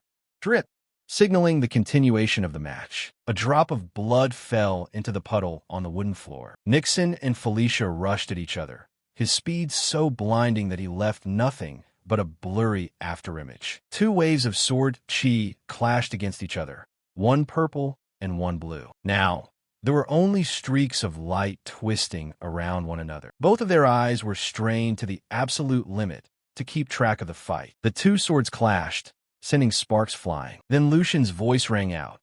"Enough. Both of you stop right now." Both Felicia and Nixon froze, looking toward the source of the voice with expressions full of surprise. A powerful blast of energy threw them both backward. Lucian appeared in the center of the room, his expression deadpan. Lucian's face was cast in shadow, with only his eyes glowing brightly as he spoke.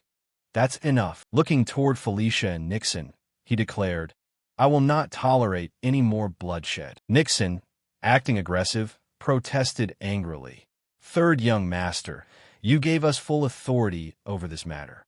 If we let her live, her potential will become a massive threat to the Valdek family." Nixon, acting aggressive, protested angrily.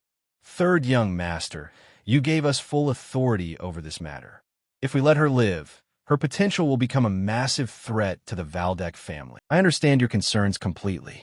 However, if we keep going like this, someone is definitely going to lose their life. I am the third son of the Valdek family, Lucian Valdek. As the one in charge of this mission, I have a proposal for you, Felicia."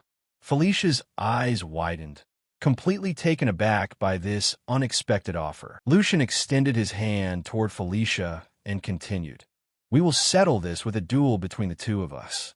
If I lose, I will let you leave this place safely. But if you lose, drop your sword and surrender quietly." The atmosphere was incredibly suffocating as Lucian and Felicia stood facing each other. Lucian looked at Felicia with a smile and a completely friendly gaze. Felicia, on the other hand, still didn't understand what was happening. Her eyes went round as she asked back, "A duel with you? Young master, what do you mean by that?" Before Lucian could answer, Philip Logan screamed angrily from behind, "Felicia, what are you waiting for?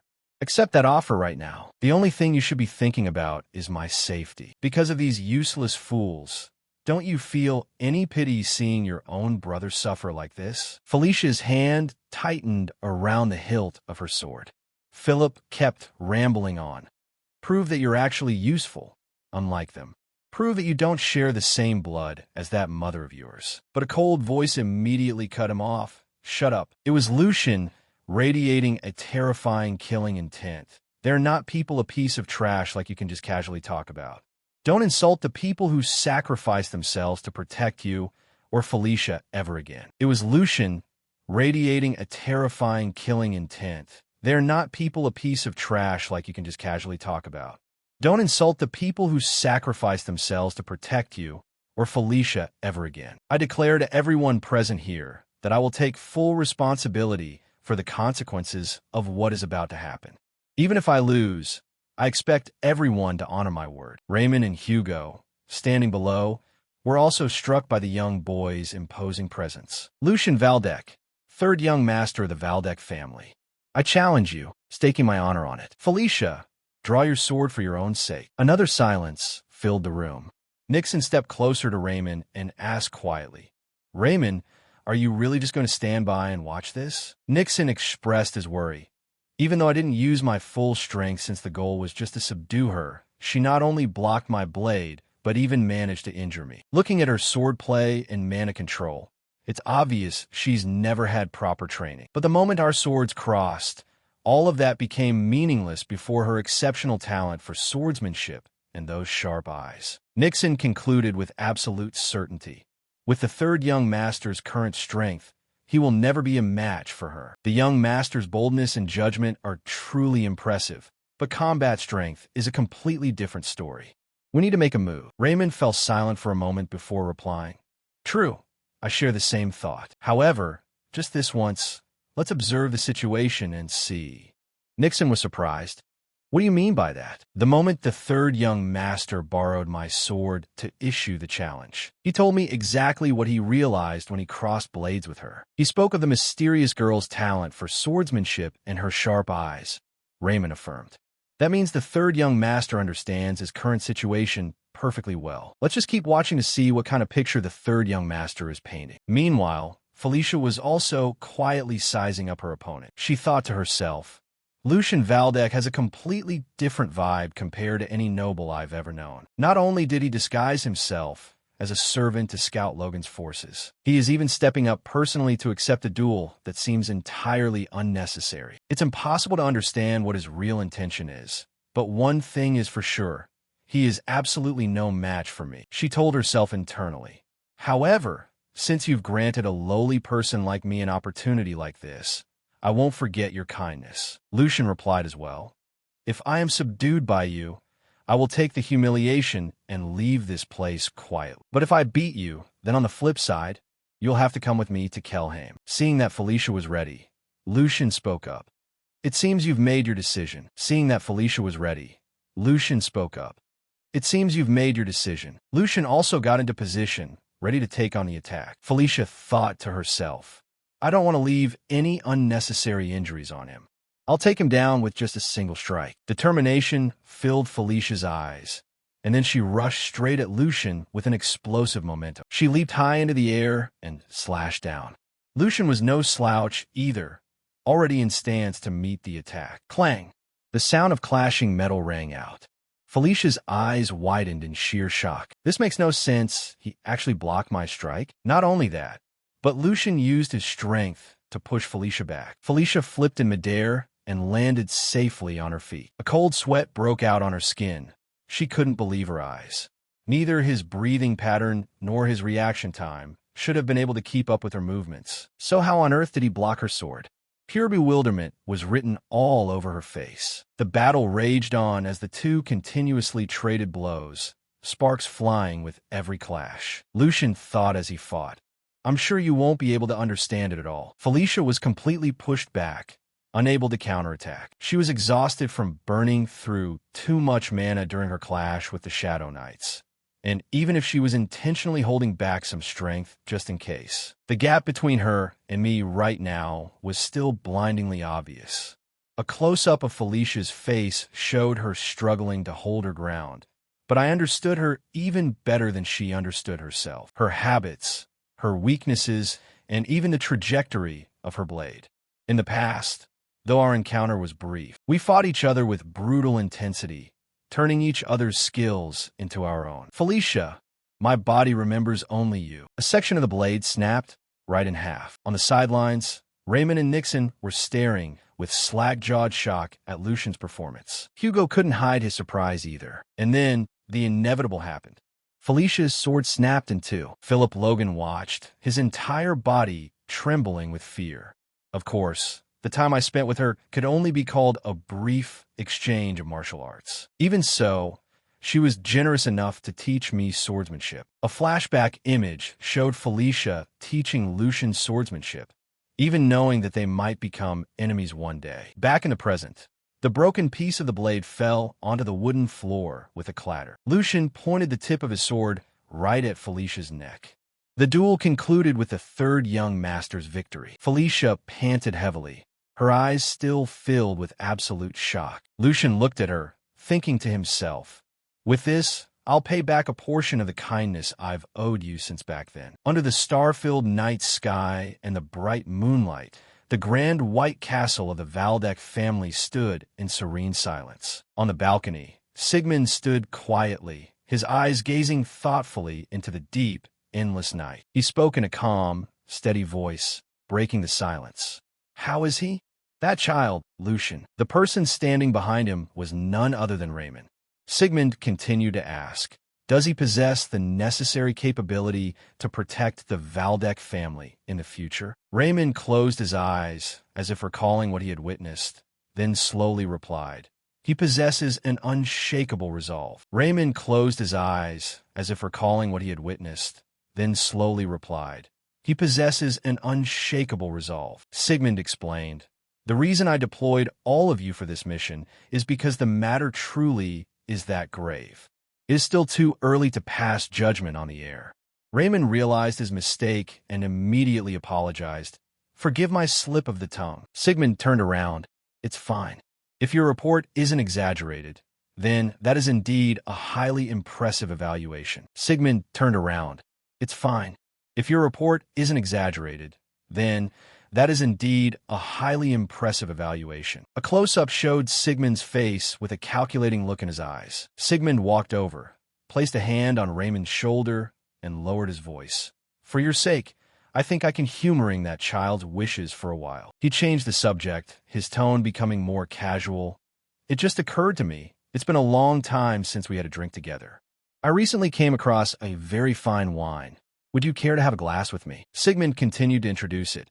"It's the premium vintage you always enjoy, so it should suit your palate perfectly." Raymond smiled. "Grand Duke, you will definitely regret those words soon." Then the two walked into the room together. He added, "Because a single night won't be enough to hear the full story of this mission." The scene shifted to a beautiful morning, with bright sunlight filtering through the lush green leaves and birds chirping throughout the forest. Lucian's group was riding on horseback through the woods. Lucian's narration echoed. "We headed straight for Kelheim after completing our mission in Vestra." Lucian rode at the front, his expression calm and his eyes focused ahead. Flashes of memory crossed his mind right after his battle with her had concluded. Felicia had lost consciousness due to exhaustion from over-circulating her mana. An image showed Lucian catching Felicia after she fainted. To help her recover in peace, I moved Felicia and her maids to the nearest town. An image showed Philip Logan kneeling on the ground with a panicked expression. That brat, who still showed the deeply rooted arrogance of a noble up until the very last second. Philip's muttering, "No, I'm definitely going to be expelled from the family. My father will absolutely not let me off." Philip Logan looked up, his face filled with terror.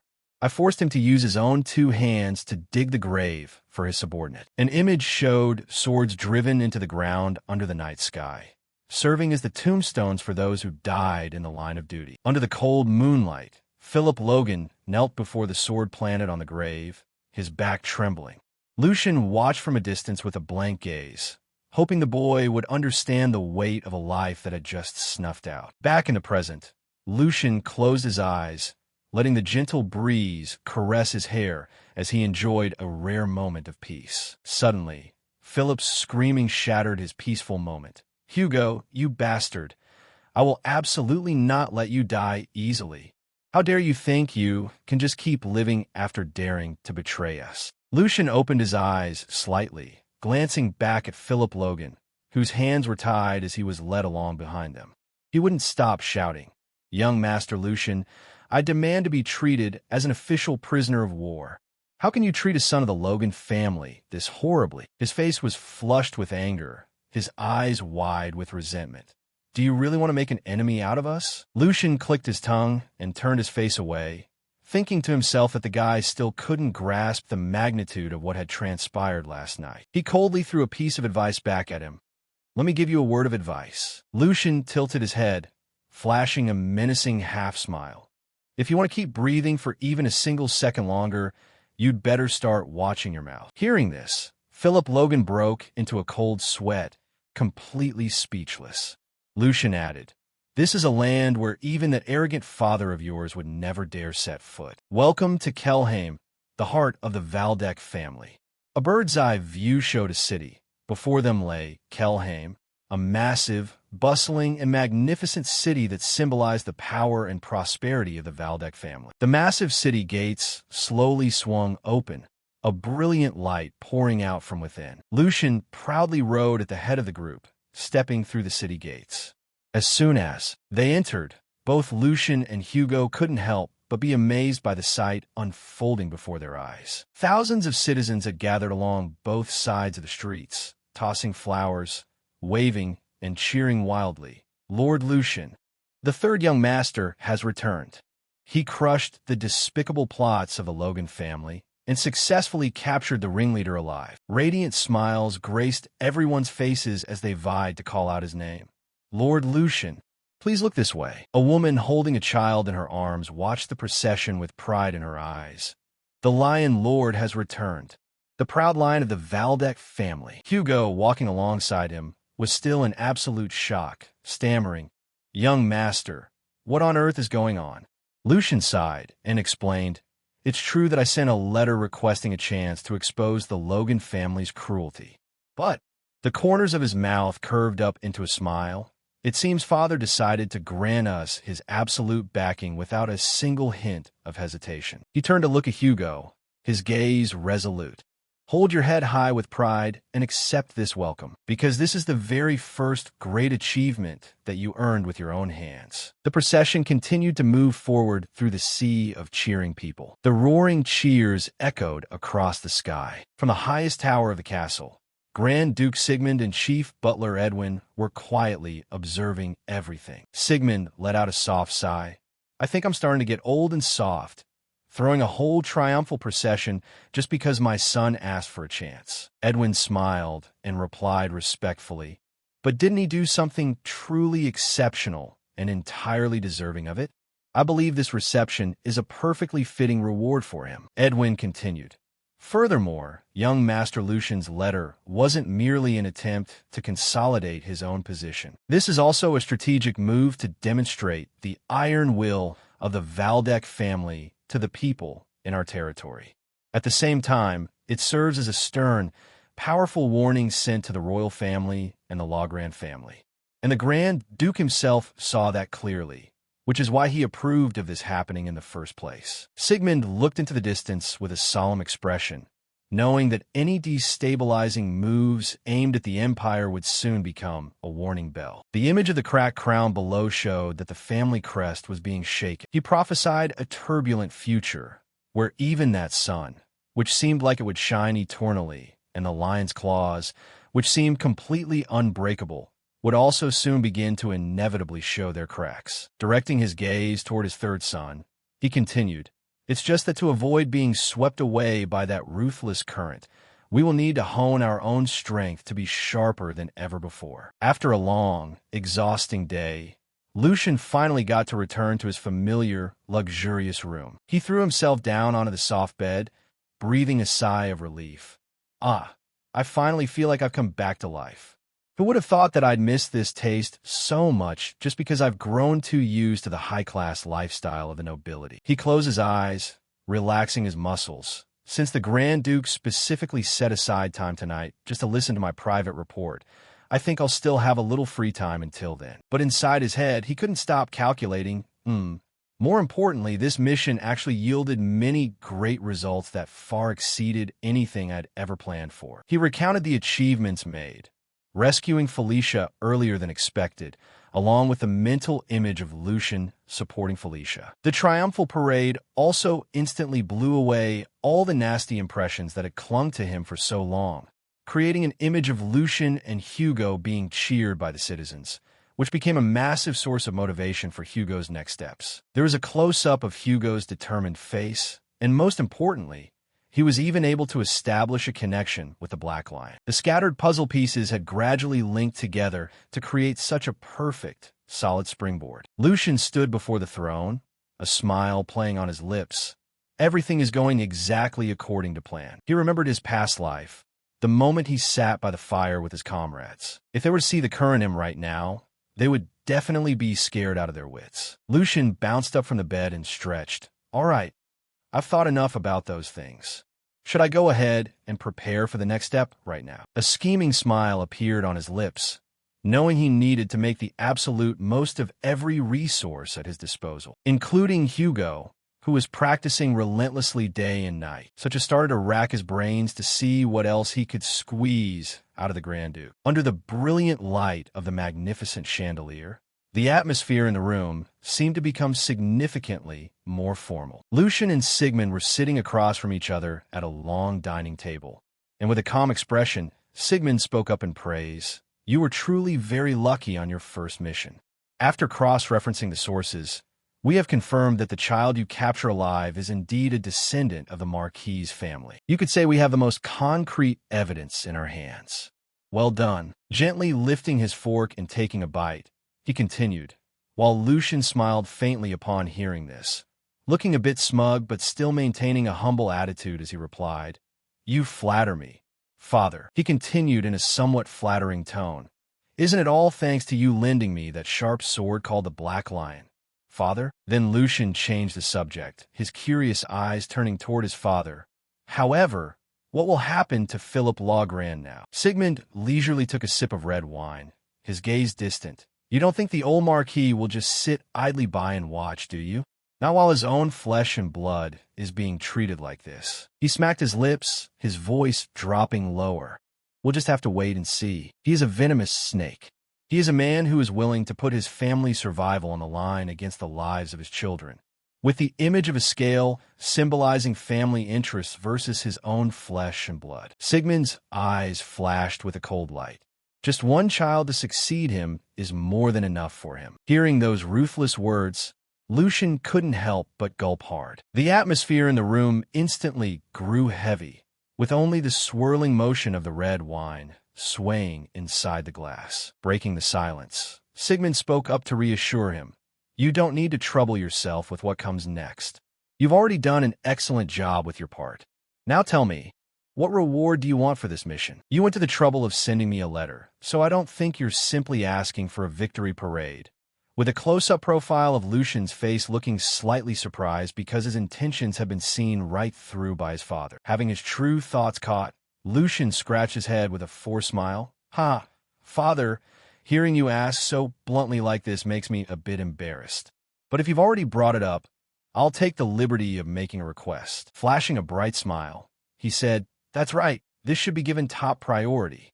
It's for Hugo, who made a huge contribution this time. But before he could even finish his sentence, a bucket of cold water was dumped straight on his face, making it clear it was a no-go. Sigmund casually cut the meat on his plate, not even bothering to look up at his son, while Lucian stammered, Father, I haven't even finished speaking yet, to which Sigmund coldly replied, Weren't you planning to ask me to knight him? He looked up, his gaze stern.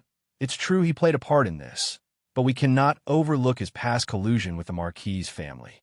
If you hadn't caught him, he would have played along with that crowd to the bitter end. Lucian quickly spoke up to defend his subordinate. Father, that's purely hypothetical. The undeniable fact is that he fully cooperated with me and made a huge contribution this time. The blade in Sigmund's hand flashed, reflecting his cold eyes, as if to say enough, Lucian. The atmosphere in the vast dining room suddenly became terrifyingly suffocating, as Sigmund slowly explained, A knight must build his own honor and accumulate illustrious achievements that no one can refute. He stared intently into his son's eyes. Do you truly believe he has proven himself worthy of that yet? While Lucian thought to himself, I anticipated this, but it seems to be a flat-out rejection. Sigmund maintained his cold tone. If he wants gold coins, I can give him a whole pile, and, if necessary, I can even prepare a new identity for him. However, he cannot become a knight, because this is just not the right time. Knowing he couldn't argue with his father, Lucian could only sigh. I'm sorry, Hugo. We'll have to wait for the next opportunity. And then he looked up, replying obediently. What you said is very true, father. It seems I was a bit too impatient. Seeing that his son understood, Sigmund softened his tone. Then ask for something else, and don't pick something so outrageous this time. A sly smile spread across Lucian's lips. Then I'll just make a very small request. Lucian's eyes flashed with an ambitious light.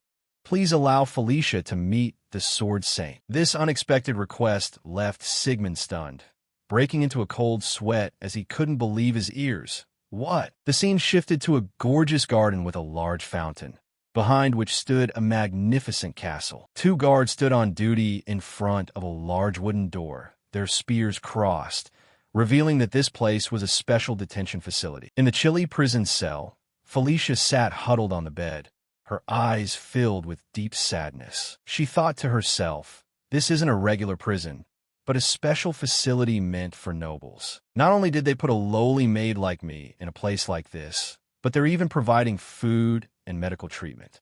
What on earth is his goal? There is a close-up of a plate of bread and a pitcher of water on a wooden table, accompanied by her thought, maybe it's better this way. Felicia sat on the bed, crossing her arms over her chest with a look of resignation, her gaze turning completely vacant and hollow. At least in these final moments, the painful memories of her days of brutal abuse came rushing back to haunt her, showing a blurry image of Felicia being violently dragged by her hair and beaten by a man, as she thought.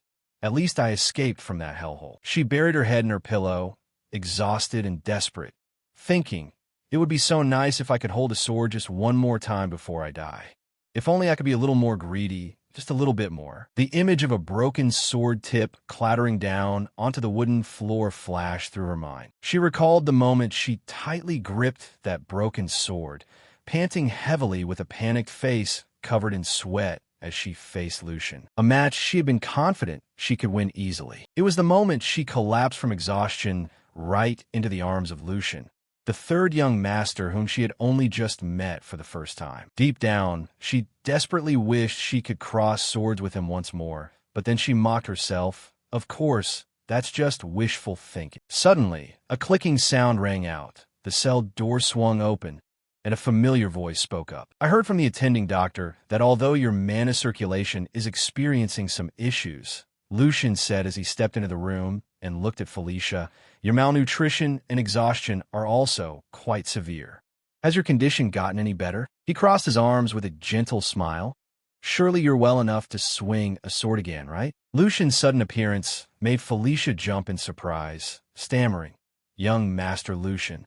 No, more importantly, what do you mean by me holding a sword again? Lucian leisurely paced around the room, hands clasped behind his head. Well, were you planning to stay here forever? Surprisingly, it seems prison life suits you quite well. Then Lucian casually picked up the loaf of bread on the table, took a bite, and his tone grew more serious. But that wasn't my purpose when I went to the trouble of bringing you here. I'll give it to you straight, Felicia. Lucian's gaze locked intently onto Felicia. Do you intend to let your swordsmanship talent go to waste here? I have absolutely no intention of letting you be just some mediocre female swordsman. I am going to recommend you to be the disciple of the Sword Saint, Lord Eisen. Felicia's face clearly showed utter shock, and she bit her lower lip, feeling as though she were being played with. Are you insulting me right now? It's already ridiculous enough for a maid and a woman like me to be a swordsman, let alone becoming the disciple of the Sword Saint. She dropped to her knees, her voice trembling with intense bitterness. My status may be lowly, but I am no fool who doesn't know her place. Looking at Felicia's reaction, Lucian thought to himself that he had been a bit too hasty, realizing her reaction was only natural. Even though she carried the Marquis's blood, because she was an illegitimate child and a woman. She couldn't even hold a sword, let alone study it, and instead had to endure the jealousy, envy, and persecution from her own siblings, which eventually resulted in the appearance of the demon swordsman Felix, who fled the Logran family, showing the back of Felicia disguised as a man in her role as a mercenary. Understanding her pain, Lucian softened his voice. I get why you can't trust me, so take your time to think it over carefully before making a decision. While Felicia looked up, bewildered, what do you mean by that? Lucian turned and walked toward the door, leaving her with his parting words. It means I'm putting the freedom of choice into your hands. Pausing at the door, Lucian glanced back at Felicia and continued, Oh, you might be leaving today, so I'll just say one thing. Don't ever give up on the sword. When she heard these words, Felicia's eyes seemed to light up, as if the dark corners of her soul had just been illuminated, because she was most truly herself when she held a sword in her hand, and hearing this left her dazed because, deep down, this was exactly what she secretly desired. Lucian's words kept echoing in her mind. Am I most truly myself when holding a sword? When even her own blood relatives had stripped the sword from her hands. Lucian's words kept echoing in her mind. Am I most truly myself when holding a sword? When even her own blood relatives had stripped the sword from her hands. As if snapping out of it, Felicia suddenly stood straight up, calling out after him, Lucian-sama, do I really have the right to do that? With tears welling up in her eyes, she choked out, Can I really just focus on the sword without being bound by anything? Lucian turned back, his gaze unwavering. If that is what you desire. Lucian and Felicia stood facing each other in a pure white space.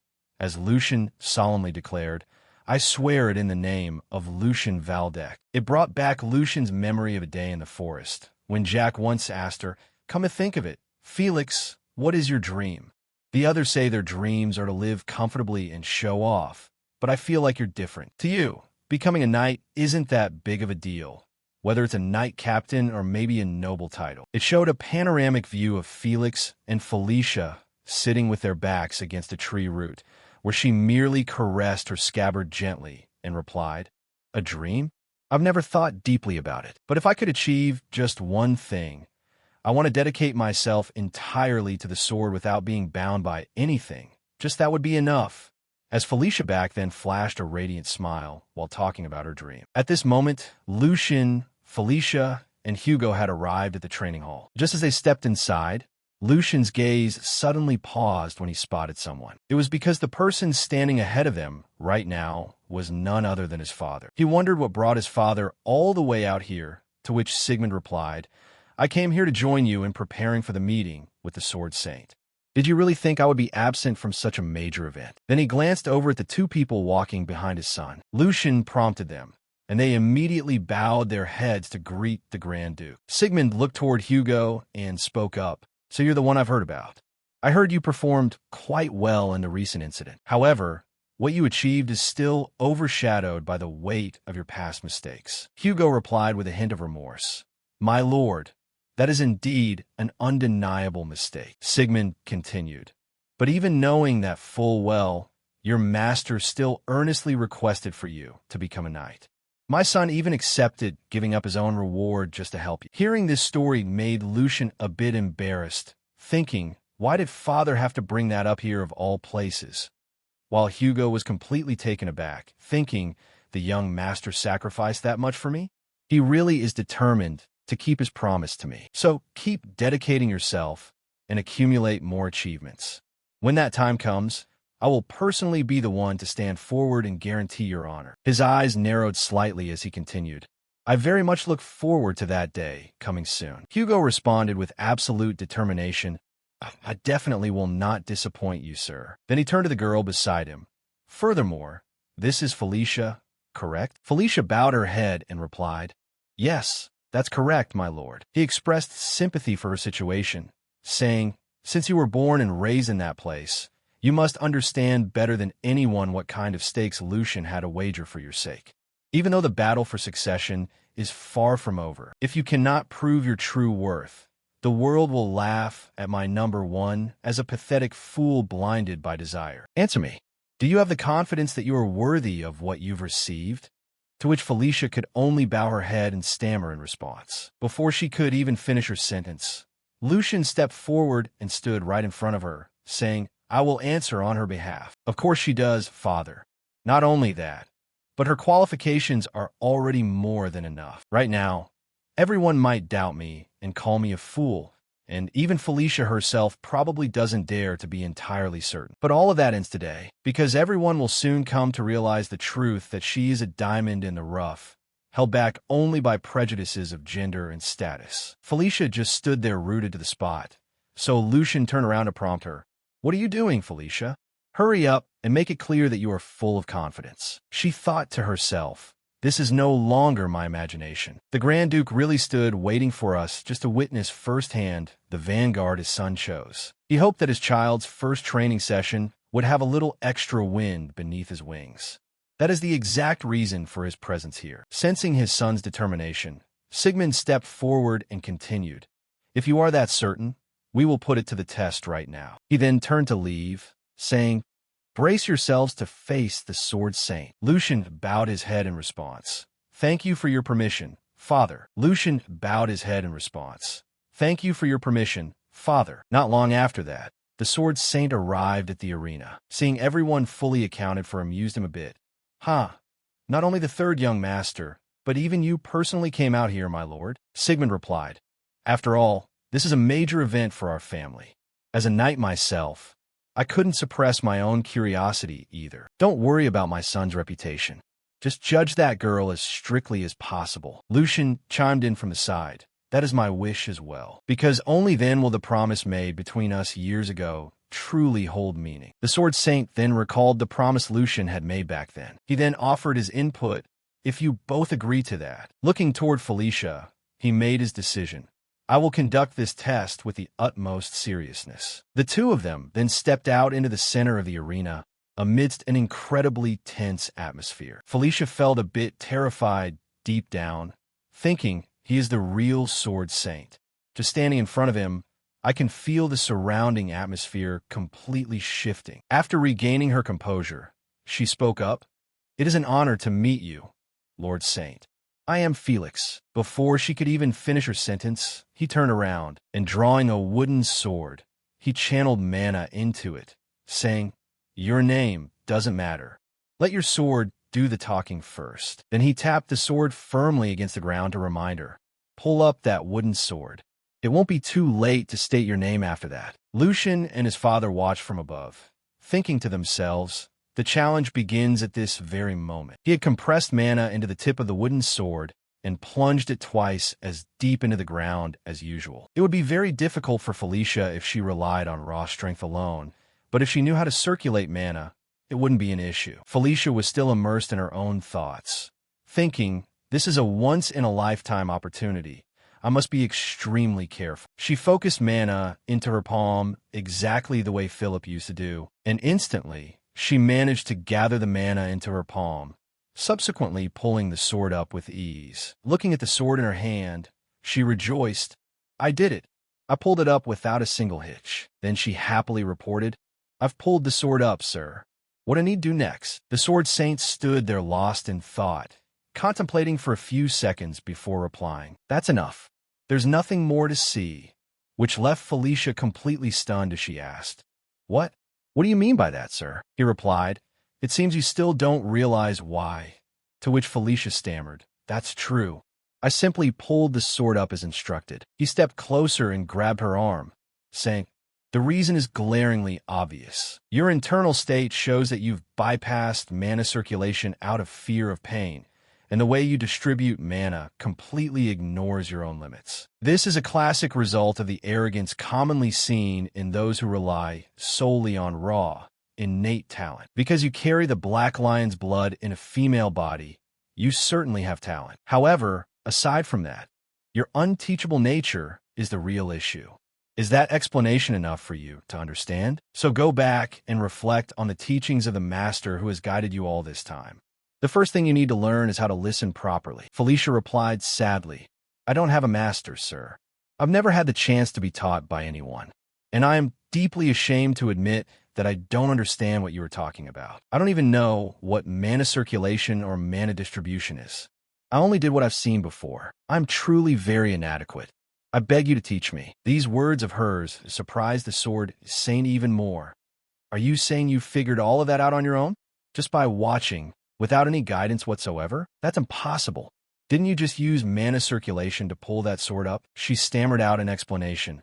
"I only copied what my brother showed when he fought, sir, because I could feel the weight and speed of the sword changing whenever the blue energy inside him began to vibrate violently." The sword saint then looked up at Lucian above, thinking to himself, what nonsense is she spouting? Innate mana isn't something that can be seen with the naked eye. Even I can't sense it without direct physical contact. Moreover, how can a human release mana, which is essentially like a sixth sense, through sheer force of will like that? While Sigmund, catching on to his bewilderment, was thoroughly amused, saying, "Didn't I tell you that I would bring you someone with incredibly astonishing potential? A true masterpiece of swordsmanship talent." As she subsequently moved around the sword saint at a dizzying speed, her silhouette fading away into the air. The sword saint closed his eyes to track her every movement. The moment she found an opening, she sprang forward, launching a straight attack toward the sword saint's back. A massive collision took place immediately after. The sword saint began to critique her movements, saying, "Too much waste. That strike is completely lacking in sharpness, and your will is far more tentative than that. Is your desperation only capable of producing such a mediocre result?" These words made the corners of Felicia's lips tremble slightly. She followed up by unleashing more attacks toward the sword saint. She pushed herself to the absolute limit, yet her blade couldn't even graze the edge of his clothes, while the sword saint didn't even need to shift a single step. So this was the highest realm of the path of the sword, a massive abyss separating them that she had no way of measuring. Her gaze was incredibly focused at this moment, and during the battle, she began to analyze, "However, I absolutely refuse to surrender or give up this easily." She immediately used her sword to carve a few slashes into the arena floor. Right after, a block of stone, sliced from the ground, flew up into the air. She instantly dashed straight forward, pouring mana into her blade. A small spark of light appeared right at the point of contact between the sword and the rock. Instantly, the boulder seemed to be injected with immense power, hurtling toward the sword saint. He still stood there completely calm in the face of this oncoming attack, evaluating an unyielding fighting spirit, even when facing an insurmountable, towering wall. Groundbreaking thinking that isn't shackled by past experiences.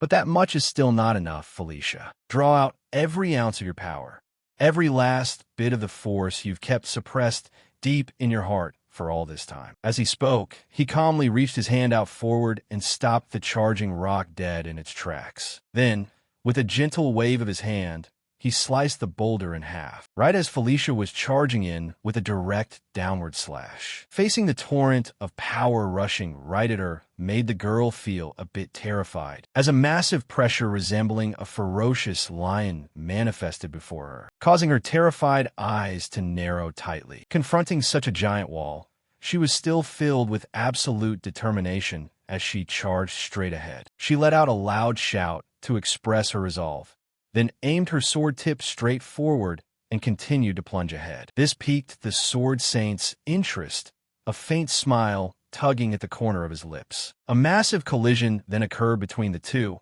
unleashing a blinding flash of light that enveloped the entire arena. Watching from above, Lucian and his father were incredibly focused on the arena below. As soon as the dust settled, Sigmund remarked, "Lucian, do you understand what makes a true swordsman someone I can rely on?" Without waiting for his answer, he explained, "It is someone who has engraved the cost of grueling training into their very soul. Basic skills honed through tens of thousands of repetitions to the point of mental numbness. Experience built on the battlefield, where a single minor slip-up costs you your life. Though it is a brutal journey, that is the true root of a master swordsman. I only accept people like that by my side. Yet in this day and age, there still exist those who cross an entire mountain of effort in a single step. Individuals who shine as brilliantly as a dazzling sun, possessing an overwhelming innate talent that commands respect from anyone, like a tsunami sweeping away everything in its path. Exactly like that girl. You made a very wise decision, Lucian, he replied. Father, if you hadn't put your trust in her and given her this chance, that light would have surely been snuffed out long ago. This world is never short on geniuses, but they remain buried simply because they lack a springboard to shine. Returning to the battle below, Felicia's sword was now resting firmly in the Sword Saint's hand. He narrowed his eyes, observing Felicia. She now wore an incredibly firm and determined expression, prompting the thought, this girl was born to be one with the sword, no matter what hardships lie ahead. The most important thing was that she had actually managed to reach it, breaking through all the limits of conventional rules. A gentle breeze brushed past, making the atmosphere even more tense and quiet, as he remarked, reaching infinity on the path of the sword. Let me hear your name one more time. Today, you use your own sword to reaffirm your worth. From now on, no one will dare doubt your name again. These compliments left Felicia incredibly flustered. She then drove her wooden sword into the ground and repeated, I shall say it one more time, Lord Sword Saint. My name is Felicia. I wasn't allowed to take my mother's last name, and the family of my father, the Marquis Logran, also refused to give me theirs. Felicia is the only name I own. The Sword Saint sympathized with her situation, saying, I see, so that's how it is. You've held up remarkably well. From this moment on, you shall bear the last name Breitner. Today, I officially adopt you as my daughter. I will teach you everything, from the essence of swordsmanship to noble etiquette. The journey ahead will be extremely brutal. There won't be a single moment of leisure. Are you mentally prepared to face that? He continued to remind her, I'm just a conservative old man after all. And just as he said this, she dropped to one knee to pay her respects. Just as he said this, she dropped to one knee to pay her respects. And he walked over, placing a hand on her shoulder as he continued, I was too quick to judge you and spoke too harshly. There will certainly be days when my ego and old-fashioned views clash with your free spirit. And at times like those, will you use your sword to convince me? I will also open my heart to feel your sincerity through this sharp blade. Though the paths we choose may differ, our hearts beat as one for the way of the sword. So from this day forward, let's walk firmly on this path together, Felicia Brayton. The image of two swords placed side by side appeared ahead, symbolizing a bright future. The scene shifted to a certain basement, proving that rumors always stem from those closest to you, as two strangers exchanged a letter, saying, take this and deliver it directly into the hands of the clan elders. The future of the Delito family rests entirely on this, so move it quickly. The other person tucked the letter away and replied, Sir, what do you mean by that? The first man replied, I heard the Sword Saint just took on a disciple. He has always maintained a neutral stance in power struggles, but his disciples might not match the masters. If this kid is backed by the Sword Saint and picks a side, it's only a matter of time before the Valdek family situation gets turned upside down. He looked outside and continued, if the ship named Geordie that we boarded is no longer strong enough to carry the Delito family any further, then it's best to jump ship before it completely sinks. Let's switch to the play that secures both a major achievement and brings in the Sword Saint's disciple. Switch to the target named Lucian Valdek. The scene shifted back to Sigmund's office. At this moment, Edwin the butler walked in to report. Just as you predicted, not only the elders, but even the maternal relatives of the young masters are constantly sending letters expressing concern. I have measures in place to handle it, but they definitely won't sit idly by and watch. Wouldn't it be better if we made a move before things get worse? Sigmund remained silent, gazing out the window as if lost in thought. A long while later, he replied, once they want to push their own child to the head of the house, they're willing to use any underhanded tactic regardless of the consequences, even if that action is actually destroying the children. He turned back and ordered, Butler, summon all the children currently in the territory to a family dinner. If any of them are unsatisfied, I just need to give them a fair shot, right? A real man must carve out his own path in life. And if they carry Valdek blood, They must prove it through actual results. Let's see who truly possesses the lion's claws. Another day passed, and that evening arrived at the estate of Duke Sigmund. Lucian was currently being guided to the banquet by a servant. When they saw him, the maids were a bit surprised by his presence. They then bowed their heads to greet him. "Say, young Master Lucian," he happily replied. "You've all been working hard. Don't worry about me, carry on." But they still bowed respectfully, saying, "Greetings, young Master Lucian. You really look like a grown man now, young Master Lucian." As he walked, he smiled and thought to himself, "Not just in the separate annex where I stay, but even here in the main mansion where my father lives, the servants' attitudes have changed so fast. This proves my standing has risen significantly. Before, I thought becoming a successor disciple was already a huge success, but now I'm getting even better treatment than that. Plus, with Felicia just being taken in by the Sword Saint, I can't even imagine how overpowered she's going to be in the future." He stepped up to the massive doors full of confidence, thinking, "All right, I guess it's time to get to work." Right after, the doors to the room opened, revealing a very warm atmosphere inside. Looking at the faces of his two brothers inside, he evaluated, "Look at those faces." Just as expected, everyone looks completely miserable. He then walked over to the chair a servant was pulling out for him, sat down calmly, and spoke up. "It's been so long since we've all gathered like this. It really is wonderful. It's a shame we brothers don't get to meet like this very often. Isn't that right, Brother Geordie?" Geordie gently caressed the ring on his hand and shot back, "Lucian, you seem pretty smug after what just happened. Do you think that luck will follow you forever? Nothing has changed, so you'd better watch your mouth." "Do you think that luck will follow you forever? Nothing has changed, so you'd better watch your mouth." "Haha. As expected, you're the one who cares about me the most, brother. How did you know I've been feeling a bit too hyped lately?" "I completely understand where you're coming from, Brother Geordie. Even if your words are a bit harsh, I know it's all just for my own good. Like that mess at the training grounds, you straight up kicked that Hen guy out, showing the true style of a leader. And regarding the money that the former butler Jenny embezzled, you not only paid it back, but even gave her a handsome sum to send her on her way," which made Geordie incredibly furious upon hearing these words, clenching his fists so hard they shook violently. Lucian continued to taunt him. "How could I not understand your kindness, brother? Oh, kind of think of it. Is Jenny doing okay these days? After all, I went pretty easy on her back then." Hearing this almost pushed Geordie to his absolute limit. He gritted his teeth and spat out, "Lucian, you dare." Seeing that things were about to spiral out of control, Jose grew incredibly anxious, thinking, if second brother is just going to let himself be helplessly led by the nose like this, he'd be better off staying quiet. He's just serving as a stepping stone for Lucian to show off. I can't just sit here and watch. With that thought, he bolted upright, slammed his hand on the table, and shouted, "Brother Lucian, you're crossing the line." Second brother just wanted to remind you to restrain yourself to avoid making mistakes. Is it really necessary to use that sarcastic tone? Why are you talking to Brother Geordie like that? Apologize to him right now. He thought to himself that he was merely trying to ease the tension in the room. Contrary to his expectations, Lucian replied with utter coldness, "Man, it really is impossible to be nice to you guys." This left Jose a bit frightened, as Lucian lightly rubbed his chin and reminded him, "If I knew this would happen, I should have connected with you a bit more physically that day. Look at you, little brother. You haven't learned your lesson at all. Hey, don't you know how to read the room? Since you're the youngest, I let it slide. Now you think you can sit on my head?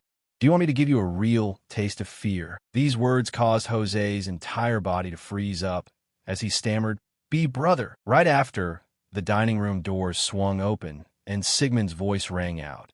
"It seems you boys have so much extra energy that you can't even control yourselves." Seeing him enter, all three immediately stood up and stepped forward to greet him, saying, "Greetings, father." He replied in an incredibly cold tone, "Even during a rare family dinner like this, you still have the peace of mind to raise your voices at one another?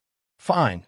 That aggressive mouth of yours is necessary anyway, because I was planning to drag you all out to the battlefield regardless." The moment these words left his mouth, all three of them were completely stunned. After a moment, everyone was seated around a large dining table, the atmosphere heavy and tense. The flickering candlelight reflected on the gleaming silver tableware and the noble faces gathered there. Yet no one dared to speak first at the head of the table. The Duke quietly glanced across the young masters before breaking the silence. I believe you all know about the Empire Liberation Alliance. As soon as those words left his mouth, the atmosphere in the room became even more severe. They are the remnants of the old vassal states. The Duke continued in a cold, steady voice. A group of rebels gathered with the purpose of escaping imperial rule across the regions. They have incited local rebellions, caused unrest, and even didn't hesitate to assassinate nobles. They're like a thorn stuck under a fingernail. At a glance, they look small, but they cannot be ignored. Everyone around the table listened silently as the Duke continued to explain the situation. A few months ago, traces of their activities appeared in the Bornholm border region. Therefore, I dispatched my eldest son Tristan to crush this rebellion movement before it spreads any further. From then until now, there have been not a few large and small conflicts, but not serious enough to shake the entire region. While he spoke, the expressions of the three young masters gradually hardened. Among them, the second and fourth young masters were particularly flustered, seeming to sense that this matter was far worse than it appeared on the surface. Yet the expression of the Duke did not change at all. Recently, he said in a deeper voice, I received a report that can no longer be ignored. The table fell completely silent. Then the Duke revealed the real reason for his worry. Signs of a monster migration have begun to appear in Bornholm. As soon as he heard those words, Lucian's eyes widened in shock. A chill ran down his spine. Monster migration, he thought to himself, unable to hide his unease. Much more serious than what I imagined. The detailed explanation of that terrifying phenomenon. Monster migration is a disaster that occurs when the population of a certain monster species increases abnormally. Once their territorial limits are exceeded, the monsters move in large herds, leaving their habitats to search for food and prey. The entire region could be swallowed up in chaos. The danger level of the migration depends greatly on the scale and type of monsters. There are cases where entire villages disappear overnight. In the worst-case scenario, entire cities and border territories can be devastated under endless waves of monsters. Even seasoned knights and soldiers fear these migrations, because once they begin, stopping them is never easy. And now, the signs of that disaster have appeared. The worst monster migration ever recorded is powerful enough to wipe an entire city and 10 surrounding villages off the map. Thousands of people perished, and the affected land was abandoned for many years afterward, still haunted by fear and the lingering presence of monsters. After letting those grim words settle over the table, the Duke spoke again in a calm, yet authoritative voice. However, it is still too early to conclude that this is a large-scale monster migration. Every eye immediately turned back to him. The usual migration cycle occurs every 50 years, he explained. The previous outbreak in Born had only been put down 20 years ago. Logically speaking, another migration shouldn't have happened so soon. Lucian quietly listened to his father's explanation, then narrowed his eyes and thought. Even so, he said cautiously, if only the possibility of that variable appears. The eldest brother is carrying a huge burden, especially while dealing with the rebels at the same time. As soon as he finished speaking, Lucian seemed to understand the true meaning behind his father's words. And that is why father said he intends to send one of us to the battlefield. Seeing that his third son had grasped the right meaning, the Duke slowly smiled. That's right. One of you must go and clear away the dark clouds covering that land. So tell me, is anyone willing to help the eldest brother solve this? The question made the atmosphere around the table immediately tense. Geordie, the second young master, became visibly annoyed when hearing about volunteering. His brows furrowed as countless thoughts raced through his mind. Volunteering? He thought bitterly. It sounds voluntary, but it's not really a choice at all. He understood the situation all too well. There is no way we can wrest command from the eldest brother when he already controls the battlefield. At best, we would just be supporting troops with no real authority. And even if we make a little contribution, in the end, all the credit will just belong to him. After sorting out his thoughts, Geordie finally spoke up before the Duke. Father, is it really necessary for one of us to personally show up?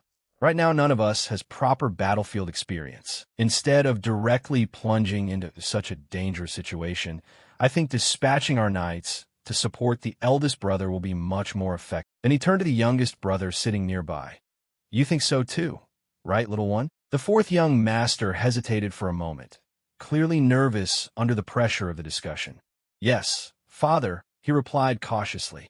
If I can really help with anything, I certainly want to step up.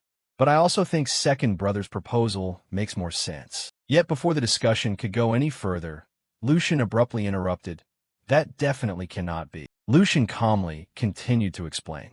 If we send more troops from here now, the lords around Bornholm will be the first to react. And if we are not careful, they might start suspecting that we are taking advantage of the rebellion situation to carry out some kind of plot. As soon as those words were spoken, the fourth young master frowned in dissatisfaction. He clearly disliked the implication behind Lucian's argument. A plot? He repeated coldly. You mean they will think the Valdic family is using the rebellion as an excuse to invade their territory? How dare they look at the Valdic family and harbor such suspicions? Even if they spread those unreasonable complaints, a single warning from us is enough. We have no reason to be wary of people like them. Lucian kept his calm look. Of course, he answered evenly. You are entirely wrong, but we must account for every possibility. His gaze sharpened slightly. What if even His Majesty harbors a slight suspicion like that? And besides, what if the Marquis faction takes advantage of this opportunity to manipulate the situation for their own benefit? Those words made the atmosphere around the table instantly heavier. The Duke slowly nodded in agreement. Lucian is right, he affirmed decisively. Although the relationship between our house and the royal family is very solid, large-scale troop deployment still makes others uneasy. Moreover, if the nobility decides to use this situation to attack us politically, His Majesty will surely be put in a difficult spot. The Duke then clasped his hands together, his sharp eyes sweeping over his sons. So then, what do you propose? His deep voice echoed softly in the dining room. Official troop deployment under the current circumstances is impossible. But at the same time, we still need a force capable of handling any unexpected developments. His expression hardened slightly. We need a solution that can stabilize that land without causing unnecessary anxiety or tension for the surrounding territories. Silence. The three young masters sank deep into thought, each trying to find an answer worthy of the situation. Tell me your thoughts, the Duke ordered. Meanwhile, Lucian had already reached a conclusion in his head. Then there is only one answer left, he thought calmly. The force they need must meet several conditions. People with genuine combat experience, ready to act regardless of politics or personal gain as long as the money and conditions are acceptable. Most importantly, they must be natives of that region, an armed force that can act without causing unnecessary suspicion or controversy. And only one group perfectly meets all those requirements. We must make use of Bornholm's mercenaries. Lucian's eyes narrowed slightly as he arranged further thoughts. Even just to gather that chaotic bunch, the blood of the Valdic family is still necessary. I will take on that mission, father. Lucian's voice rang clear in the dining room, and unlike the others, there was not a trace of hesitation on his face. In fact, he was almost excited about the opportunity right before his eyes. The Duke quietly observed his third son for a moment. The scene shifts to a large ship cutting through icy waters on the way to Bornholm. Sea winds howled around the hull as waves crashed against the sides, while Lucian stood quietly on deck with Hugo throughout the long journey. Even while crossing the sea, Lucian remained deep in thought. The only thing that can make mercenaries act is money, he thought calmly. But money alone is not enough to bind them. A faint smirk appeared on his lips as memories from both this life and past lives surfaced in his head. They're the type to go back on their word at any moment and throw away yesterday's contract as if it were just today's joke. That is the very nature of mercenaries. Lucian understood them better than most people. After all, I used to be a mercenary myself. Even so, he could not help but be amazed at how those people thought. For mercenaries, survival comes before everything else. Abandoning their employer the moment the situation becomes hopeless is considered the sign of a true mercenary. His gaze turned toward the distance.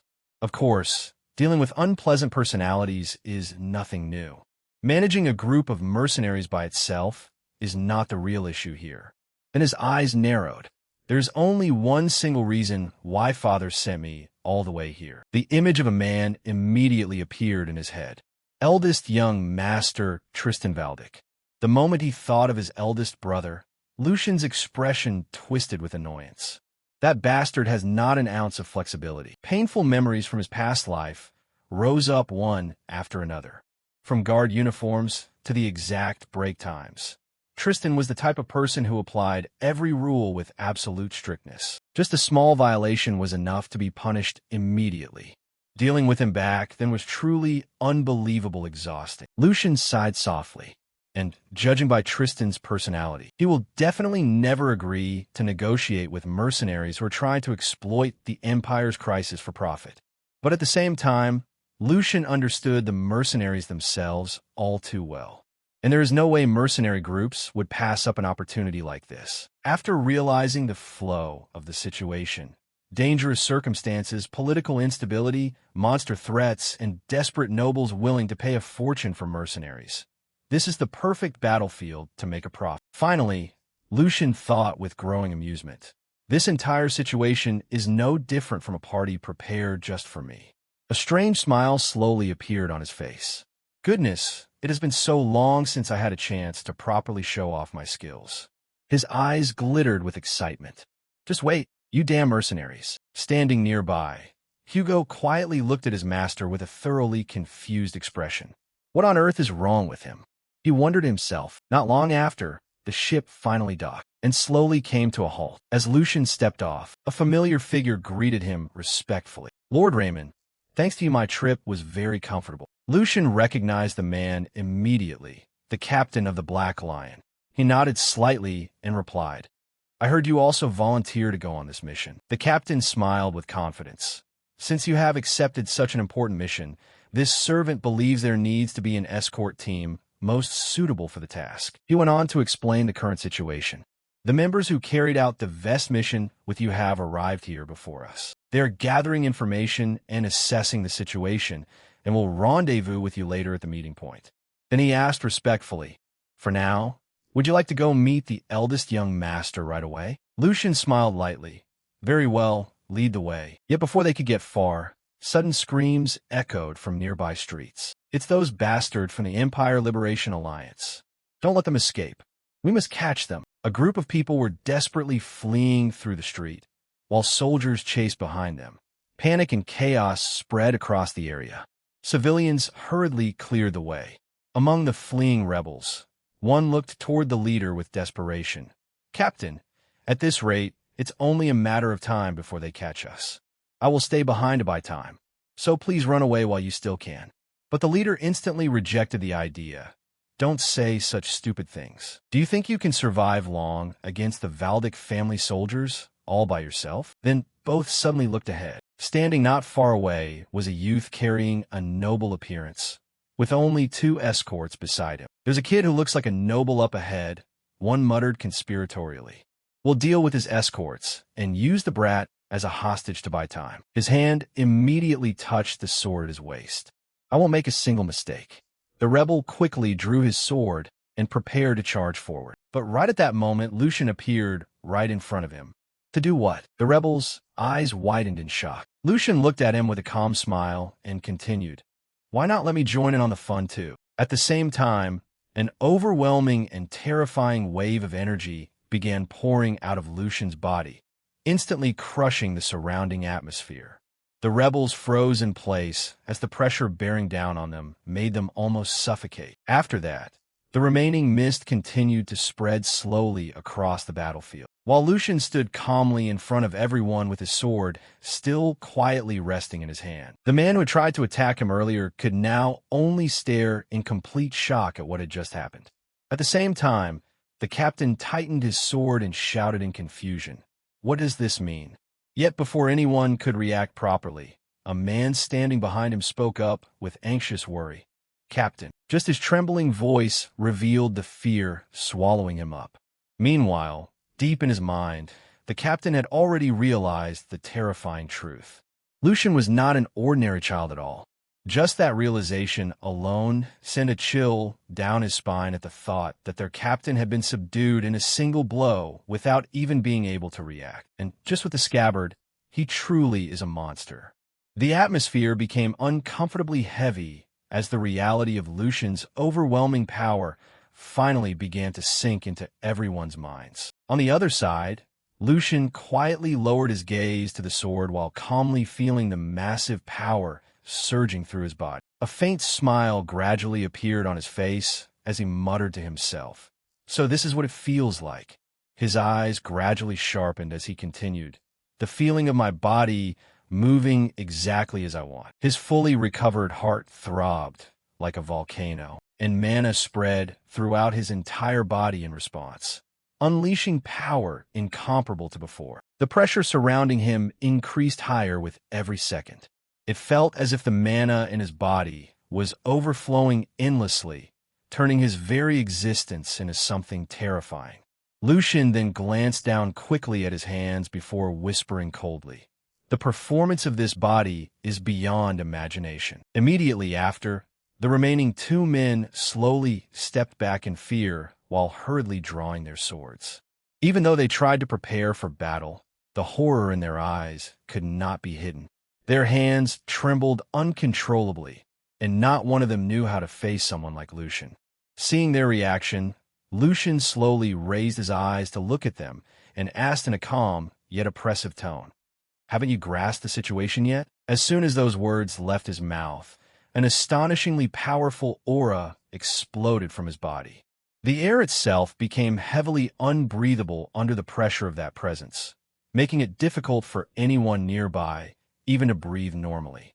Fear completely swallowed the two men as Lucian looked straight into their eyes before declaring coldly, "There will be no more warnings." His terrifying pressure continued to crush them completely, while his cold gaze alone destroyed whatever fighting spirit they had left.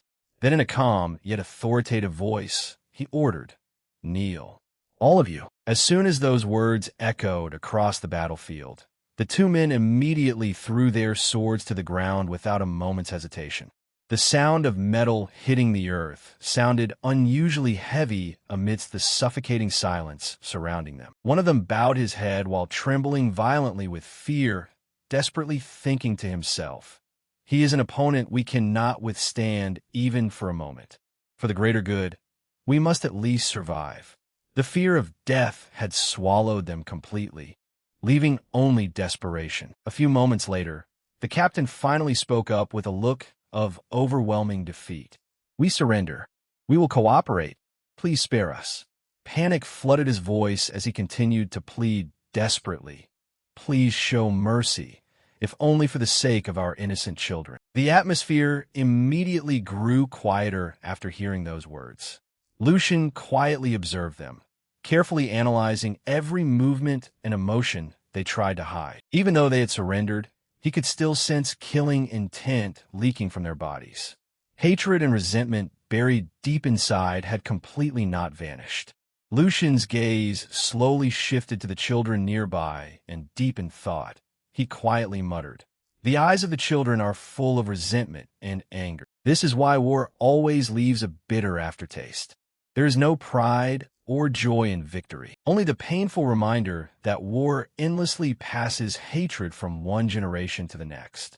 Without saying anything more, Lucian calmly returned his sword to its place. Then looking straight at those who had surrendered and declaring firmly, "As long as you cooperate fully, I will ensure you get a proper trial before a court. So do not do anything foolish unless you want to make things worse." His words carried both authority and warning, making it clear that while he had no intention of showing unnecessary cruelty, betrayal would never be tolerated. Not long after, the Imperial soldiers began advancing from all directions to arrest the surrendered rebels. The sound of armor and footsteps echoed across the battlefield as the surrounded men were rounded up one by one.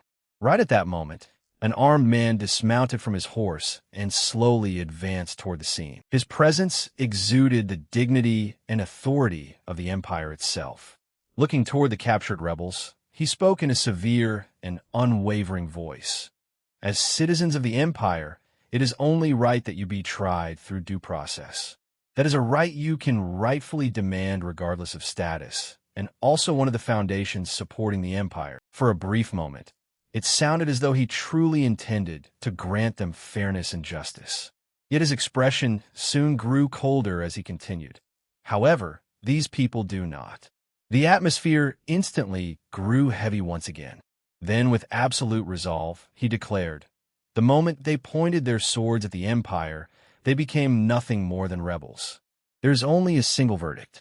Execute them all. It was later revealed that the newcomer was none other than Tristan Valdic, the eldest young master of the Valdic house. As soon as his merciless declaration echoed across the battlefield, the captain of the rebel group, the very one who had surrendered earlier, was instantly consumed by rage. His expression twisted with hatred as he suddenly turned back and drew a concealed dagger. He had hidden it the entire time.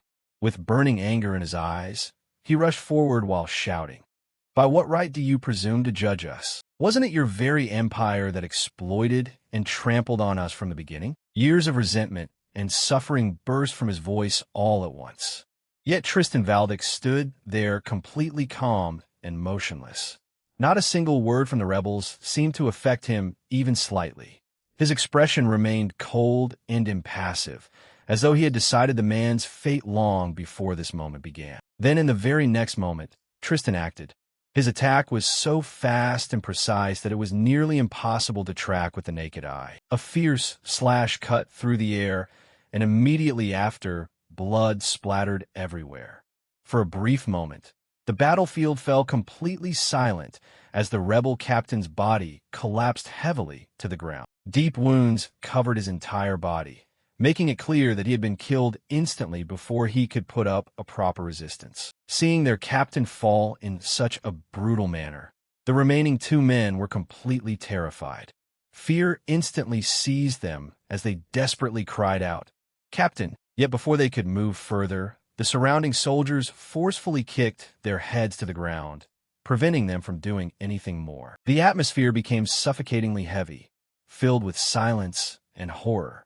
After that, Tristan slowly walked toward his younger brother Lucian and said coldly, "Lucian, make sure to engrave this in your mind. This is the standard we must uphold and our principle."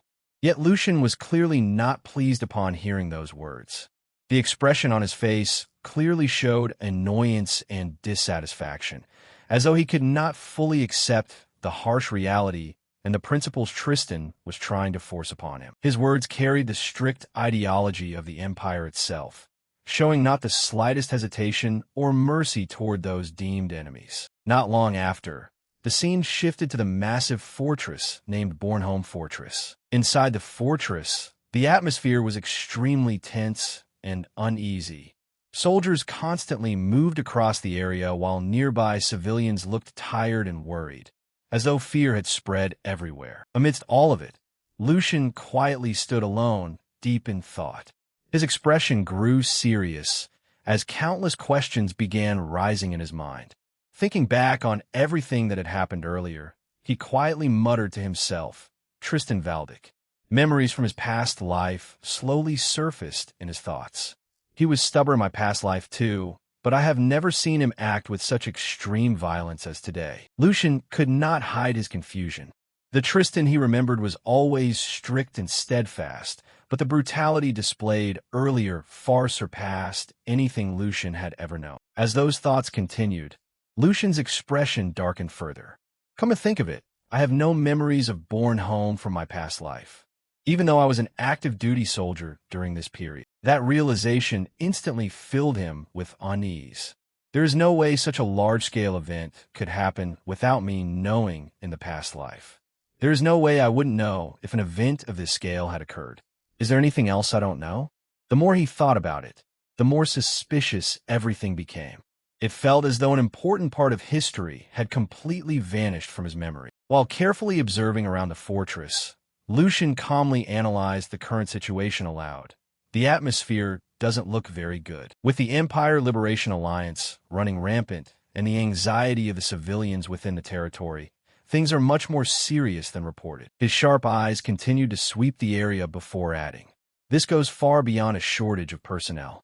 Isn't the security perimeter almost completely empty? It was obvious that the fortress's defenses were dangerously weak considering the gravity of the situation.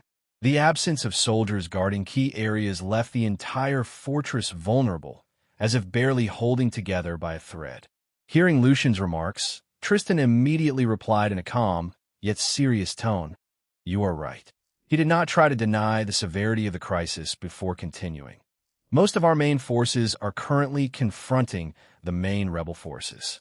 The Empire has committed the bulk of its military strength elsewhere, leaving Born home in an extremely weakened state. Tristan explained further. The number of troops remaining here is just barely enough to maintain public order. The remaining soldiers are under immense pressure, and maintaining stability within the territory is becoming increasingly difficult. Afterward, Tristan revealed another major problem they were facing.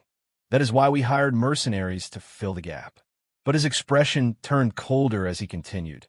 They're ignoring the original contract and demanding to renegotiate. The situation had clearly deteriorated because of greed and opportunism. Narrowing his eyes slightly, Tristan concluded, they intend to hold the Empire's peril hostage to line their own pockets. After listening to Tristan's explanation, Lucian quietly sank back into thought.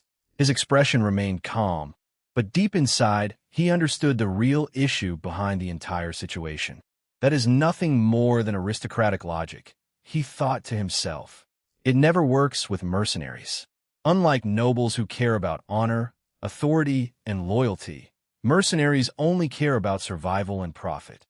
To them, war itself is just another business opportunity. Lucian slowly turned toward Tristan before calmly speaking his thoughts. To them, this definitely just looks like an opportunity to make a fortune. His voice carried absolute certainty as he continued, not knowing that you have no intention of ever negotiating with them again, eldest brother. Tristan answered immediately without a moment's hesitation. At least not here, where I hold command. His voice remained as cold and steady as ever. Even amidst such a crisis, he had absolutely no intention of compromising the Empire's authority for greedy mercenaries. Afterward, he looked straight at Lucian before adding, "Despite this situation, I don't expect much from you anyway."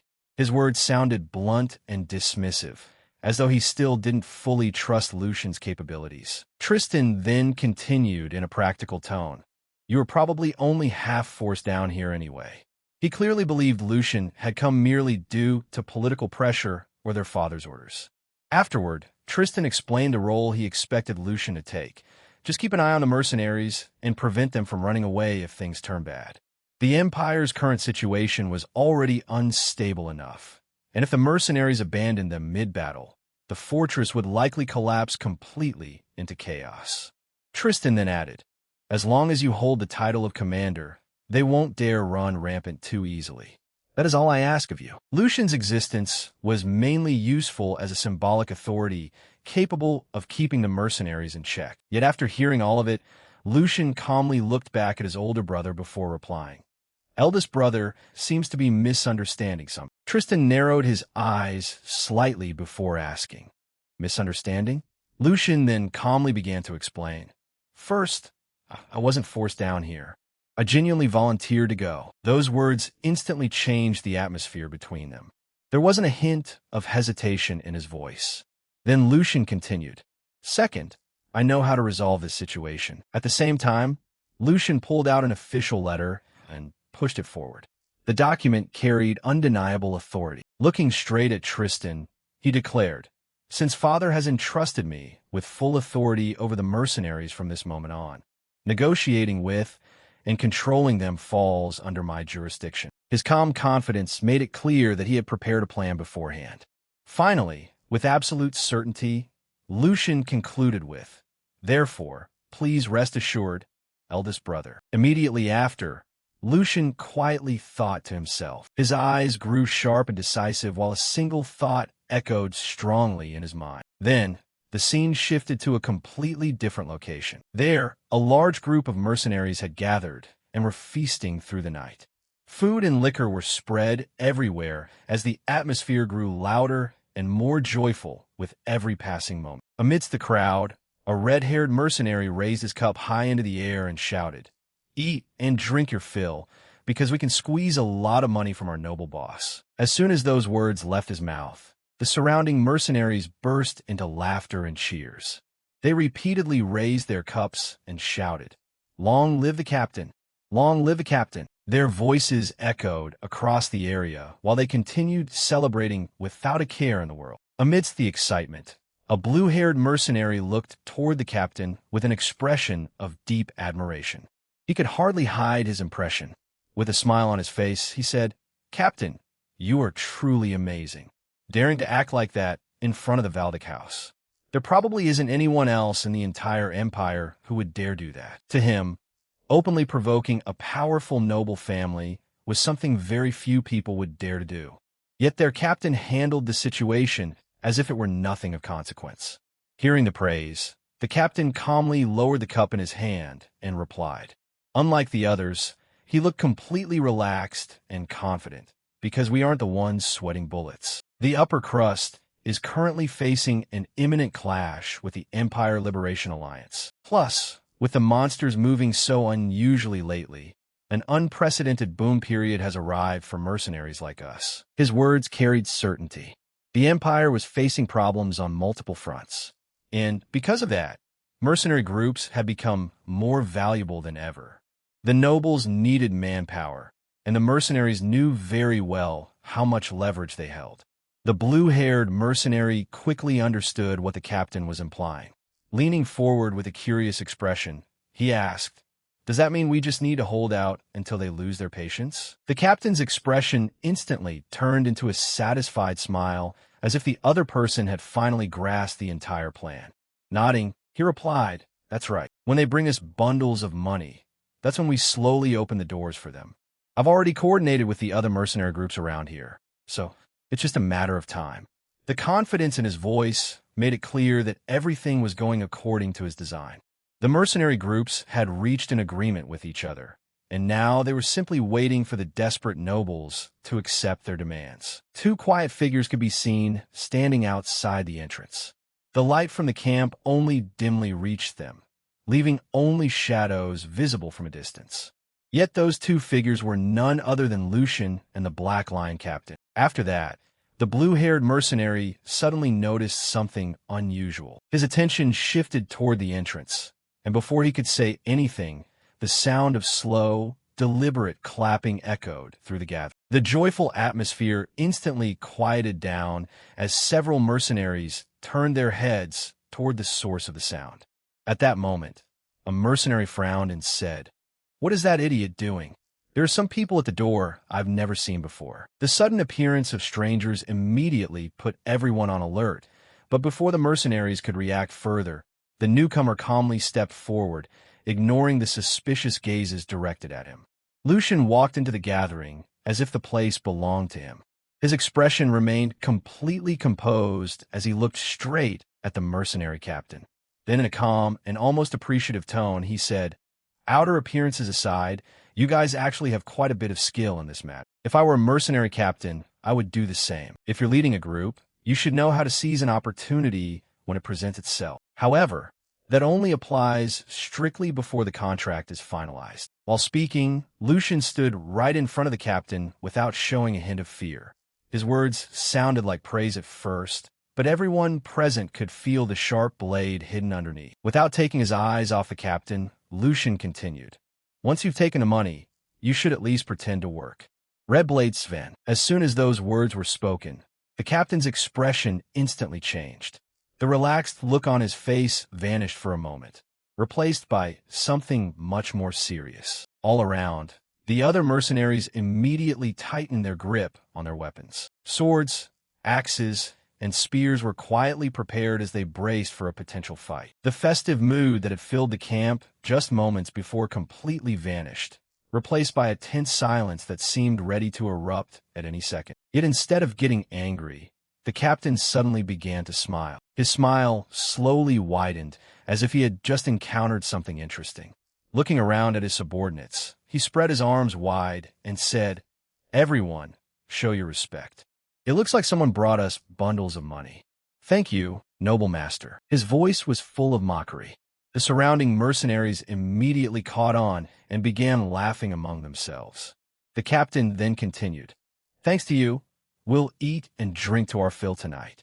If only there were more noble bosses like you, how wonderful life would be." Throughout the captain's sarcastic remarks, Lucian kept his expression completely calm.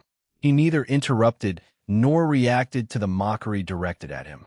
Instead, he just stood there listening while carefully observing the captain and the surrounding mercenaries. His calm attitude only made the atmosphere heavier, as if he were patiently waiting for the right moment to act. Meanwhile, the captain maintained his mocking smile, acting as if welcoming an honored guest. Instead of confronting the person he had cheated, he casually continued, "It's going to be a long story, so why not have a drink first?" His voice sounded friendly on the surface, but everyone present could feel the hostility hidden behind those words. The gathering had now turned into a confrontation. The captain's smile remained fixed on his face as he continued the conversation in a seemingly friendly manner, spreading his hands as if he were an innocent victim caught in an unfortunate situation. He said, "If there's a misunderstanding, shouldn't we clear it up? I've been waiting for your arrival so impatiently." His words sounded polite, but the mocking tone underneath could not be ignored. It was clear he had no intention of taking Lucian seriously. Lucian, however, showed no sign of being provoked. Maintaining a calm and steady expression, he replied in a clear voice, "A misunderstanding between the Valdic house and you? Only a contract exists, so there should be no reason for such trouble, especially since you've already received half the advance payment." His response was straightforward and left no room for excuses. To Lucian, this wasn't a matter of misunderstanding or personal grudge. This was simply a business agreement that the mercenaries had willingly accepted and were now refusing to fulfill. Hearing that, the captain smirked before leaning back in his seat. With a contemptuous expression, he replied, "You mean that pocket change? I thought it was just a bit of charity for poor commoners because it was way too pathetic for a high-danger mission like clashing with the rebel forces." As soon as he finished speaking, loud laughter erupted around them.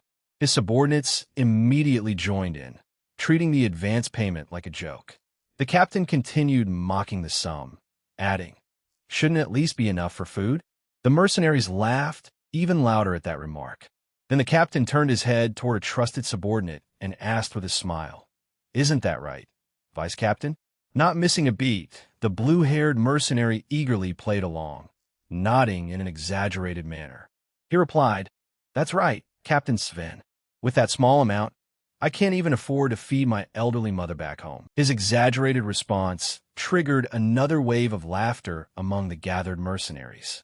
To them, the entire negotiation had turned into something entertaining. When the laughter finally died down, Captain Sven continued speaking, though his tone became slightly more calculated. The greed hidden beneath his words remained obvious. However, as citizens of the Empire, we can't completely ignore this either. Wouldn't it be best for everyone if things are mutually beneficial? Take your time, young master. His true intentions were now clear as day. He had no interest in honoring the original agreement. Instead, he was trying to pressure the Valdic house into paying more by exploiting the desperate circumstances surrounding the ongoing conflict. Lucian quietly observed the captain and the mercenaries around him for a brief moment. Their arrogance, their confidence, and the way they openly mocked the contract left no doubt about what they wanted. Then, without showing a shred of anger, he calmly reached into his belongings and pulled out a heavy pouch full of money. That sight instantly drew the attention of everyone present.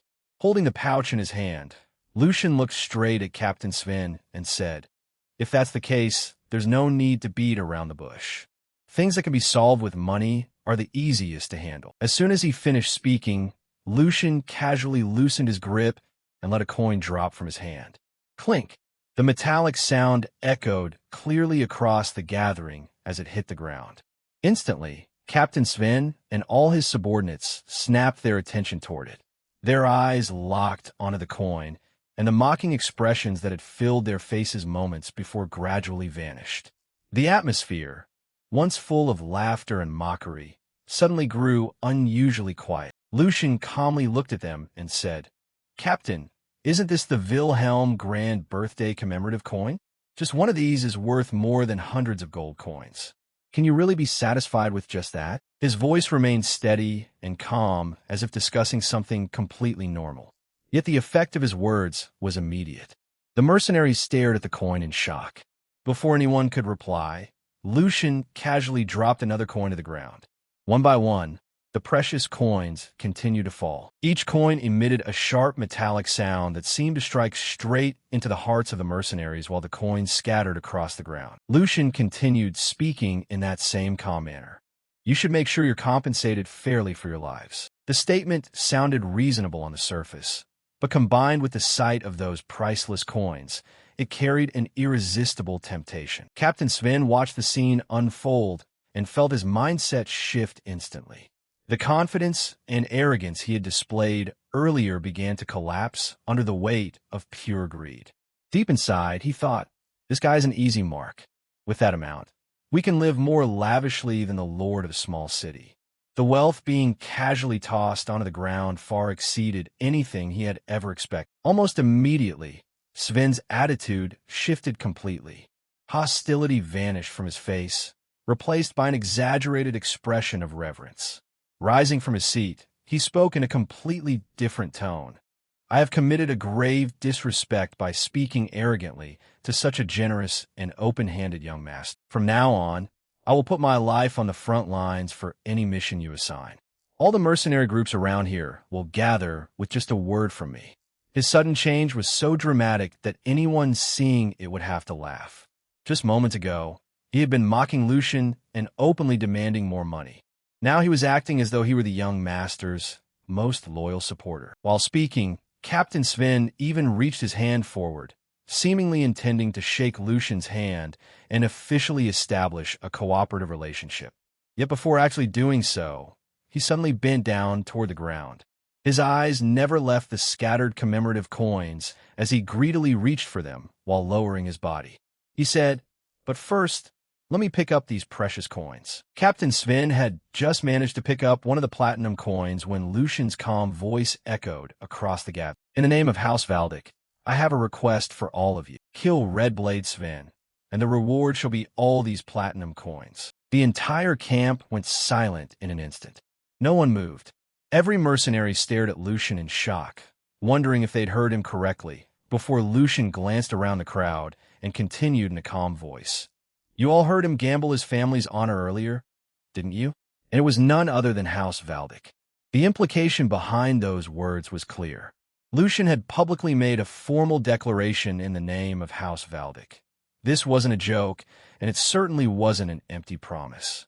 The mercenaries slowly looked at one another, their gazes drifting toward the platinum coins scattered across the ground as a heavy silence blanketed the camp, the temptation before them becoming overwhelming. The moment Captain Sven realized what was happening, the blood drained from his face, his greed, which had consumed him just seconds ago, instantly turning into alarm as he stared at Lucian in disbelief and shouted, "What kind of game are you playing? What are you trying to pull here?" Lucian met his gaze without a hint of emotion. "A game? I'm simply resolving this matter easily with money. Take this opportunity to learn well. A mercenary without credibility has nothing left but—" He paused for a moment before finishing coldly. "And you have lost your credibility." The words hit harder than any blade. A mercenary's reputation was their greatest asset, and since contracts, trust, and reliability were the foundations of their trade, by accepting in advance and then refusing to fulfill the agreement, Sven had destroyed the very thing that gave him value in the eyes of his peers. Without another word, Lucian casually picked up a glass of wine. "You have until I finish this drink. The moment I drain it, the reward will be cut in half." The mercenaries' eyes immediately flickered back and forth between Sven and the pile of platinum coins scattered on the ground. Their expressions slowly shifted, hesitation vanishing and replaced by greed. The very same greed that had consumed Sven earlier was now directed at him, and seeing the murderous gazes surrounding him, Sven's heart nearly stopped. "You fools! You don't actually believe this, do you?" His voice trembled as he desperately tried to regain control. "I am Red Blade Sven. The first one to step forward will be killed." But no one stepped back, and no one showed fear. The mercenaries continued to look at him as if he were already a corpse, while Lucian calmly continued to drink, the scene pushing Sven into a state of utter panic as he turned back to Lucian and desperately screamed, "Young master, please withdraw the request." "Half? No. I'll do the job for just a third of this money." Lucian ignored him and kept drinking, sweat pouring down Sven's face as the wine level in the glass gradually dropped, making his desperation grow even deeper. Finally, unable to bear the pressure, he rushed toward Lucian. "I was wrong. Please forgive me." His arrogant, proud demeanor had completely vanished. "I will act as your loyal dog immediately." But Lucian simply drained the last drop from his glass. Setting it down, he said calmly, "There's a reason why you are in that position." The moment those words left his mouth, a blade flashed through the air. Sven's eyes widened. He spun around instantly to see the attacker standing behind him. None other than his own deputy, the blue-haired mercenary. "You dare betray me?" Sven roared in shock. The blue-haired mercenary looked at him without a shred of remorse and replied, "You climbed to that position using the exact same method. This time, I just struck first." A cold smile appeared on his face. "You've worked hard all this time, Captain." Immediately after, he finished the job. The attack landed cleanly, and Captain Sven collapsed to the ground, his lifeless body hitting the floor with a heavy thud, the terrifying leader of the mercenary group dead not by an enemy's hand, but by the greed of his own subordinate. For a few moments, no one spoke, with the only thing visible being the pile of platinum coins scattered around Sven's corpse. The blue-haired mercenary wiped the blood from his weapon before turning toward Lucian, lowering his head respectfully as he said, "Young master, I have handled it swiftly. The promised reward will be fulfilled, right?" His voice was full of expectation. After all, he had just murdered his own captain for that reward. And Lucian looked at him calmly for a moment before replying, "Of course." A faint smile appeared on his face as he added, "Happy retirement."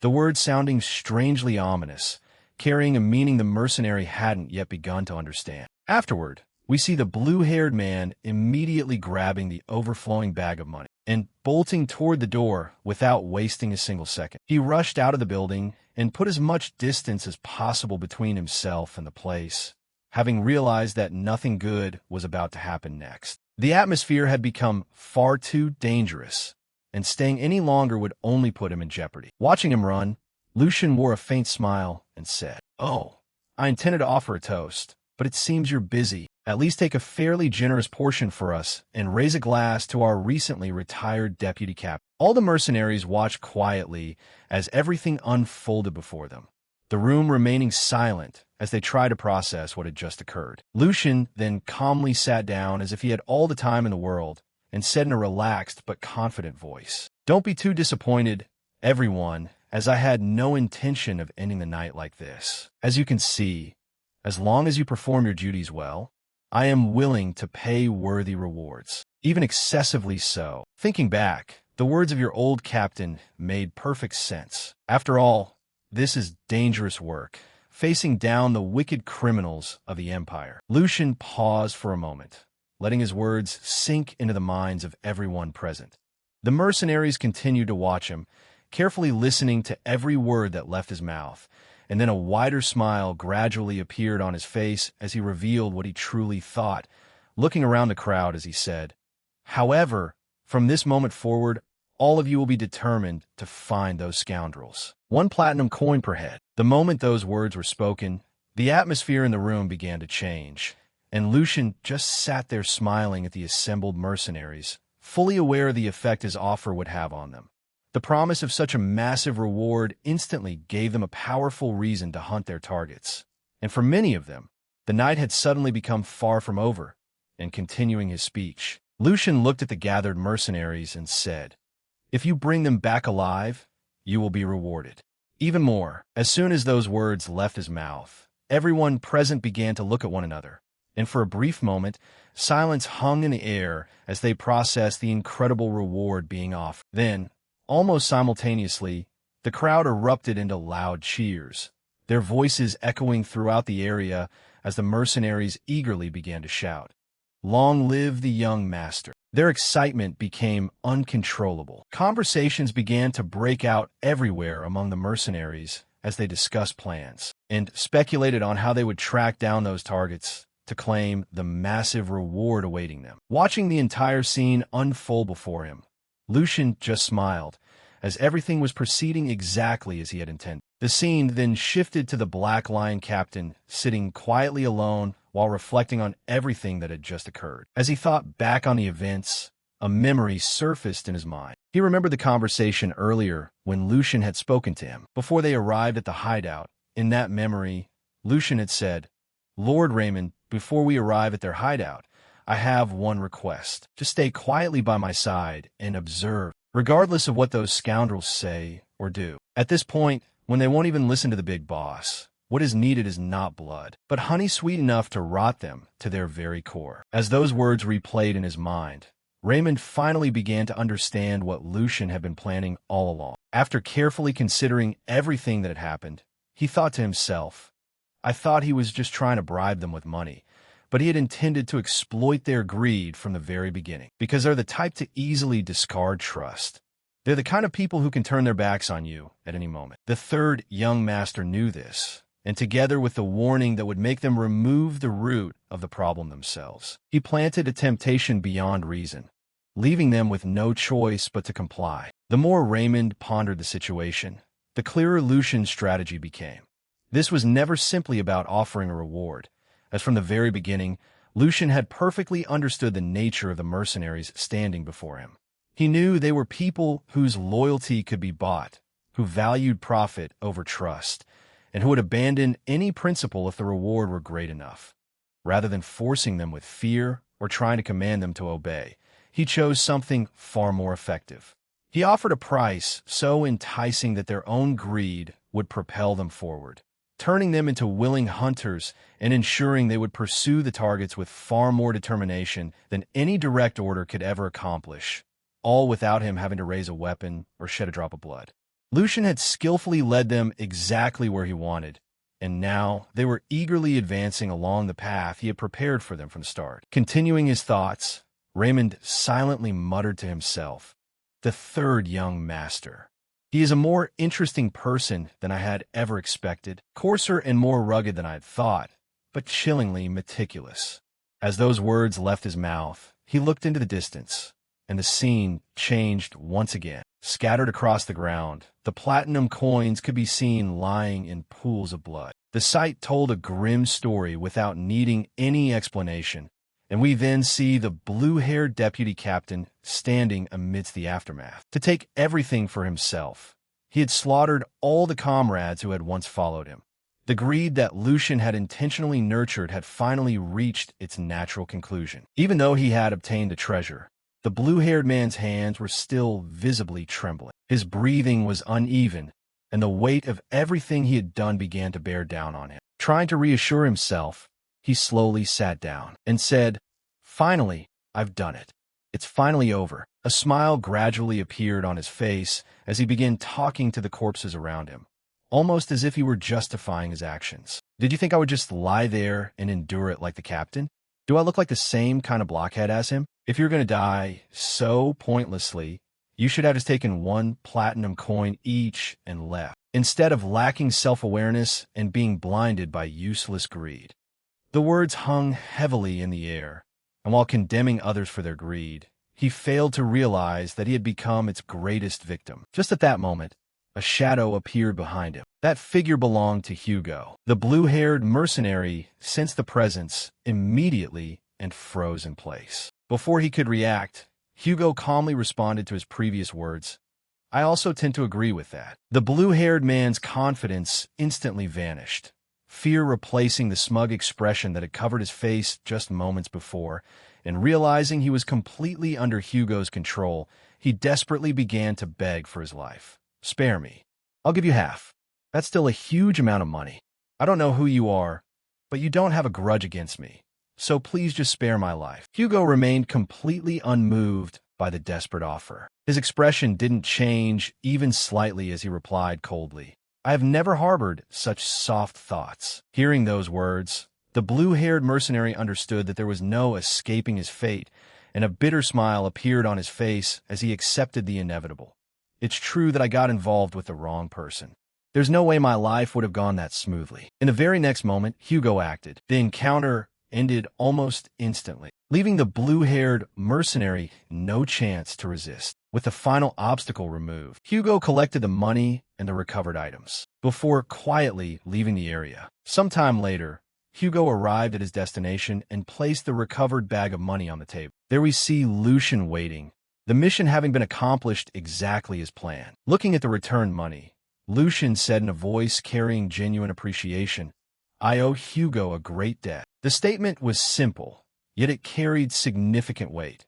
While Lucian's strategy had successfully manipulated the mercenaries into turning against one another, it was Hugo who had ultimately ensured everything was brought to a clean conclusion. The greed Lucian used as bait had consumed every one of its victims, and in the end, the money that had caused so much bloodshed had found its way back to the very person who had initiated the entire scheme. As the scene transitioned, the fortress was filled with activity. Everywhere, soldiers, workers, and mercenaries were busy carrying out their assigned tasks, creating an atmosphere of discipline and efficiency. Standing at a vantage point, Tristan and Lucian quietly observed the bustling scene before them. After watching for a moment, Tristan finally broke the silence, his voice still calm and authoritative as he said that the work had been excellent. He went on to assert that if Lucian had let a desire for recognition and personal merit cloud his judgment, causing the entire campaign to fail, he would not have hesitated to hold him accountable for the consequences. However, because everything had gone smoothly and the results were satisfactory, there would be no need for such measures. Tristan then revealed a decision Lucian had never expected to hear from him. From that moment on, he would entrust the command of the mercenaries to Lucian.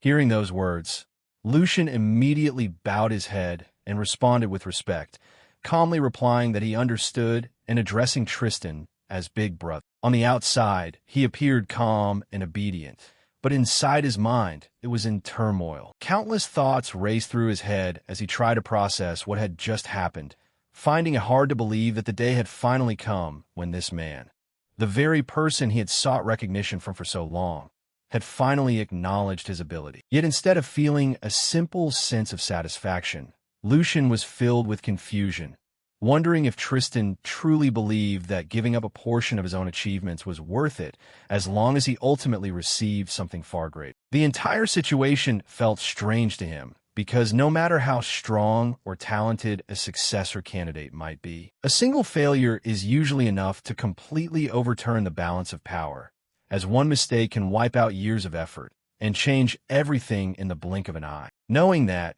Tristan's actions made even less sense, since not only did he hand over control of the mercenaries, but he also did so during such a crucial and uncertain period, leaving Lucian thinking more and more without being able to understand his older brother's intentions. After a brief moment of reflection, Lucian decided to focus on another matter, looking toward Tristan as he spoke up again to bring up the submitted report, explaining that the night before, there were a few points in the report he wanted to clarify, prompting Tristan to shift his attention toward him and calmly tell him to speak. Lucian nodded and began to raise his concerns, talking about the eternal relationship between predator and prey, hunter and hunted, noting how throughout history, the positions of humans and beasts could change depending on circumstances. Sometimes humans hunted beasts, while at other times beasts hunted humans. Yet no matter how the roles shifted, one truth always remained unchanged. The cycle of bloodshed between the two sides had never been broken once,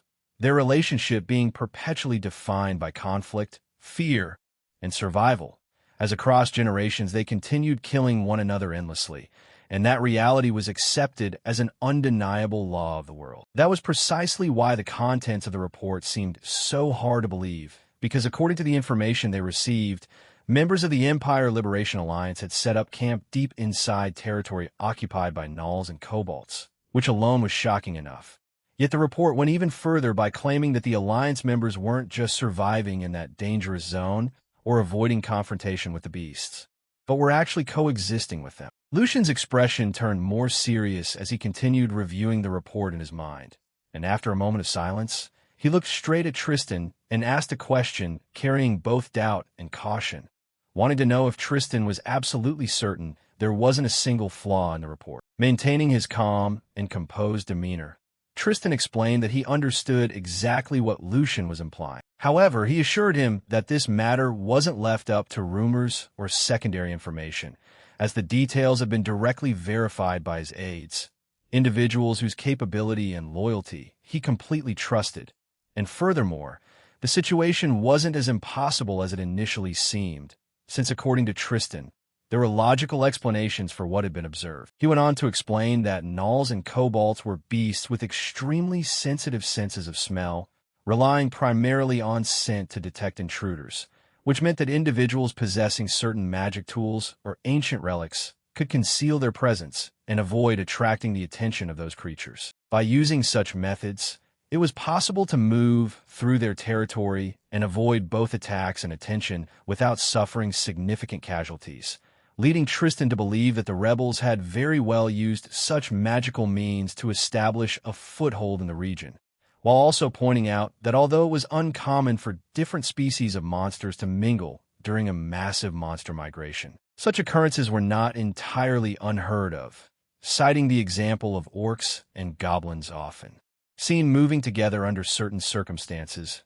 And given that precedent, he argued that the reported coexistence was unusual, but not entirely impossible. As Lucian listened with an expressionless face, inwardly he grew increasingly skeptical, because while the explanation sounded logical on the surface, something about it felt wrong, and in his mind he couldn't help thinking that this line of reasoning didn't sound like Tristan. Normally, his older brother was meticulous and unwilling to overlook contradictory points, yet now he seemed strangely ready to accept an extremely unlikely scenario. Lucian carefully analyzed the examples Tristan gave about orcs and goblins, noting that even though they were different species, they shared a very specific relationship where their groups typically operated under a clear master-servant dynamic that allowed them to move and function together. Even so, those arrangements remained exceptions rather than the norm, and what was described in the report was completely different, since gnolls and kobolds shared no such relationship, occupying entirely different positions in the natural order and belonging to separate food chains with instincts and survival patterns that were fundamentally incompatible, meaning their coexistence should have been impossible. So if the two groups happened to encounter each other, they wouldn't peacefully ignore one another, but would immediately try to kill each other, making Lucian increasingly convinced that something was being missed. Finally, he spoke his thoughts aloud, explaining that putting those two species together was like putting a hungry predator next to an indefensible human child, where the outcome would be obvious to anyone. Because no matter how cautious one was, such creatures simply couldn't be locked in the same cage, since their nature made peaceful coexistence impossible, which caused Lucian's mind to turn toward another conclusion. If conventional explanations couldn't account for what was happening then, perhaps an extraordinary explanation was needed, prompting him to narrow his eyes slightly as a new possibility emerged in his thoughts with far-reaching consequences, leading him to pause briefly before looking at Tristan and speaking in a more measured tone that if that was the case, there was another possibility he couldn't ignore, that if creatures supposed to be natural enemies were living together without tearing each other apart, perhaps a force capable of controlling or influencing them existed, a force strong enough to bend the natural order itself. And with that thought in his head, Lucian finally asked the question that had begun forming in his mind. Could a mage be involved in this rebellion? At that moment, the narrative revealed the true weight behind Lucian's suspicion.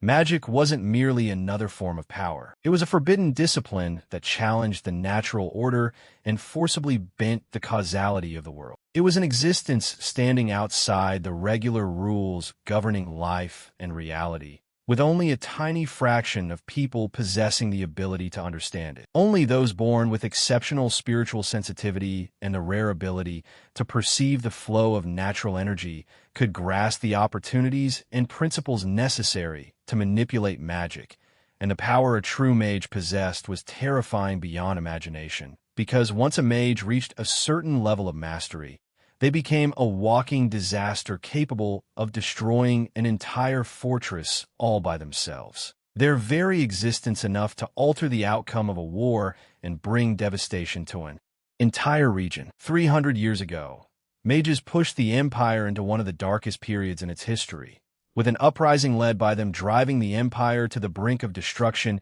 and nearly collapsing the foundations of imperial rule under the chaos they caused, meaning that only through immense sacrifices and a desperate struggle did the empire manage to suppress the rebellion and survive. So ever since that day, the empire had never forgotten the danger posed by mages, officially classifying them for 300 years as enemies of the state, individuals equivalent to masterminds of subversive acts against the empire itself, whose very existence was considered a threat to imperial stability, which was why any issue involving mages was handled with the utmost seriousness, such that at the slightest hint of evidence suggesting a mage's involvement, the empire would mobilize all available resources without hesitation, marching the army, summoning noble houses, and placing entire regions under military control, even if it meant wiping out everything left on that land, because the empire would never allow such a threat to develop unchecked. Upon hearing Lucian's speculation,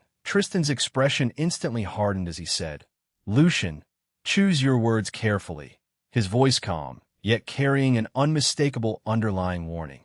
"If you carelessly voice baseless speculations, you might invite disaster upon yourself beyond your ability to handle." The gravity in Tristan's voice made it clear this wasn't a simple reprimand, as he was warning his younger brother about the consequences of spreading such suspicions, adding, "The entire empire is already in a state of chaos, and at a time like this, a single spark can easily spread into a massive sea of fire." Tristan continued, his gaze never leaving Lucian. "The authority granted to you by our father is limited to managing the mercenaries. Your responsibility is simple. Lead them and ensure the fortress can defend itself in an emergency." His words growing even sterner. "Furthermore, everything that happens here will be resolved under the name of House Valdic, no matter what happens." The implication was clear.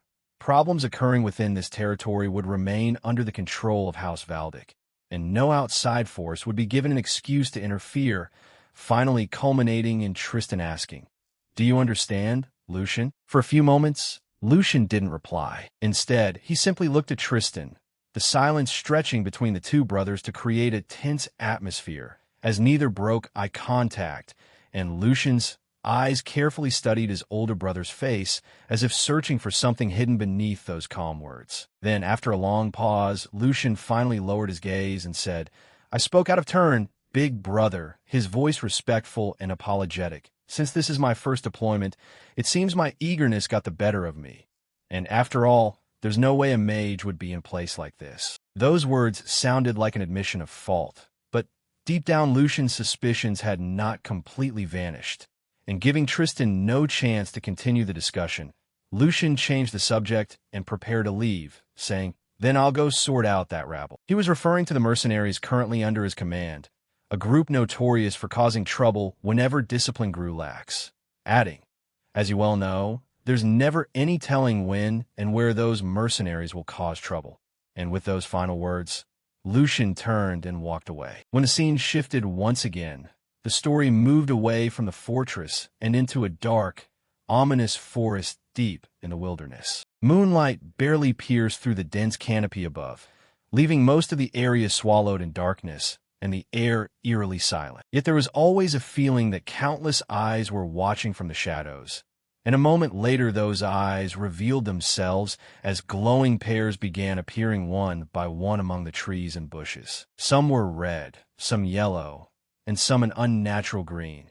And as the darkness gradually yielded to the faint light filtering through the woods, it became clear the area was crawling with monsters, gnolls, kobolds, and various other beasts lurking everywhere across the forest, whose sheer presence alone would have sent any ordinary person running in terror despite the surrounding danger. A man carefully navigated through the forest, passing among the monsters as if he had done so countless times before. Even so, his tension couldn't be hidden, sweat dripping down his forehead as he cautiously proceeded forward. Clicking his tongue, he muttered under his breath that every time he came to this place, he felt like his heart was about to stop, even though he had been here many times. Walking among so many beasts was enough to make anyone fear for their life, and before long he arrived at his designated rendezvous point and recited a familiar phrase, "When lightning strikes from the sky, it shall punish the sinners on the throne.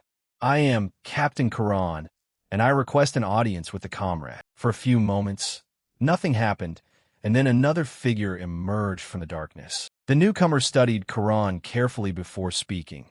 "Captain Quran, what brings you here in the middle of the night when our great cause is right before our eyes, a time when we cannot afford any negligence?" Quran immediately stepped closer. "It is precisely because of that I have come, comrade, as our great cause is beginning to skew even as we speak." The other person's expression darkened. "Skew? What do you mean? Explain everything in detail." Quran wasted no time, explaining that House Valdic's newly appointed Lucian had become a major obstacle to their plans, because according to him, the young noble had resolved the mercenary's sabotage issue in a single night, and due to that achievement, security throughout the fortress had become considerably tighter than before. As a result, reconnaissance and intelligence-gathering missions were growing increasingly difficult, and worse still, rumors were spreading that the fourth squad had been completely wiped out because of Lucian's actions. Quran clenched his fists as he continued. "That brat is simply too extraordinary to be brushed aside as just a kid. Comrade, I believe we should change our plan and proceed with greater caution." The other person listened quietly before asking another question. "And are you absolutely certain about this?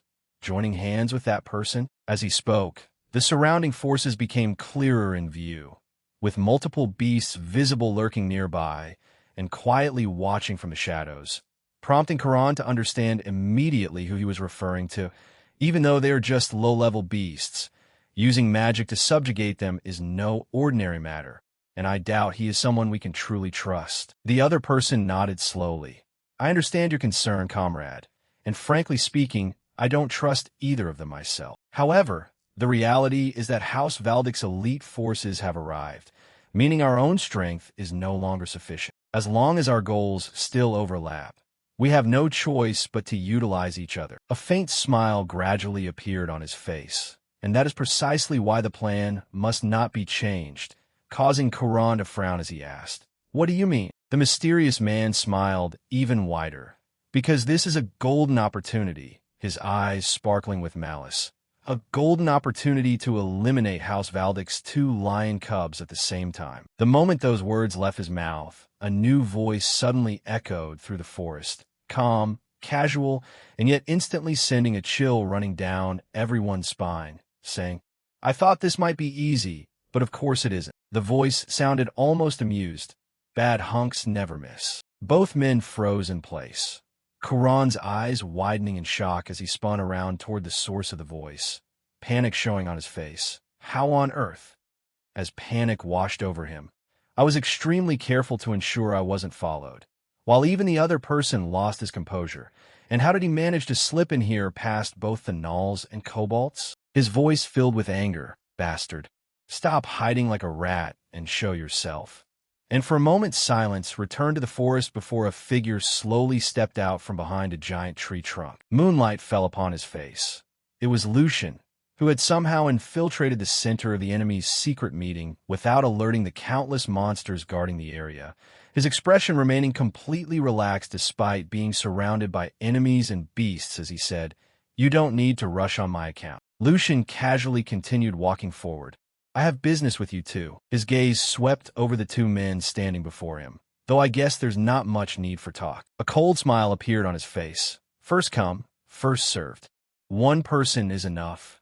And right at that moment, a powerful aura began pouring out of Lucian's body, its energy forming the shape of a wolf that looked terrifying to behold, while simultaneously pointing the tip of his dagger forward. The battle between Lucian and the captain began, and right from the start Lucian was slowly stepping backward, while the captain relentlessly pressed forward with a succession of fierce attacks. Yet every strike the captain unleashed was met and received perfectly by Lucian, matching each of his movements with astonishing precision. As the clash continued, the intensity between the two fighters rapidly escalated. Their weapons collided time and time again, causing sparks to scatter through the air. The captain soon began suffering the consequences of underestimating his opponent. Minor cuts appeared around his neck and on various other parts of his body. Though not fatal, they were enough to enrage him. Seeing his own blood made his expression darken and his attacks grow faster and more ferocious. Yet that was precisely the moment Lucian had been waiting for. The instant the captain overextended himself, Lucian moved as fast as light and delivered a fatal blow in a single motion. He severed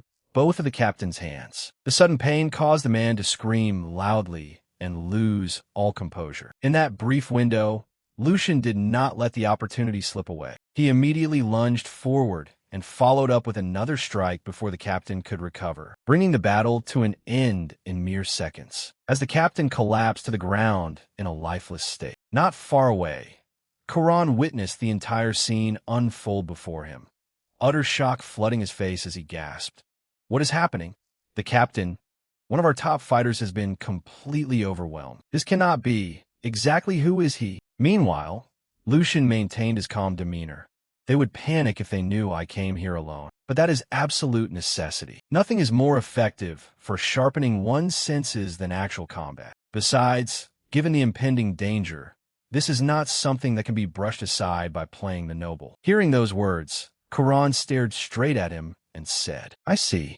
You're just a hound raised by House Valdic. But do you truly think this is enough to stop the great cause? You will never pry anything out of me. Lucian couldn't help smiling slightly. The great cause? How amusing. Fools like you know nothing of how that noble cause will swallow up this land. The confidence in Lucian's voice sent a chill running down Karan's body, his expression trembling as he looked at Lucian and asked in a shaky voice, What do you mean?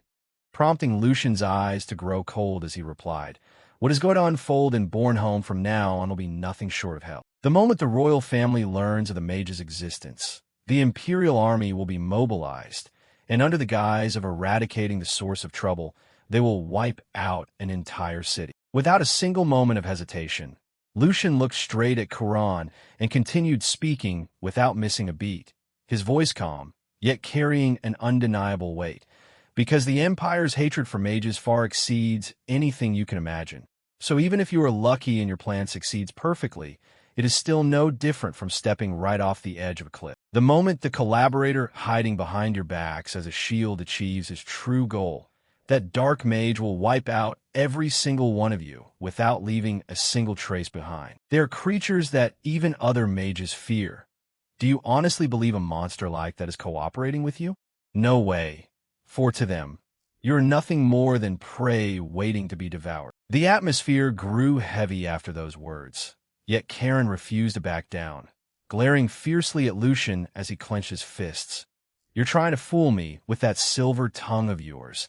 I'll admit, I'm impressed you even figured out the existence of mages. However, we are different from your empire, as we are only joining hands with mages for the sake of liberation, and we haven't degenerated to the point of relying on a filthy creature like a black mage. Even as he spoke, traces of unease lingered beneath his confident exterior, which Lucian instantly noticed as he stepped forward, his cold gaze locking onto Karen's eyes. Don't look away.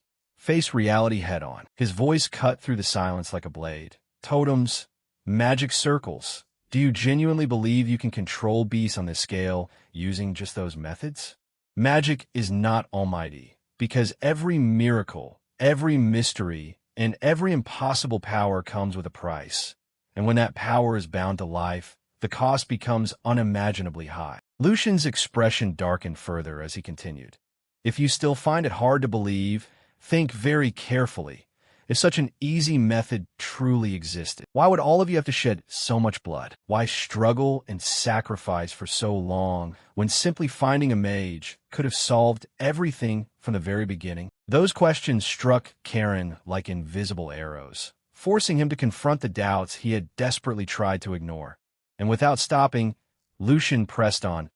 I can guarantee you that bastard contacted you first, approaching you under the pretext of matching goals and offering to share power. He whispered exactly what you wanted to hear and promised to grant you the power needed to achieve your dreams. For the first time, Karen's confidence visibly wavered, and Lucian's eyes narrowed as he delivered the final blow to his conviction.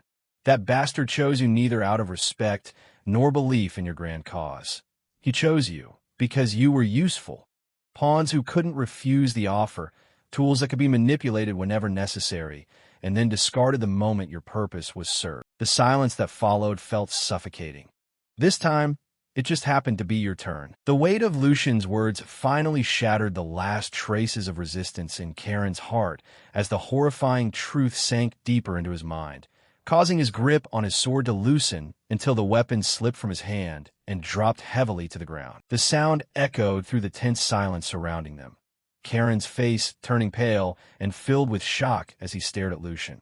So we were just being used from the very beginning? What is your exact objective here? Why are you telling me all this when I'm your enemy? If things keep going like this, we're obviously going to be destroyed. For a brief moment, Lucian remained silent before slowly stepping out into full view before Karen. The instant Karen saw him, his eyes widened in absolute shock, his expression freezing as if he couldn't believe what he was seeing. The revelation hit him harder than any argument Lucian had presented earlier, and looking straight at him, Lucian spoke in a calm, yet steady voice. Because that is not the outcome I desire. Make your choice. Will you continue being used and vanish in misery? Or will you cooperate with me and stop the disaster about to befall Bornholm? The question hung heavily in the air, leaving Karen completely speechless. As he stood there trying to process everything he had just learned, the scene suddenly shifted, and the next moment the story transitioned to an entirely different location. Inside a large building, Lucian stood near a window looking out at the scenery outside. In his hand were several sheets of paper containing gathered information. His gaze drifted toward the distance as countless thoughts connected in his mind.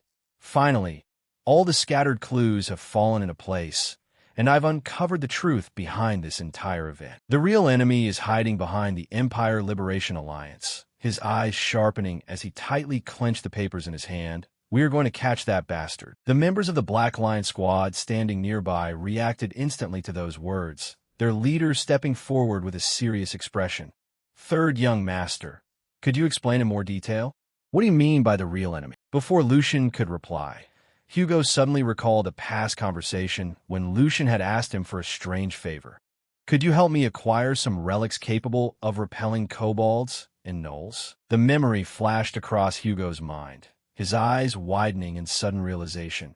Young master, don't tell me the order to retrieve those relics was so you could personally infiltrate the forest where the Empire Liberation Alliance is hiding? Why would you do something so reckless when a single order to me would have sufficed, where you could have simply hired mercenaries? Yet Lucian showed little interest in defending himself. Hugo, leave the nagging for later, as I am more than willing to listen once this mission is over. His tone turned serious as he continued.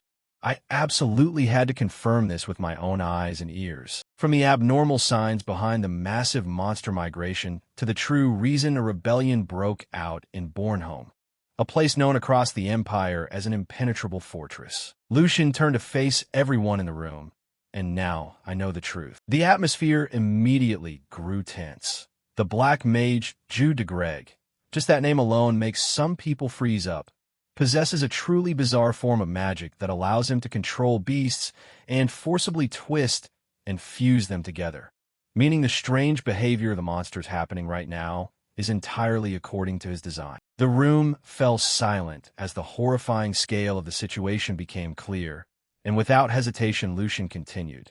To him, even the Empire Liberation Alliance is nothing more than a collection of disposable pawns. The words were cold and merciless. If we don't stop him right now, this place will soon become the scene of a horrifying massacre. And everyone present felt the urgency in his voice as the threat was no longer a simple rebellion or a monster outbreak, but a mastermind lurking behind everything and manipulating both humans and beasts for an unknown purpose, prompting Lucian to issue his final declaration. From this moment on, we will operate independently. The Black Lion members exchanged uneasy glances, but Lucian's expression remained entirely unchanged, even if that means becoming the enemy of Big Brother Tristan, plunging the room into instant silence because once those words were spoken, everyone understood there was no turning back as the hunt for the Black Mage, Jude de Greg, officially began. and regardless of who stood in his way. Lucian was ready to challenge them all to prevent the rapidly approaching disaster from plunging Bornholm into bloodshed and irreversible devastation. The scene transitioned once again, opening deep within the dark forest under the silent cloak of night, where a lone figure wrapped in a mysterious hooded cloak stood entirely under the endless sky. His eyes remained fixed on a burning star shining brightly above the dense canopy, observing it with absolute focus and carefully studying every single change. That star was supposed to have decided Bornholm's ultimate fate, yet instead of fading as it should have, its light grew brighter with every passing moment. Slowly lowering his gaze, he stared at the strange symbol deeply carved into his palm, a bitter expression spreading across his face as he silently thought to himself that if he hadn't bound himself in a contract with Old Man Jude, he would have abandoned this place long ago. Right from the start, he had known he should never have gotten involved in this whole mess.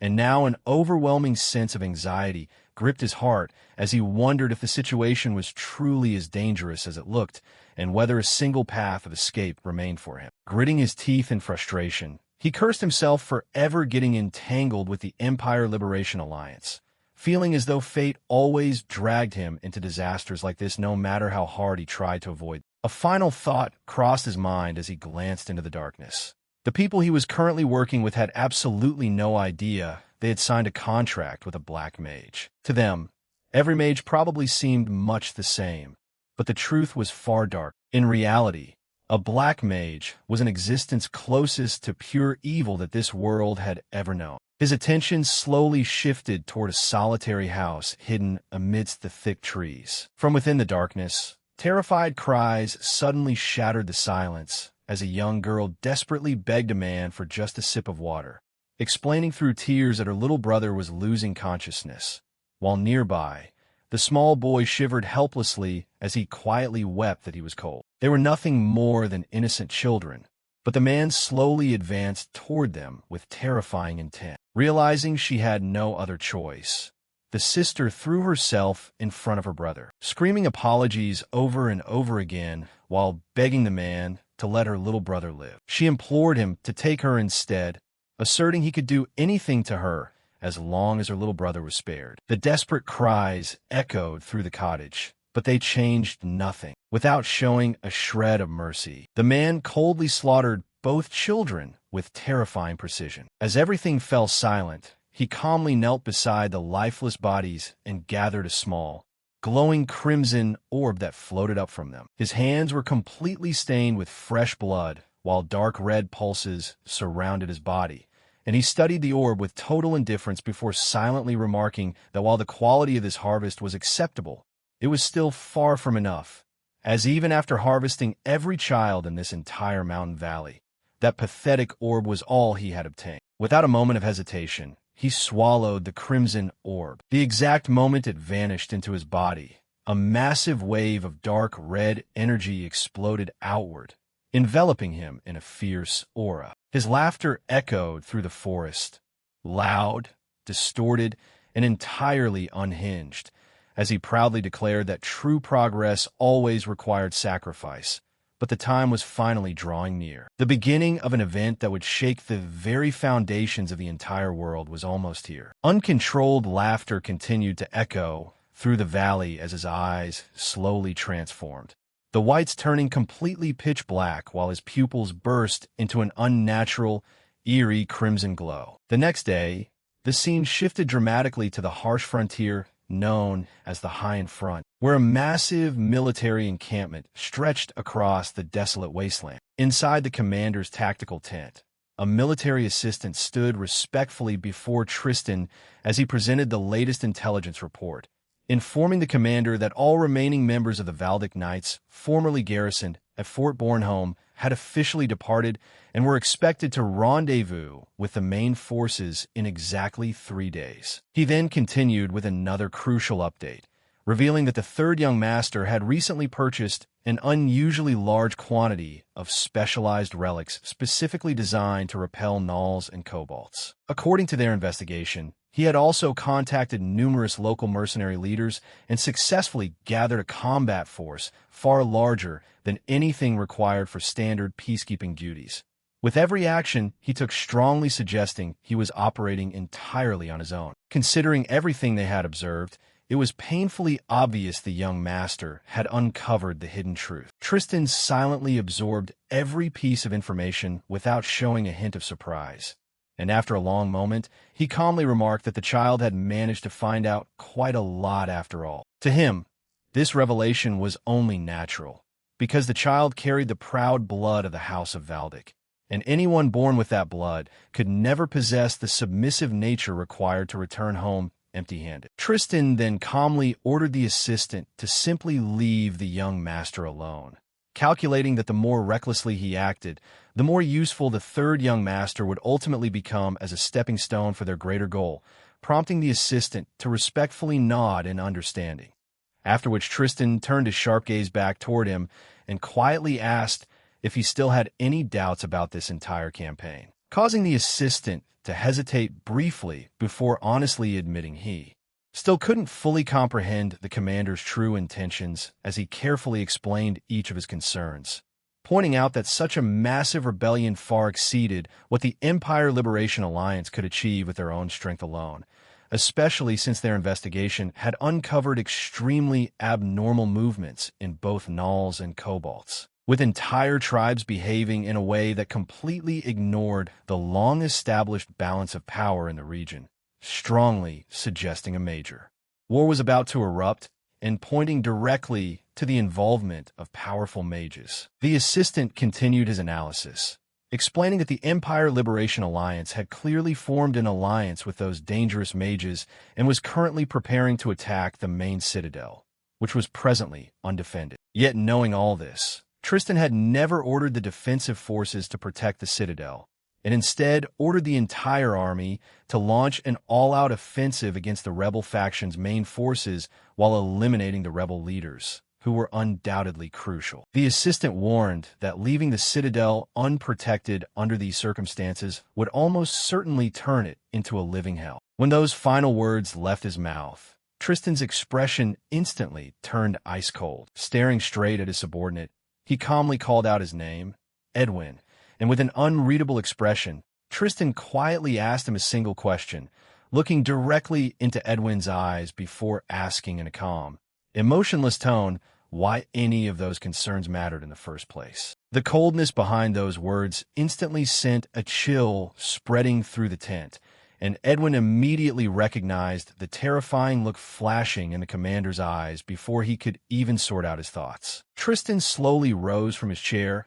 the overwhelming pressure radiating from him becoming nearly unbearable, causing Edwin to instinctively drop to his knees and tremble all over as he hurriedly apologized for speaking out of turn. He desperately begged for forgiveness, fearing he had crossed a boundary he should never have touched, while Tristan walked toward him at an unhurried pace, each step carrying an invisible weight that made the silence even more suffocating. When he finally stopped in front of his subordinate, he calmly acknowledged that Edwin's strategic assessment was entirely logical, grounded, and correct without a single flaw. But then Tristan's expression grew colder than ever as he quietly added that all those arguments only mattered if Bornholm currently still held any value worth protecting. He then began explaining the harsh political reality without softening a single word. Bornholm was blessed with vast natural resources, extremely lucrative maritime routes for international trade, and a critically important strategic location serving as one of the Empire's most vital border regions. Because of that importance, the Empire had poured massive amounts of wealth, military power, and continuous support into this region for countless years, with every investment made under the sole expectation that Bornholm would stand firm as an unbreakable shield against hostile foreign nations. Instead, the local lords had betrayed that trust, and rather than protecting the Empire's interests, they secretly colluded with one another, using every shred of imperial support solely to consolidate their own influence and satisfy their bottomless greed. According to Tristan, peace had lasted far too long, and whenever peace continued unchecked, corruption inevitably bred alongside it, with collusion ultimately giving birth to separatist ideologies. Those greedy nobles had become no different from rebels, and while the rebels attacked from the outside, these selfish lords were slowly gnawing away at the empire from within. For that reason, Tristan declared that the time had finally come for a thorough and merciless purge. Once their territory was devastated and their own people were pushed into unbearable misery, those arrogant nobles would lose every shred of political power they held. At that point, they would have no choice but to accept whatever shackles the imperial throne placed upon them. Tristan openly acknowledged that countless innocent people would lose their lives. But in his eyes, those sacrifices were simply the unavoidable cost of achieving a far greater goal. With absolute resolve, he gave this ruthless strategy a single name: comprehensive cleansing. The scene suddenly shifted to an entirely different location high above a splendid coastal city, where a lone man stood quietly atop a windy hill below, which endless green forests and vast fields stretched toward the sparkling sea, creating a breathtaking landscape as strong winds blew across the hill while he silently observed the city in complete silence. A moment later, several hooded figures emerged from behind him without making a single sound, moving like shadows. They stopped a short distance behind the foremost man, as one of them respectfully stepped forward to present a report, informing him that the assigned mission had been successfully completed and all members had returned safely, having personally delivered the crucial information to Raymond of the Black Line Squad exactly as ordered, while also making it absolutely clear that their organization's involvement must be kept in complete secrecy. The man simply nodded and thanked them for carrying out the mission so efficiently. His gaze remained fixed on the distant horizon as he quietly reflected on everything that had transpired, knowing the paths chosen by the two young masters had now completely diverged. One person had willingly accepted the burden of bloodshed, believing that sacrifice was necessary to achieve their goal, while the other had completely rejected that path and chosen an entirely different future. After a long silence, he reminded all his subordinates of the sacred duty they had carried from the beginning. They were his eyes and ears, existing solely to observe from the shadows, with their greatest principle being never to directly interfere in the personal struggle between the two competing sons. Even so, he couldn't help thinking that there was at least one thing they were still permitted to do. They could quietly root for both young masters from the shadows as they continued walking toward their own respective fates. As the camera slowly pulled back, the true identity of the mysterious man was finally revealed. He was none other than Edwin, the legendary leader of the Valdic Intelligence Organization, a man feared by the entire world under the title of Gold. A few days before Lucian was officially dispatched to Bornholm, Edwin had met with Saijin for a final discussion. Looking toward him, Edwin quietly admitted that everything had unfolded exactly as Saijin had predicted. True to his foresight, Lucian had been chosen to lead the mission to Bornholm. Hearing this, Saijin showed no surprise, maintaining his complete composure, as he explained that the second and fourth sons had nothing significant to gain from the current situation, giving them little reason to interfere, whereas the third son was entirely different. His influence was growing rapidly, and with that momentum behind him, he would naturally try to seize this opportunity to further consolidate his position and secure his place in the succession race. Edwin listened carefully before raising an additional concern, wondering if there was a possibility the third son might end up destroying himself, especially since behind everything happening lay a hidden truth, a truth known to almost no one, and Edwin confessed that he couldn't shake the feeling the situation was far more dangerous than it appeared, as controlling mercenaries was only a small piece of the puzzle, and the real peril ran much deeper. Saijin nodded before replying that he would actually be pleased if Lucian managed to see that far, because if Lucian simply followed every order without asking questions, he would be nothing more than Tristan's puppet. And the moment that happened, he would lose all hope of competing in the succession race, remaining forever a tool of someone else rather than becoming his own person. After a brief silence, Saijin revealed something that reflected how he had always raised his children, explaining that he had never prepared only sweet fruits for them. Every path he placed before them contained both opportunity and hardship, because only by overcoming difficult choices would they truly mature. If Lucian could comprehend the flow of events, recognize what was genuinely happening, and choose a path different from Tristan's using his own free will, then Edwin must ensure that nothing stood in his way. When Saijin finished speaking, the two of them silently turned their gaze toward the portrait of Lucian's late mother hanging nearby. The air grew still. Looking at the portrait, Saijin gently asked Edwin to do this not as a subordinate obeying a command, but as an old friend honoring the woman they both cherished and respected, their shared past needing no further explanation. Edwin bowed with complete understanding before decisively acknowledging the request, confirming the order had been received. When dawn finally arrived, the city gates slowly opened and the soldiers began marching out. Long rows of heavily armed troops steadily left the city, preparing to head toward the front lines, accompanied by numerous mercenary groups that had also joined the campaign. Before departing, many soldiers shared heartbreaking farewells with their loved ones, with mothers desperately holding back tears as they hugged their sons one last time, wives clinging tightly to their husbands, unsure if they would ever meet again, and children gazing up at their fathers with bewildered eyes, unable to understand why they had to leave, while the atmosphere around the gates filled with sorrow, anxiety, and silent prayers as countless families watched their dear ones vanish into the distance. From a room window, Lucian and Hugo quietly observed the entire departure. Hugo looked at the endless stream of soldiers before quietly remarking that nearly every available troop was marching straight to the battlefield, leaving behind only the absolute minimum number of guards to defend the city itself.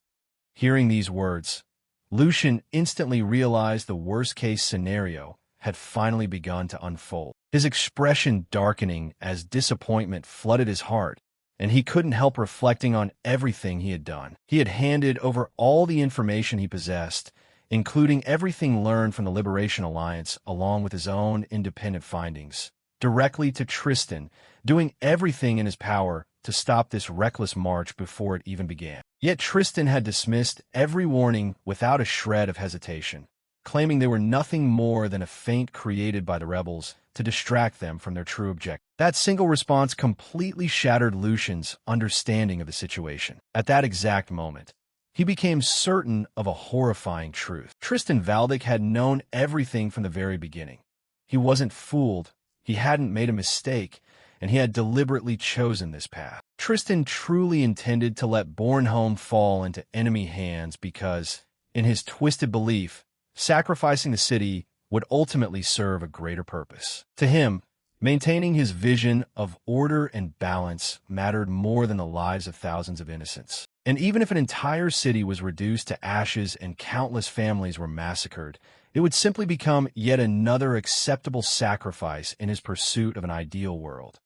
Lucian, thinking bitterly that despite witnessing everything throughout his life, he had never imagined cruelty on such an unimaginable scale, realizing that to those standing at the very top, thousands of lives were nothing more than numbers written on reports, and human life carried not an ounce of weight. Reaching that conclusion, every trace of hesitation in Lucian's heart finally vanished, leaving no reason for him to hold back any longer. Standing beside him, Hugo quietly nodded in agreement. Just then, several familiar figures entered the room. They were the informants who had previously worked under Edwin's command and had been secretly gathering intelligence.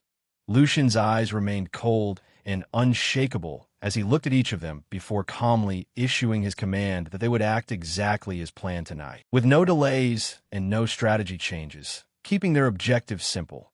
Tonight, they would hunt beasts. The scene then shifted deep into the Grand Forest, where a massive tower rose high above the surrounding canopy, a structure radiating an overwhelming, dark aura that seemed to choke everything around it, making even the forest feel unnaturally silent beneath its shadow. Around the perimeter of the tower, guards continuously patrolled in pairs, carefully watching for any signs of intrusion. As two of those guards walked together through the woods, one of them let out a long sigh before complaining to his companion, murmuring that in just a few days they could finally leave this miserable hellhole, wondering of all possible missions why he had to get stuck guarding that cursed mage. Noting that the horrifying screams echoing from inside the tower never stopped, day or night, and no one outside truly knew what kind of terrifying experiments the old mage was conducting within those walls. Coupled with the endless demands for rare and expensive materials that never seemed to end, because the old man always wanted more regardless of how much he was given. The guard spat onto the ground before pinching his nose in disgust, saying the worst part wasn't even the endless requests, but the unbearable smell of blood that constantly lingered around the tower. A stench so foul anyone could tell the old mage had undoubtedly murdered hundreds of people inside. Walking beside him, his bald companion gently patted his shoulder before quietly warning him to watch his tongue, admitting he understood the frustration because everyone assigned to this place felt the exact same way. However, no matter how annoying the situation was, they couldn't afford careless talk, since the success of the entire campaign depended entirely on those mages, and until everything was over, all they could do was keep performing their duty. As the two guards slowly continued patrolling through the dark and uneasy forest deeper into the brush, the bald guard explained that while the main force held down the allied troops, the mages needed to use magic to breach the citadel and capture the Lord, who was their only bargaining chip against the Empire, making a flawless watch of this place an absolute mission requirement. He continued, reminding his comrade that he had seen it too. The old mage who controlled those terrifying monsters and the young man capable of causing a meteorite to drop straight from the sky. Admitting he didn't like them either, but for the greater cause, they just had to endure it. But as the bald guard walked ahead, the trailing companion was suddenly ambushed and snatched away by Lucian's men, completely unaware of what happened as the bald guard finished his sentence. Right as his comrade was executed by Edwin's soldiers, who wrapped a wire around his neck and hoisted him high into the air to silently choke him. The bald guard stopped abruptly, realizing he no longer heard any footsteps behind him, turning around to ask what that noise was. But before he could grasp the situation, one of Edwin's soldiers emerged from the shadows, pressing a sharp dagger tightly against his throat. The bald man desperately tried to draw his sword, but he ran out of time as Edwin's soldier swiftly and cleanly slit his throat. Shaken by the violent scene, a flock of crows shot up into the air, creating a chaotic commotion. The scene instantly cut to a second pair of guards patrolling nearby, with the first guard remarking that those damn crows were much noisier than usual today, and his companion replying that they should quickly check the perimeter and head back down. But the moment those words left his mouth, both of their heads went flying through the air, while the flock of crows began cawing once more over the blood-soaked foliage, standing atop their lifeless bodies. The person who had just effortlessly slaughtered them was none other than a familiar face, Lucian. The main forces of the Liberation Alliance were currently locked in a tense confrontation with the joint armies of the Valdic House and Bornholm at the front lines, with an objective that was straightforward yet extremely dangerous. First, to lure the kingdom's strongest forces away from the citadel, forcing everyone to concentrate entirely on the battlefield ahead. And then, once the fortress was left empty, the mages would unleash enough destructive power to make the citadel collapse. Tristan understood this plan completely and had seen through their strategy. Yet instead of stopping it immediately, he was letting events play out because it also served his own purposes, creating a strange and fragile balance where both sides were exploiting each other without openly revealing their true intentions. Even so, whether Tristan knew the plan or not didn't change a crucial fact. Destroying a citadel has never been a simple task, as a proper siege requires overwhelming numbers, massive resources, and a great deal of time. And even with all those advantages, the attacking side still fights at a disadvantage because the fortress is built to favor the defenders. Throughout history, sieges have always been one of the most difficult forms of warfare, with the defenders holding a massive advantage against anyone trying to breach the walls.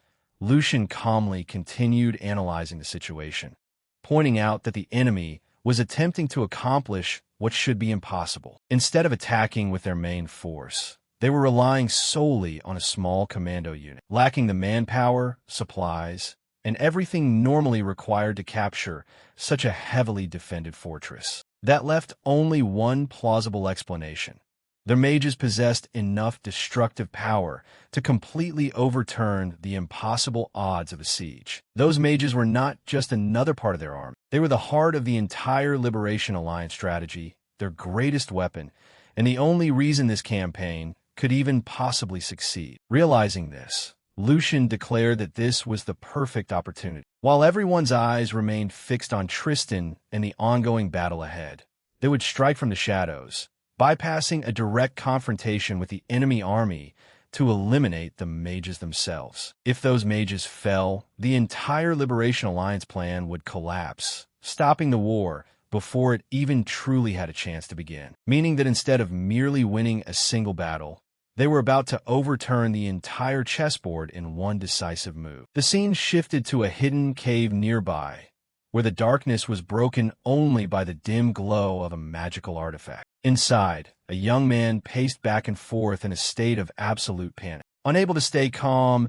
even for a second as he rubbed his hands through his hair and anxiously bit his nails, muttering over and over that this was absolute madness and nothing in this situation made any sense. The person behind this plan was a madman who completely ignored all conventional reason, and his thoughts twisted as he desperately tried to figure out where everything went wrong. Was it the moment the Liberation Alliance announced they were rescuing him from the Imperial Army, or when he accepted their seductive offer without thinking it through?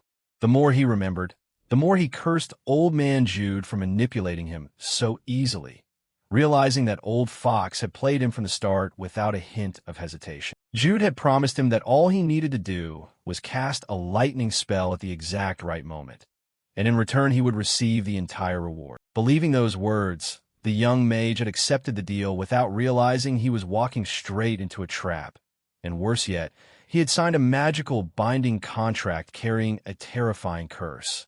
If he ever broke the agreement, half of his mana would vanish forever. Realizing he had been so heavily deceived, he could only blame himself for being foolish enough to walk right into such an obvious trap. His breathing grew heavier as utter despair took over. For while he had always known the job would involve something shady, this was on an entirely different level. Only at the very end did Jude reveal the truth.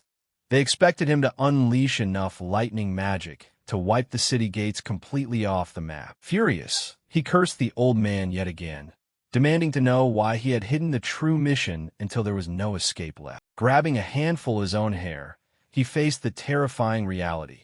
The contract left him no choice but to obey every order precisely as instructed. Jude had spent months preparing this campaign, carefully arranging every piece until victory was practically guaranteed. The magical power gathered for the assault was more than enough to obliterate the gates in the blink of an eye. Once those gates vanished, the defensive forces would be completely exposed, and what followed wouldn't be a battle. It would be a blatant massacre. But the consequences didn't stop there. If he helped make this happen, he would lose far more than his position at the academy. The entire world would blame mages for the disaster, and people everywhere would start hunting them down until they were driven to extinction. Consumed by fear, guilt, and regret, he desperately searched for any way out of this nightmare. But unfortunately, every path was blocked, and the guards had monitored his every movement so closely that even taking a single step was impossible. Just as he began to lose all hope, something suddenly felt different. The air inside the cave shifted ever so slightly, and he froze in place as his instincts warned him something was wrong. Only then did he realize that while he had been entirely absorbed in thoughts of Jude and his impossible predicament, he had missed the unbelievable truth. The guards who had been breathing down his neck moments ago had suddenly vanished. Confused, he slowly looked around the cave, wondering how the men who had refused to leave his side could disappear without making a single sound, and realizing a major crisis had occurred. The young mage immediately activated his magic to investigate the outside situation. As his senses expanded across the area, he witnessed a shocking sight. The guards who had tracked his every second were lying dead one by one, quietly taken down by Lucian and his team before they could even react. Extending his magic further, he tracked Lucian's unit moving with absolute precision toward a single destination, and the moment he understood their objective, the despair that had consumed him began to fade. A tiny spark of hope returned to his eyes, and under his breath, he quietly muttered that perhaps he wouldn't die after all today. The scene then shifted to the Tower of the Mad Mage, a place overflowing with a bizarre, oppressive aura that seemed to choke everything around it. The deeper one went, the darker the air became, with stairs leading deep underground stained with blood, painting a horrifying picture long before anyone reached the laboratory below. Deep within the hidden room, a desperate voice echoed throughout, begging for only one thing: death. Lying helplessly on an examination table surrounded by glowing magic circles, a man pleaded with the Mad Mage to end his misery. He was no longer asking to be saved. He simply begged to be killed, wishing for his pain to finally stop. The Mad Mage only sighed in disappointment, and instead of showing empathy, he mocked the man for not even surviving a month this time. Admitting he had placed high expectations on this special subject, since a holy knight was an extremely rare specimen, making him far more valuable than the others. Shaking his head, the Mad Mage remarked how annoying it was after investing so much time and effort into the experiment, especially since the knight's appearance had become almost unrecognizable. His head transformed into that of a giant lizard, while most of his body had mutated into distorted reptilian flesh. Slowly stepping closer, the Mad Mage reminded him of his bold words. Hadn't he once proudly declared he would stop his evil and uphold justice? Looking down at the knight's horrifying condition, the mage coldly asked if this pitiful state was truly the justice he spoke of. He cruelly pointed out that the knight could no longer even protect himself, let alone uphold justice or avenge his fallen comrades. Then, with an emotionless smile, he told him to endure just a little longer, because by the end of this journey, he would be nothing more than another piece of meat hanging on a hook. This horrifying experiment was far from the first.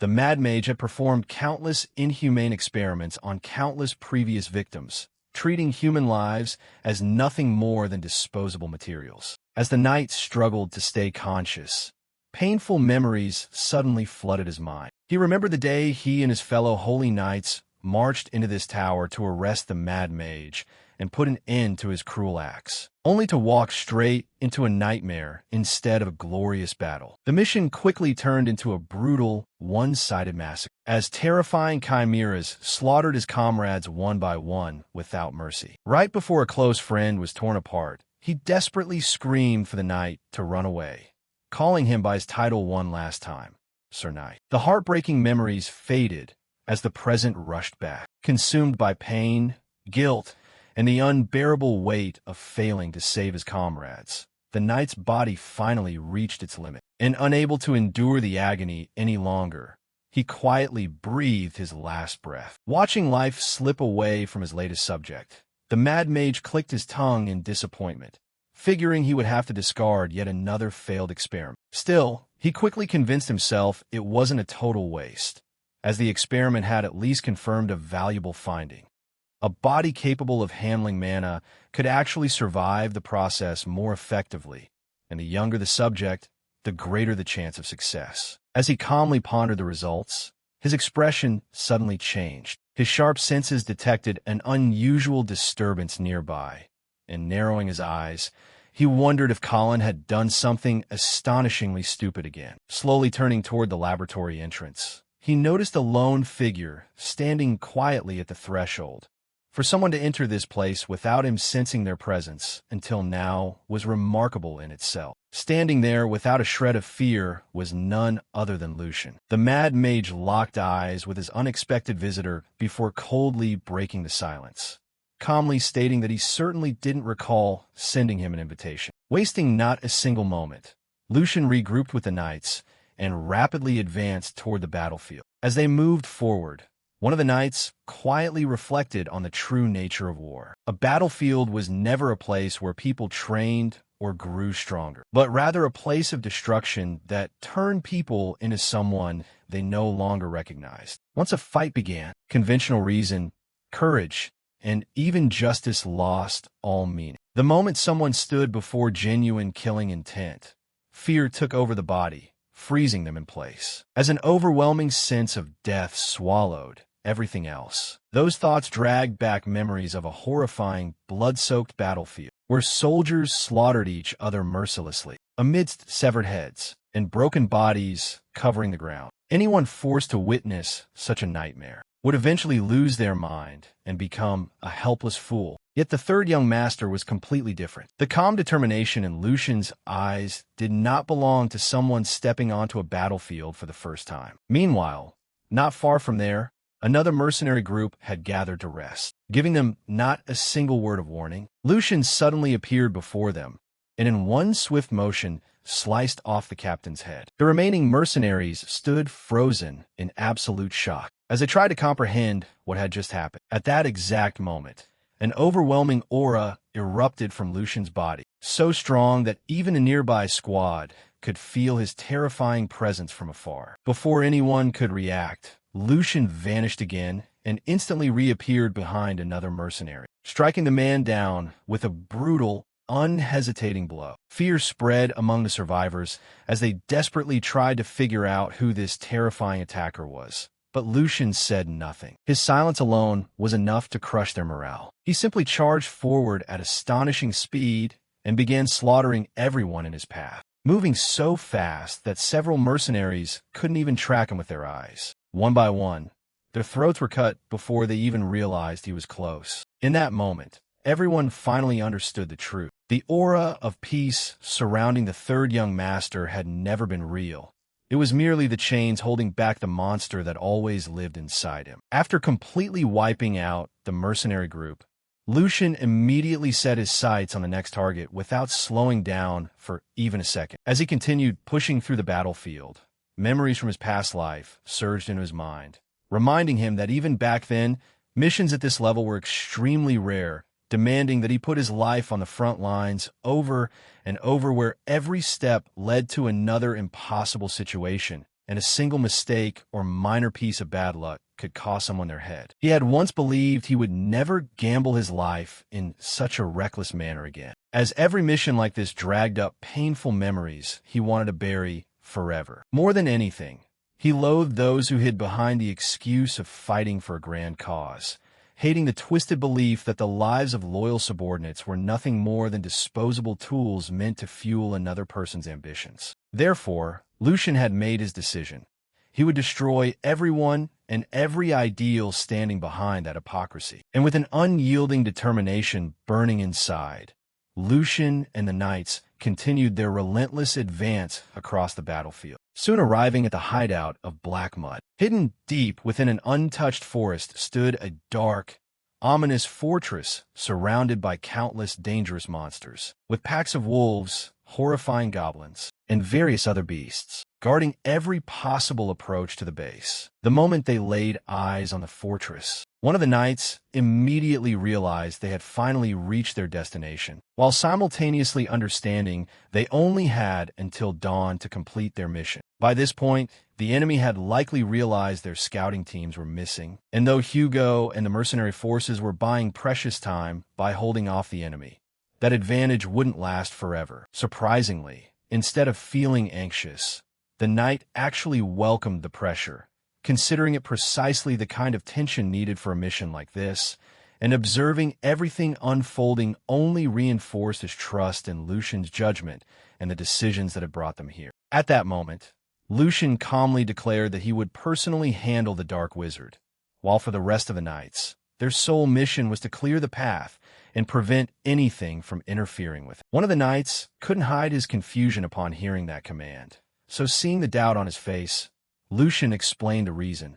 Unbelievable as it sounded, the knights themselves were simply too strong. The Dark Wizard was the embodiment of evil, someone who would use any means necessary to survive and achieve his goals, and a person like that would never willingly engage in a direct confrontation with a strong opponent. Instead, he would flee at the first opportunity or create an unpredictable disaster to cover his retreat, which was precisely why Lucian was the ideal choice. As compared to the elite knights, he would look like nothing more than a weak, defenseless test subject, and if luck was on their side, the Dark Wizard might lower his guard, giving Lucian the perfect chance to subdue him before he could even react. Lucian made it clear that this decision didn't stem from any desire for personal glory, nor was it reckless overconfidence or blind optimism. Every single part of his plan was built upon careful judgment and cold logic. He also reminded everyone that everything he had achieved up to this point should have already been enough to prove that his decisions could be trusted. Lucian's words caused the elderly knight to recall something the blonde young master had once said. He remembered those words clearly. Extraordinary times demand extraordinary choices. As those memories surfaced, he found himself unconsciously comparing Lucian to that former blonde young master, noticing a striking similarity in how they inspired trust even in the most dangerous situations. Before Lucian looked at his comrades and assured them that they could place their faith in him, he confidently promised that he would return safely and they would celebrate their victory together once everything was over. Hearing those words, all of his subordinates accepted the third young master's orders without the slightest hesitation. Their doubts completely vanished, replaced by an unshakable determination. Without wasting another second, Lucian leaped straight toward the horde of monsters and giant beasts guarding the fortress. Those creatures instantly froze in place upon sensing the overwhelming aura radiating from his body. Before they could even react, Lucian surged forward and began cutting them down one by one. Wolves, goblins, and countless other beasts fell before him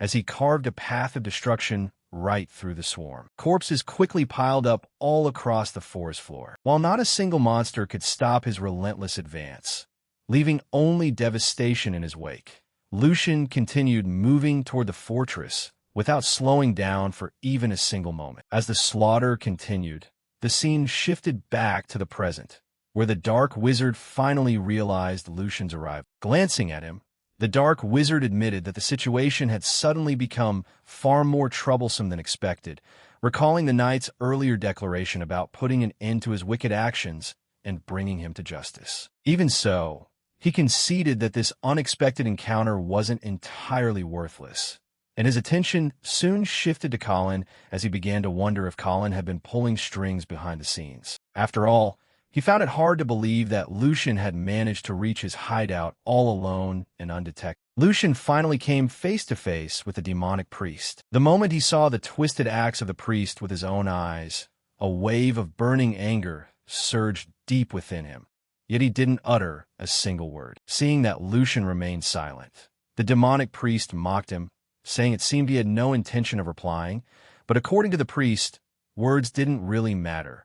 What truly mattered was why Lucian had come all the way to this place. He admitted that he had wanted to meet Lucian for a long time. Looking him up and down with a creepy curiosity, the priest openly admired Lucian's golden eyes, glowing skin, perfectly balanced physique, and remarkable youth, affirming that the fools from the Liberation Alliance hadn't exaggerated Lucian's appearance even a little bit. Lucian continued staring at him without offering the slightest reaction, prompting the priest to compare him to a previous specimen, stating that while the last one was a rare case capable of learning swordsmanship, comparing him to Lucian would be an insult. In his eyes, Lucian was unquestionably a first-class specimen, and every word that slipped past the priest's lips sounded more repulsive than the last. Yet Lucian forced himself to stay silent as the disgust accumulated inside him. Beside them, the lifeless body of one of the priest's failed experiments lay on a wooden slab,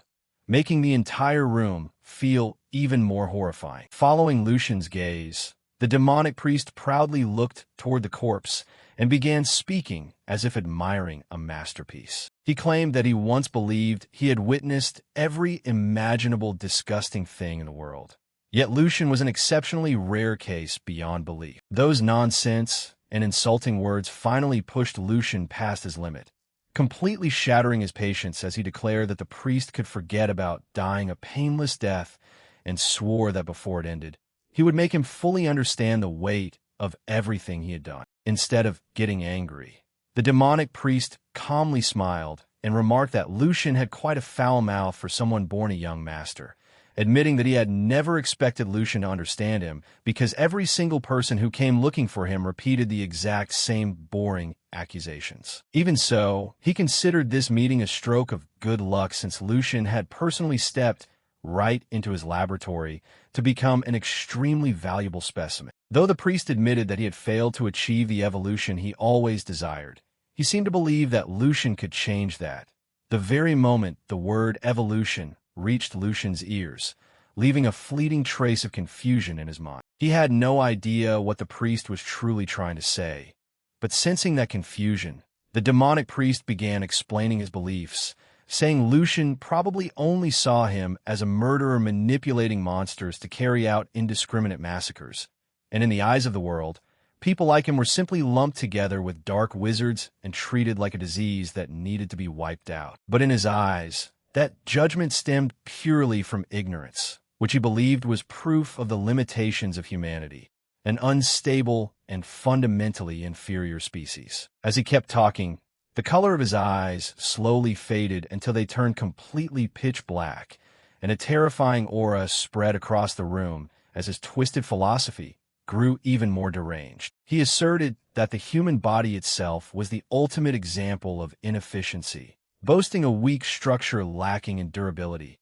And worse still, humans trapped themselves with meaningless standards, obsolete concepts, and irrational emotions that prevented them from transcending their limits. To him, that very weakness defined the true nature of mankind. Throughout the entire speech, an unsettling smile never left his face, making him look far more like a demon than a human being. Lucian quietly listened to every horrifying word, letting the priest expose the madness hidden deep within his mind. Without a shred of hesitation, the demonic priest picked up one of the experimental corpses lying nearby, cradling it almost affectionately as he smiled and declared that his goal was to strip away all human impurities and guide the entire race toward true evolution. The moment those words left his mouth, he crushed the corpse's face with his bare hand, shattering the bones instantly as blood splattered across the room in every direction. Witnessing such horrifying madness firsthand actually shocked even Lucian, while the demonic priest let out a cold laugh before demanding that Lucian show his reverence and offer up a tribute. In return, he promised to treat Lucian not as a mindless experiment, but as a precious, conscious specimen. Lucian replied without a moment's hesitation, coldly stating that it was an awfully long-winded way of talking utter nonsense, and reminded the priest that in the name of this so-called evolution, he had deliberately orchestrated events and driven thousands of innocent people to their deaths. Hearing those words, the priest looked genuinely surprised, conceding that he was impressed Lucian had uncovered so much of the truth, but calmly asserting that it changed nothing. As the conversation drew to a close, the pitch-black shades slowly faded from the priest's eyes, returning them to normal, though the overwhelming demonic aura surrounding him never weakened for even a single second. The demonic priest calmly continued, claiming that every grand cause required countless specimens along with endless cycles of trial and error. And according to him, anyone wishing to change the world had to accept inevitable sacrifices. So because Lucian was born and raised in the Valdic household, the priest believed he should understand that reality better than anyone else, prompting Lucian, without uttering another redundant word, to slowly draw his dagger. His eyes locked onto the priest as he replied that the other man's mindset was just as twisted as everyone else's who tried to justify unimaginable atrocities. He then told the priest to engrave one hard truth into his head. Out of all the people who constantly claimed the world was wrong, not a single one had ever managed to sort out their own life first. And in Lucian's eyes, the man standing before him was nothing more than an arrogant madman hiding behind grand ideals. Those words instantly provoked the priest's anger, darkening his expression as he declared that he had originally intended to keep Lucian as a first-class specimen. Before he could even finish speaking, Lucian moved to retaliate, but without any warning, the demonic priest launched his attack before Lucian could complete his sentence. Lucian refused to be caught off guard, and the battle that had been inevitable from the very beginning finally commenced. Lucian refused to yield an inch. The very second the demonic priest struck, he countered with a lightning-fast counterattack, slashing his dagger straight toward his opponent. Yet the demonic priest only barely managed to dodge the fatal blow by a hair's breadth. As their weapons clashed, Lucian arrived at a firm conclusion. Simply killing this person would never be enough. The countless innocent lives the priest had destroyed The horrifying experiments he had conducted, and the twisted joy he found in all of it could never be repaid with a quick death, because a merciless monster like him deserved to suffer before drawing his final breath.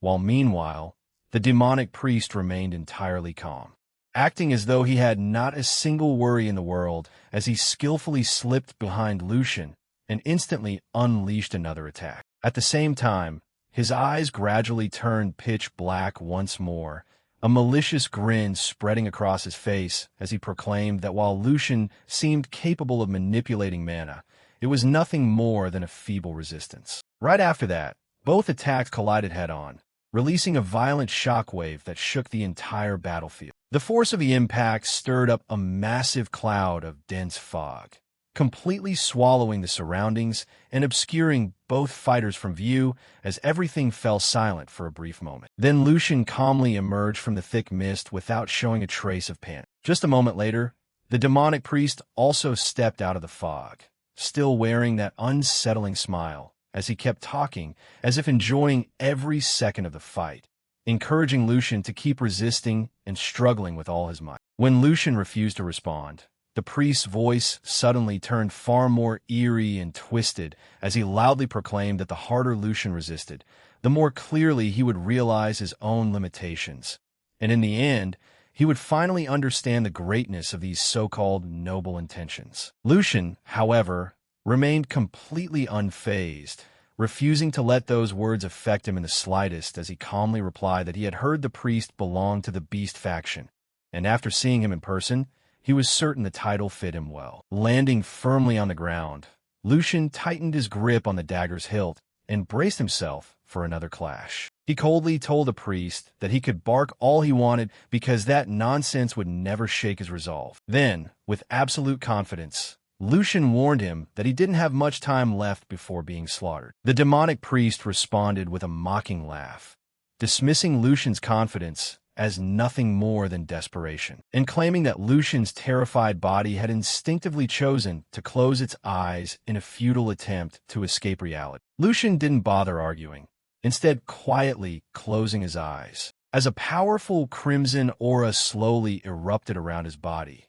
enveloping him with an overwhelming presence, which only made the demonic priest smile even wider and confidently assure him not to worry, because the moment Lucian opened his eyes again, he would witness the awakened version of himself. Hearing those arrogant words, Lucian simply smiled without opening his eyes, calmly replying that the only one who would truly lose their vision today was the demonic priest. Before the priest could figure out what he meant, Lucian casually flicked a small blue stone toward him with a simple motion of his finger. Even while facing a monster that looked far more like a demon than a human, Lucian never opened his eyes, but the very moment the demonic priest realized the small blue stone was flying straight at him, his expression suddenly shifted. His confidence vanished in a flash the moment he recognized what it was, a flash stone, and genuine shock washed over his face, but it was already too late. A blinding burst of brilliant white light erupted from the stone, instantly flooding the entire battlefield. The overwhelming light swallowed everything in sight. Unable to endure the intense brightness, the demonic priest instinctively covered his eyes with both hands as a cry of pain escaped his lips, while the glaring light completely overwhelmed his vision, leaving him disoriented and vulnerable. Lucian waited for that exact moment, without wasting even a fraction of a second. He surged forward with astonishing speed, his dagger flashing through the air like lightning as one slash turned into 2, then 10, then countless, unleashing a barrage of unstoppable attacks where the blade sliced across the priest's neck, arms, shoulders, head, and every exposed opening with terrifying precision. Every single strike drew fresh blood, and in an instant, crimson droplets splattered across the battlefield in all directions. The demonic priest screamed in unbearable agony as deep wounds covered his entire body. Blood flowed endlessly from every cut until his legs could no longer support him. Unable to stand any longer, the demonic priest finally collapsed to his knees before Lucian, the arrogant smile that had clung to his face throughout the battle completely gone, replaced by pain and astonishment. Lucian slowly stood over the broken priest, his dagger still stained fresh with blood from the countless wounds he had inflicted, and some of the blood had also splattered onto Lucian's face, making his cold expression look even more terrifying. Looking down at the man who had proudly spoken about evolution just moments before, Lucian calmly asked one final question. Was this the so-called evolution the priest had been preaching about all this time? Hearing those words, the demonic priest could only stare back at Lucian in utter shock, unable to comprehend how the specimen he had intended to capture had brought him to his knees.